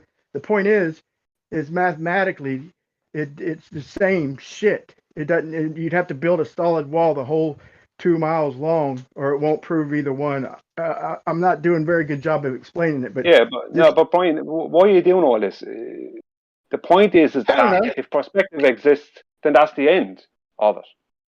You don't need to try and debunk anything. That's what we do, right? It's what we do. Yeah, but if perspective, the point I'm making is you're trying to come up with a test to debunk something that isn't real. It's just not real. They can't support anything in any way. They can't support anything with physics or geometry. with measurement. They can't support any of it. So all they can ever do is show you an orthographic diagram of how this would work or happen if all these specific things, circumstances came together and the Earth happened to be a globe. That's all they can ever do. So you're only wasting your time trying to debunk. I won't say you're wasting your time. That's not fair. But all they're ever going to do is show you an orthographic diagram. That's all they're ever going to do. That's all they can do. Yeah, I don't argue that. To me, up close, and I'll tell Bev, like, I want to ask Bev, do you believe in like the Pythagorean or the theorem, like the 3, 4, 5 triangles and stuff? Yeah, I could give you examples of how you would want to use that in real world, like where you can't get exact measurements and you're trying to estimate something, and you could lay it down and use it like flat on the ground, or you could like if it's a structure and it's differing in elevation and like curvy, and you're building something like that, like fence that goes up and down or something, and anyway, there are practical uses for what Brian was talking about. Not a million of them, but a few. But to me, it works up close. To me, it fails, and it accrues over distance. To me, it gets worse and worse over distance. Example, a cloud that I seen just over the tree line. I was in my car, and I thought I was gonna have to drive like 40 or 50 miles to get up underneath it, and it only wound up being like 11 miles. So I want to make a video on this. So the triangulation with them, they don't believe the perspective thing changes shit. So whether it's perspective, I think refraction might have something to do with it. Because looking through the auto level, see shit move up and down and around. You've heard that before, but to me, there's something more to it than just perspective. But yeah, that's a good point. I don't argue it. They do have to see everything orthogonal, and they'll tell you that perspective is just shit shrink. That's it. Nothing more, nothing less. I definitely don't agree with that. I'm definitely not on board with that. The point is that no matter what, as soon as they reference any part of reality, who's they? Well, the ballers. Wow. There's none of those here, though, right? At least I don't think there's anybody. Are you talking for the model? No, we're flat earthers, Bev. No globers here, bud. We're flat earthers. But then you two are the ones that are talking about the model, right? Well, weren't you talking to someone only last week, Bev? I can sense that. He's a glober, is he not? Mm-hmm. Yeah, I think so. No. I can't say that because he did say he wasn't speaking for the model. Well, whatever. Although it did seem to be saying that, but yeah, he didn't advocate for any of it. He was just saying it. There is a model, and the model says this, which I think you guys keep saying as well. Yeah, I'm definitely model afflicted, man, but I'm definitely not a glober either. But I love watching you talk to them, Bev, man, because watching you stick to first principles and is awesome. Because, dude, we get so much of that talking to them, especially like in the past, talking to them, like they won't deviate from their principles, and you're the same way. But your principles are reality based on provable things. To me, way more provable than the shit they have. But I love watching you do it, man. It's like giving them a taste of their own medicine, man. You stick to your beliefs and what you could prove to yourself personally. And do you not think you've been led into an argument though, into the model? Like you absolutely, get led absolutely. into. I know I'm afflicted. I definitely know I'm model afflicted, but I want to know, man. I want to know. I want something that's going to prove it for me. Like I have a lot of proofs, man, but I want that one thing that I could show everybody, my family, everybody, people who I don't really discuss it with, and I want that be all end all proof, and it's just not as easy as you think to come up with a test without optics and without claiming, without the perspective argument, and to come up with a solid test, You know, you're the closest thing to anybody has done so far, Bev, what you did. And you don't even capitalize on it, man. You don't even tell them everything you did out there. It's and just I think you it's just realizing Euclid. That's all we're doing. It's not the same sort of test that you guys think you're doing. All we're Who's you doing is guys? teaching Euclidean principles. Right. Hello? Every airplane flight ever is the Come test again? you're looking for. Every airplane flight ever is the test you're looking for. It's not the test I'm looking for. We're doing realizing Euclid. Yeah, but Brian was talking about looking for a test that proves that there can't be a spherical object. That's it. Every airplane flight ever proves it. Yeah, but B, wouldn't you like to have something you could go, like there's people in my family I haven't even approached, you know? I just don't even bother talking to them about it. you're wasting your wouldn't time, you like Brian. a test? Like I want something end all be all to squash this argument. I know it might be a pipe dream, but I feel like I can, you know, I'm gonna go to LIGO, man, and aircraft prove it. Yeah, but man, do you feel like you could convince everybody on Earth, or let's say half the population, with that? You can't. But you can't. You're not going to like anyone who ever flies in an aircraft. You can tell them right what it does, how it does what it does, why it has to do what it does. There's 5 specific points to do with air travel that completely debunk any claims from anyone claiming it's a globe. It's a strong point. It's a strong point, but the problem is you can tell someone that all day long, but that doesn't mean they're going to listen to you. It's up to that person. You can't change people's minds. It's up to themselves. You can only say this is this, that is that. These are the facts, and it's up to them what they do. Okay. Well, I got an idea against that. And like I said, it could be a pipe dream. But what if I go and I prove and I show that the beginning, the middle, and the end of the northwest arm at LIGO are perfectly level with the water? They can't tear that motherfucker down fast enough. Okay. They can show you an orthographic diagram where it all works on level? No, they can't, because I've already got the blueprints. I posted a video earlier, and straight line in their model is a concave that collects in the middle, collects water in the middle. It can't, if level is curved. And I'm going to say this is a big if, because I don't believe it is. Did you say a straight line in their model is concave? Yeah, absolutely. You know, they say that about you. Seems like both sides have the same opinion of the other side. God damn. It's really strange. Man, I'm so jealous of you, Bev, dude. Good God, I wish I'd never even fucking realized any of that shit. But yeah, in their model, the bottom of a bay, like a 10-mile bay with like 30 feet deep in the middle, they have that as the straight line in the water curving, where in reality, and anybody intuitive, the water is flat and the bed that it lies on, the 30-foot deep channel it lies on, is curved. But yeah, in their world, the bed is flat. The bed that the water sits in, Bev, that's flat to them. So yeah, their LIGO, if it held water, it would all pull toward the center of the northwestern arm. The lowest spot is the middle of the northwestern arm at Livingston. Water would pool like a foot, almost a foot deep in the center. Who's told you that? That's flat for them. Who's told you that? That's their model. It's crazy.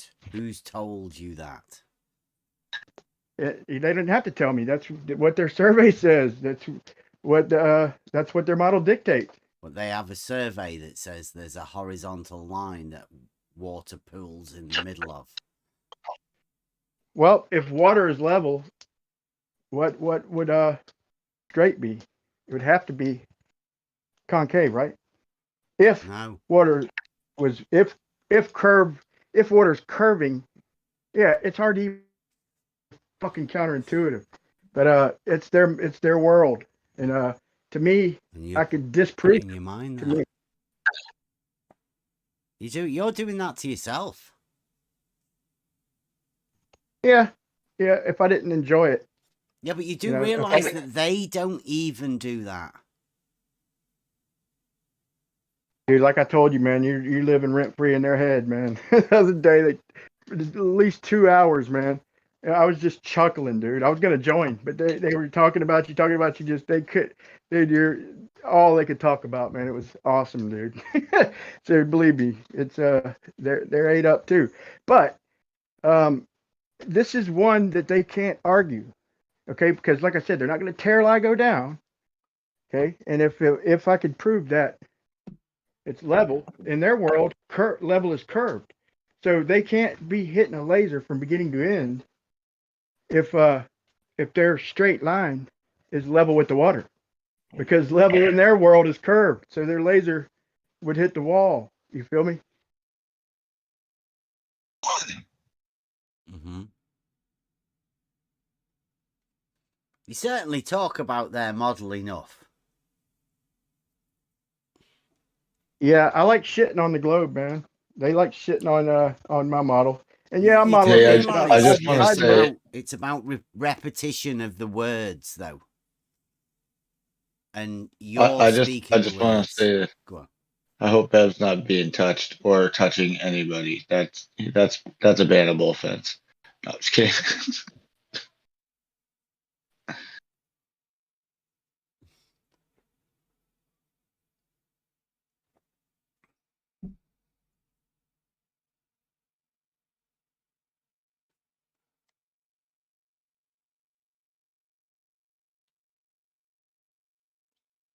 That's model Affliction Monday. So yeah, it is. It is definitely model Affliction Monday, and it shows. But you still have to point it out, right? It's Monday. Yeah.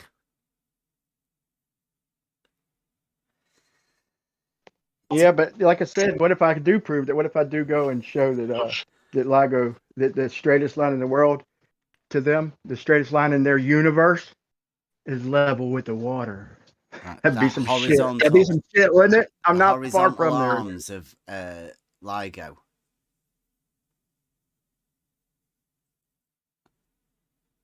If you could prove that the arms were horizontal, as we all know, there's no such thing as a horizontal plane in the globe model. So really, all I'd say is all you need to do is prove that horizontal planes exist. And, what do you know? There are such things as horizontal planes. If there weren't, their word wouldn't be there. Yeah, they're just gonna go twisting you around, man. They're just gonna go bending you around fucking balls. And excuse my language. No. They're gonna start going. They're gonna start avoiding dump talk and geometry is proved already that they've got themselves into a position where horizontal planes don't exist. Now it's only people who are obsessed with the globe model that now realize that their model, there's no such thing as a horizontal plane on it. It's only knowledge of geometry that's brought us to that position, or brought them to that position. They're the ones that'll tell you now there's no such thing as horizontal planes. But they do claim tangently. Three coplanar point, man. What about you? Caught him on that one. Was that a slip up when he said 3 coplanar points? Yeah. Well, that plane's turned into a vertical plane now, which, strangely enough, they can't have them either. So there's no vertical planes on the globe. Yeah, it's counterintuitive, man. When I say I like shitting on the globe, like in their mind, if Lake Pontchartrain, and everybody out here just take this. I know I talk a lot, but this I can word good, I think. In their mind, if we were to build the Lake Pontchartrain bridge actually flat, and the middle of the bridge was 20 foot above the water, each end of the bridge would wind up 60 foot above or about 70 foot above. So a flat line in their reality has the middle of Lake Pontchartrain 20 feet above the water, and each end about 70 feet above. That's a straight line in their world, and they have no problem with that. And I'm like, is that not counterintuitive to everything we know? And it just, that's their world. It's fucking insane, dude. If it's real, I won't. I refuse to believe it, and I feel like I should be able to prove it wrong with be all end all shit, like a LIGO test or something, man.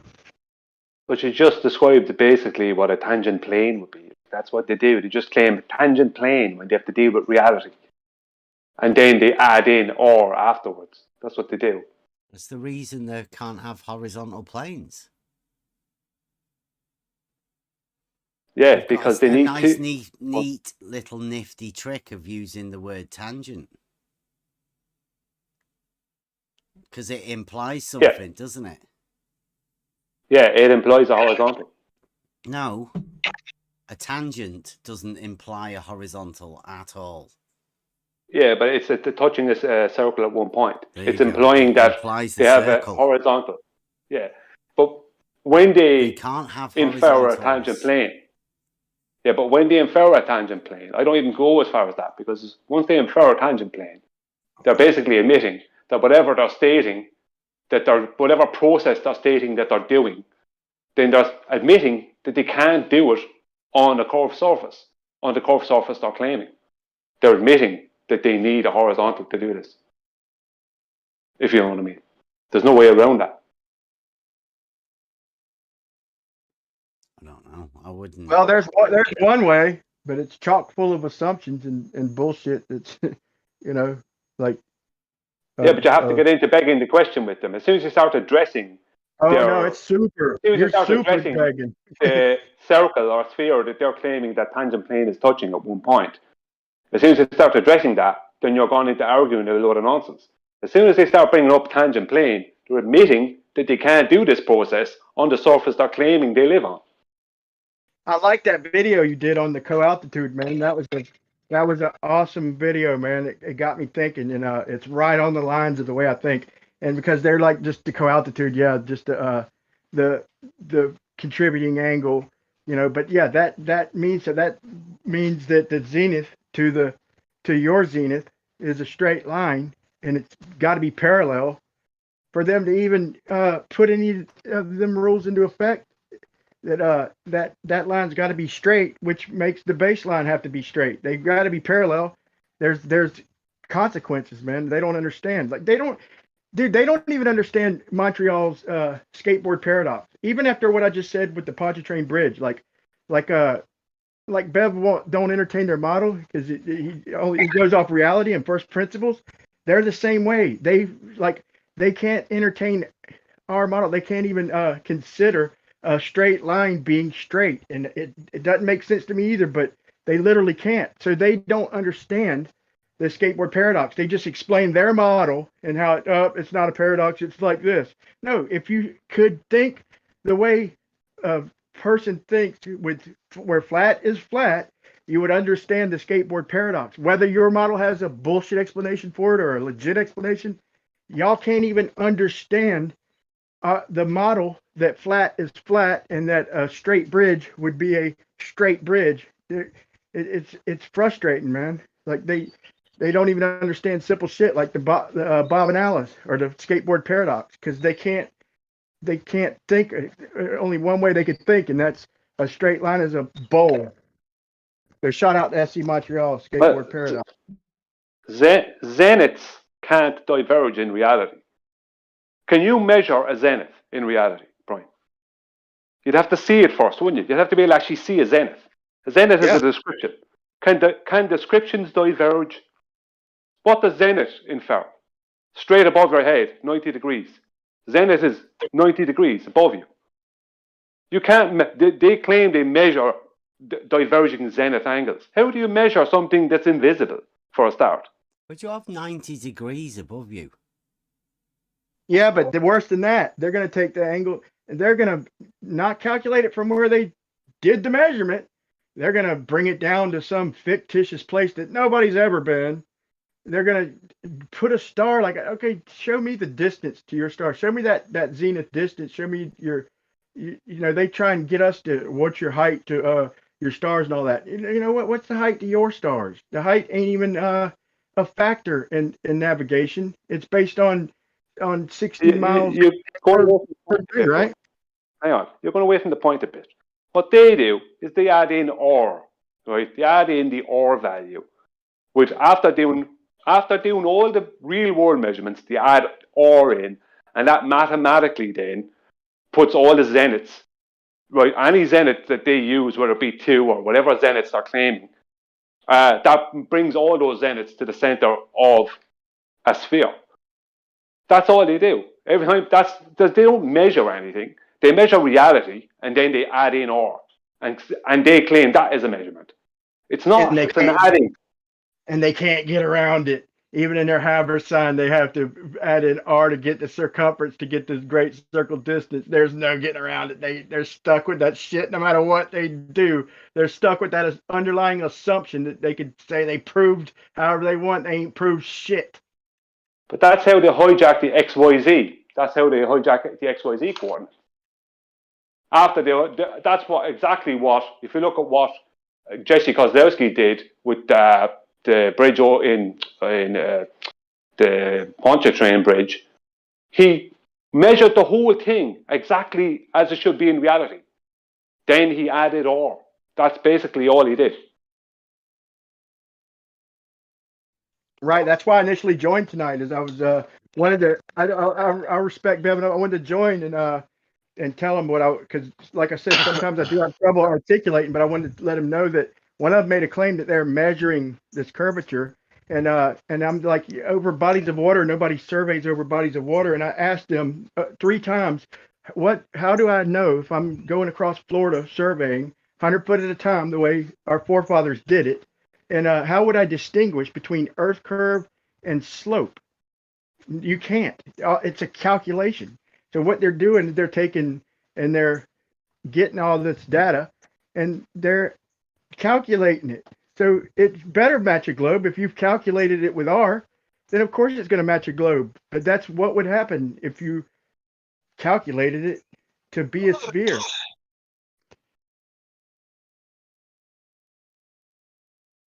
It's just it's mathematical trickery, in my opinion. It's not measured. You draw a circle. I mean, yeah. If you start off by drawing a circle, well, pretty certain that there's going to be some curvature to it, isn't there? It's very clever. Yeah, it can't not be if you presume it is. Have you not noticed that? Oh, they're definitely clever. I mean, but way back then, it's the best they could do, man. Like if you measure a flat plane and you just use Pythagorean, you ain't even got to do spherical trig or nothing. You just use Pythagorean, and over 1 degree, okay, over 69 miles, 3 coplanar points would 69.1 establish a it's plane. exactly. Right? If you what? 3 coplanar points would establish a plane. Yeah, and so if you walk a straight line, no, not on a globe. Can't have it. No, not on a globe. You can't have that plane being horizontal. No, it doesn't exist. Definitely not on a globe. Definitely not on a globe. On a flat plane, you pace off 69.1 miles. This is where we differ, Bri, because I say there are definitely horizontal planes. So need I go any further? We don't differ on that, bro. I'm 100% with you, and I'm about to back it up even. If you go 69.1 miles and you pace it off 1 step at a time, and you see the Polaris drop 1 degree, and you use the Pythagorean theorem or spherical trigonometry, you're going to get a height to Polaris. Whether it's true or not, you're going to calculate it at 3958.7, the exact globe radius. So what they did is they hijacked planar mathematics and put it down the center of a globe, because they noticed that once they get over long distances, hundreds and hundreds of miles, even up over 1,000 miles, it's 1,400 miles before it even deviates by 1 degree. That's like a week traveling in a boat back then, or even in a car nowadays. It's a couple days driving. and then you get 1 degree of deviation. They act like 69 miles per degree. That's a globe and a globe only. That's horse shit. They hijacked planar mathematics, and it was easier back then.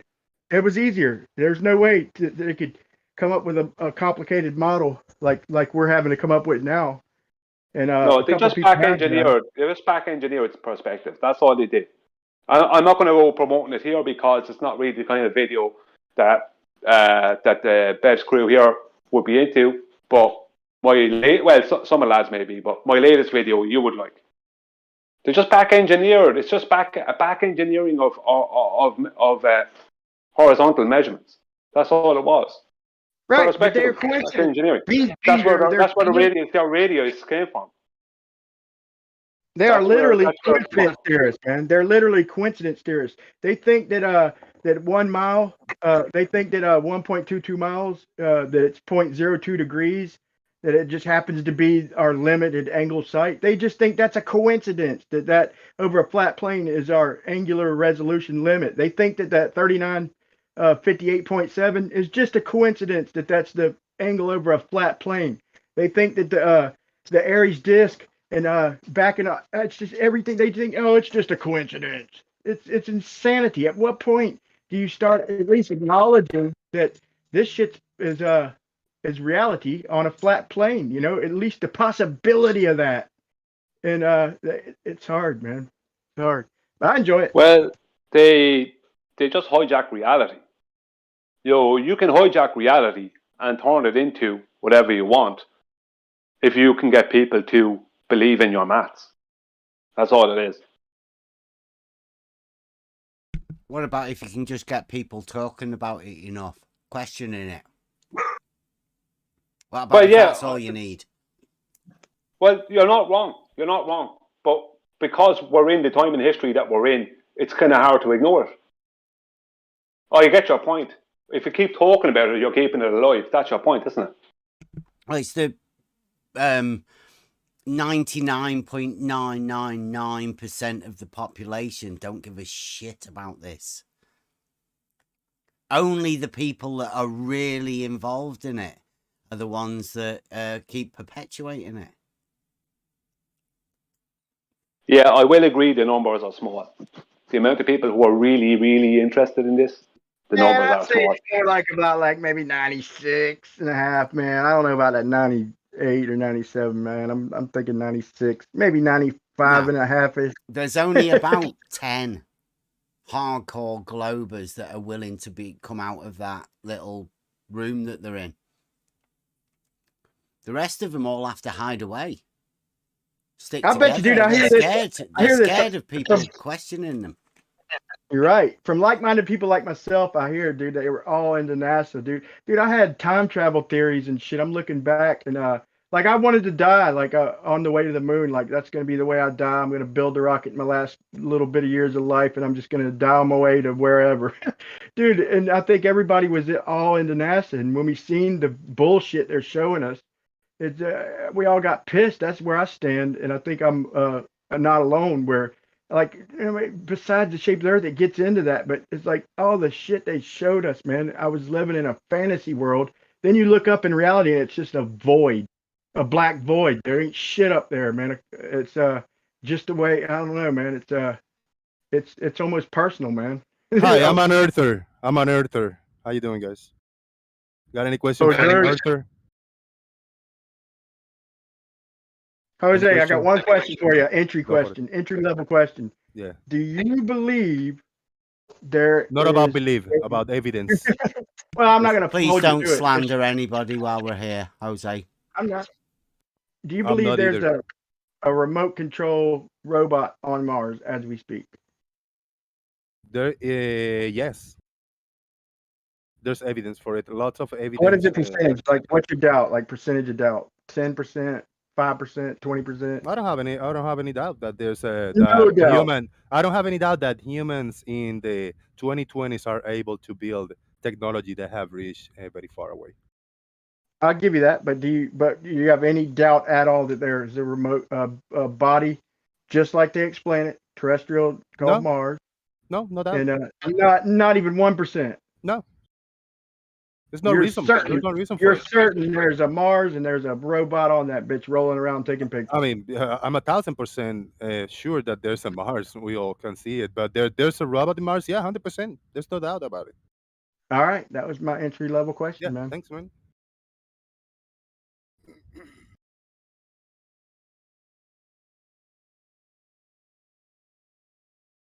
I'd bet my life. There ain't many things I'd do that with. I would bet my life. Somebody can prove it. I'll owe them my life. Only the 20 things that you have bet your life for in my show in the past few years. Only like 21 things, and this is the 21st you bet your life for. All right. But Makes it's sense. usually that same claim reoccurring. But like I'll bet my pinky toe, like that. Like That's fair. I'll bet yeah, I'll bet my left foot we didn't go to the moon. Or I'll bet my leg that what they're showing us ain't it if they did. What they're showing us, it's a fucking insult. It's embarrassing what they show us. Dude drops a hammer and hits himself in the foot. He goes to pick it up and he fucking lunges and he misses and he backs up and lunges higher. Like, pick the fucking hammer up, dude. It's embarrassing to be an American, dude, and to see that shit. Now, the people who haven't seen it, who ain't in this argument, that's fine. These are laymen who don't care about it one way or another. But, dude, anybody who's seen that, it's embarrassing to seeing the lander dock with the thing. Like, dude, it aged horribly. It's very freaking a quickly. joke. If they did go to the moon, I'll say maybe they did go, but what they're showing us ain't it. Yeah, very quickly, Brian, you're doing a great job. Remember, you got half an hour more. If not, we're not going to pay overtime, but we might give you a bonus because you're doing a great time today hijacking Bev's show. So keep it going. The Globe Cult always backs you up, man. Thanks. The agents are with you always. Bev's a tough cookie. You ain't got to add to the fuel, man. He'll put pressure on everybody who joins, man. He sees it one way, he sees it reality, and y'all just gonna have to get used to respecting that. I mean, he's living rent free in their heads over there, man. They talked about him over at Blue Marble Science for like 2 hours. Like, it drives him nuts that he calls it how he sees it, and that's the way it is. Deal with it or don't. It drives him nuts, dude. But so any claims we try to make over here, he's honest, man. He lives by first principles and what he could prove and what he could prove to himself, and people don't like that. I respect it. Jose joined only because he's jealous about you, that you are here. That's my take on this. Yeah, he's keeping you sweet, Bri. Come over just to chat you up a bit. He couldn't resist, man. Mm-hmm. Jose, though, man, he gives us a platform, man. I'll give him that. He lets us speak our mind, man. And he didn't with us. He called us racist and banned us. He talks shit sometimes, so do I. He gives it and takes it, man. But he's got thick skin. If you, I've humbled myself a couple times, man. And he always welcomes me back, man. Nah, he's a waste of space.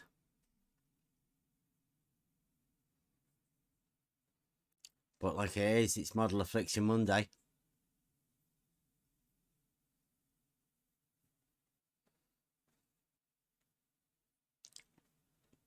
While I'm here, shout out to Buster, man.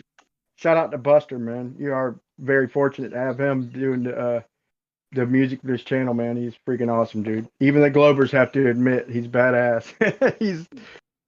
he's good, man. Buster's getting more famous. Buster's our ticket out of here. Dude, everything he touches is gold, dude. I mean, he's just got that style. He's got the voice, yeah, that's not nowadays, but he's got the style, the uniqueness to go with it, man. And obviously the creativity, man. He's the real deal, man. Like I said, even the Glovers, we could be in the middle of throwing down, and you ask them, they'll have to admit. I've never heard one of them ever when we ask them. They all say he's talented. They don't like saying it, but they got to admit it. And can we mirror any of his songs, man, or is that copyrighted to Try Thinking channel? Just link Buster's channel to it. Mirror him, get him out there. That's what he does them for. Him and what's the other guy? There's three, man. Isa. I call him Isa. I've heard people call him Isa, but I don't think he gives a shit. But he's badass too. Him, Buster, and David. Oh man, what's his last name? Dude, he's like one of my favorites. If I don't think of it, I'm gonna choke myself out, dude. Hold on, I'm gonna post one in live text. He's awesome, man. And not to mention Gadget Inspector, who is as Buster in music, he is in graphics.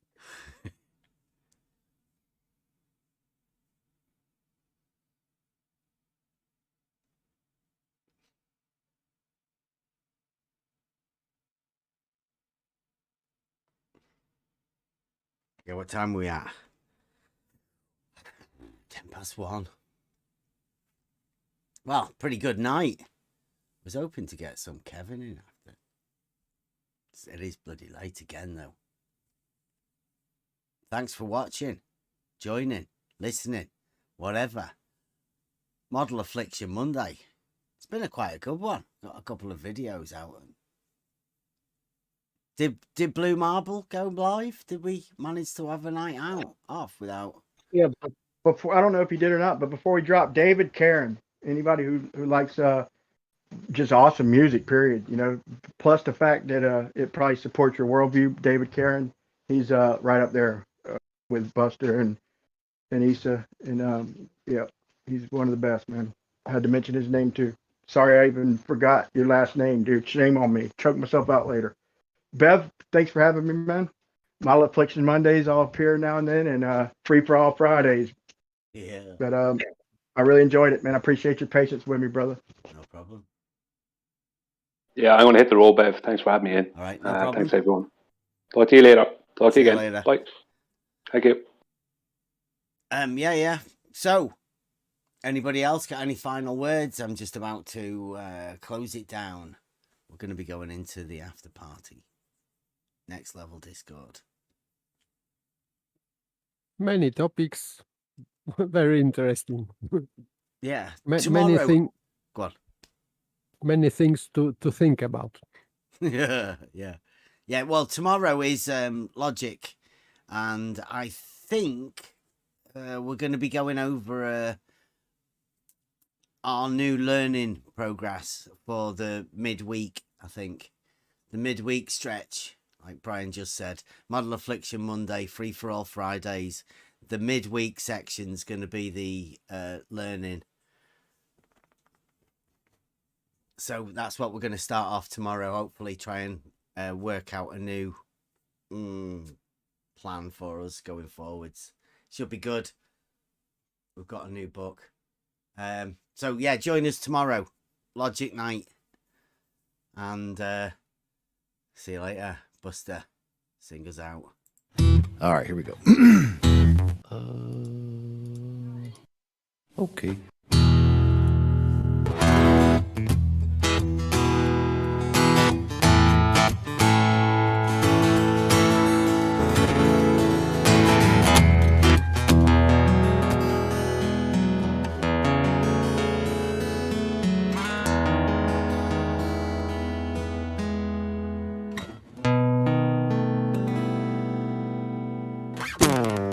Is it a hump or a drop? What do you say? You got to twist your words in every which way, because the motto will always dictate what you do.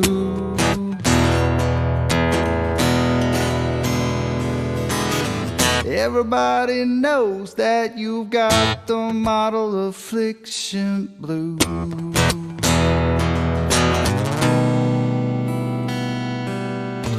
Is it a straight line or does it curve? Some people unclamp it, but that is absurd. We all know that the model will always dictate what you do.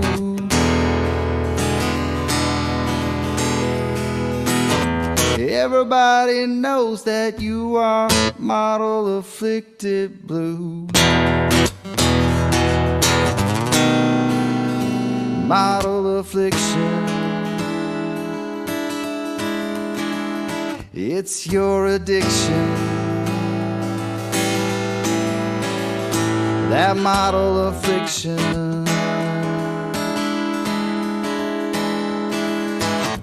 It brings you so much pain. It's your ball and chain.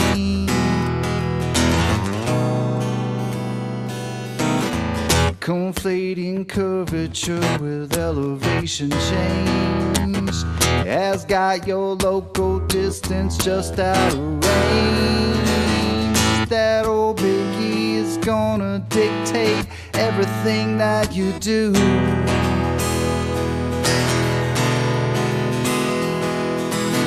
And everybody knows that you got the model affliction blues.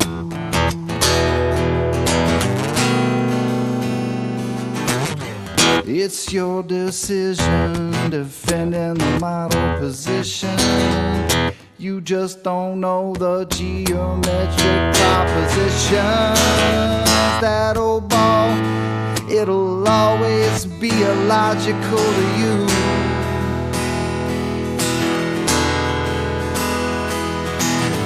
That's why perpendicularity is a puzzle to you. Model affliction. It's your addiction. Model affliction.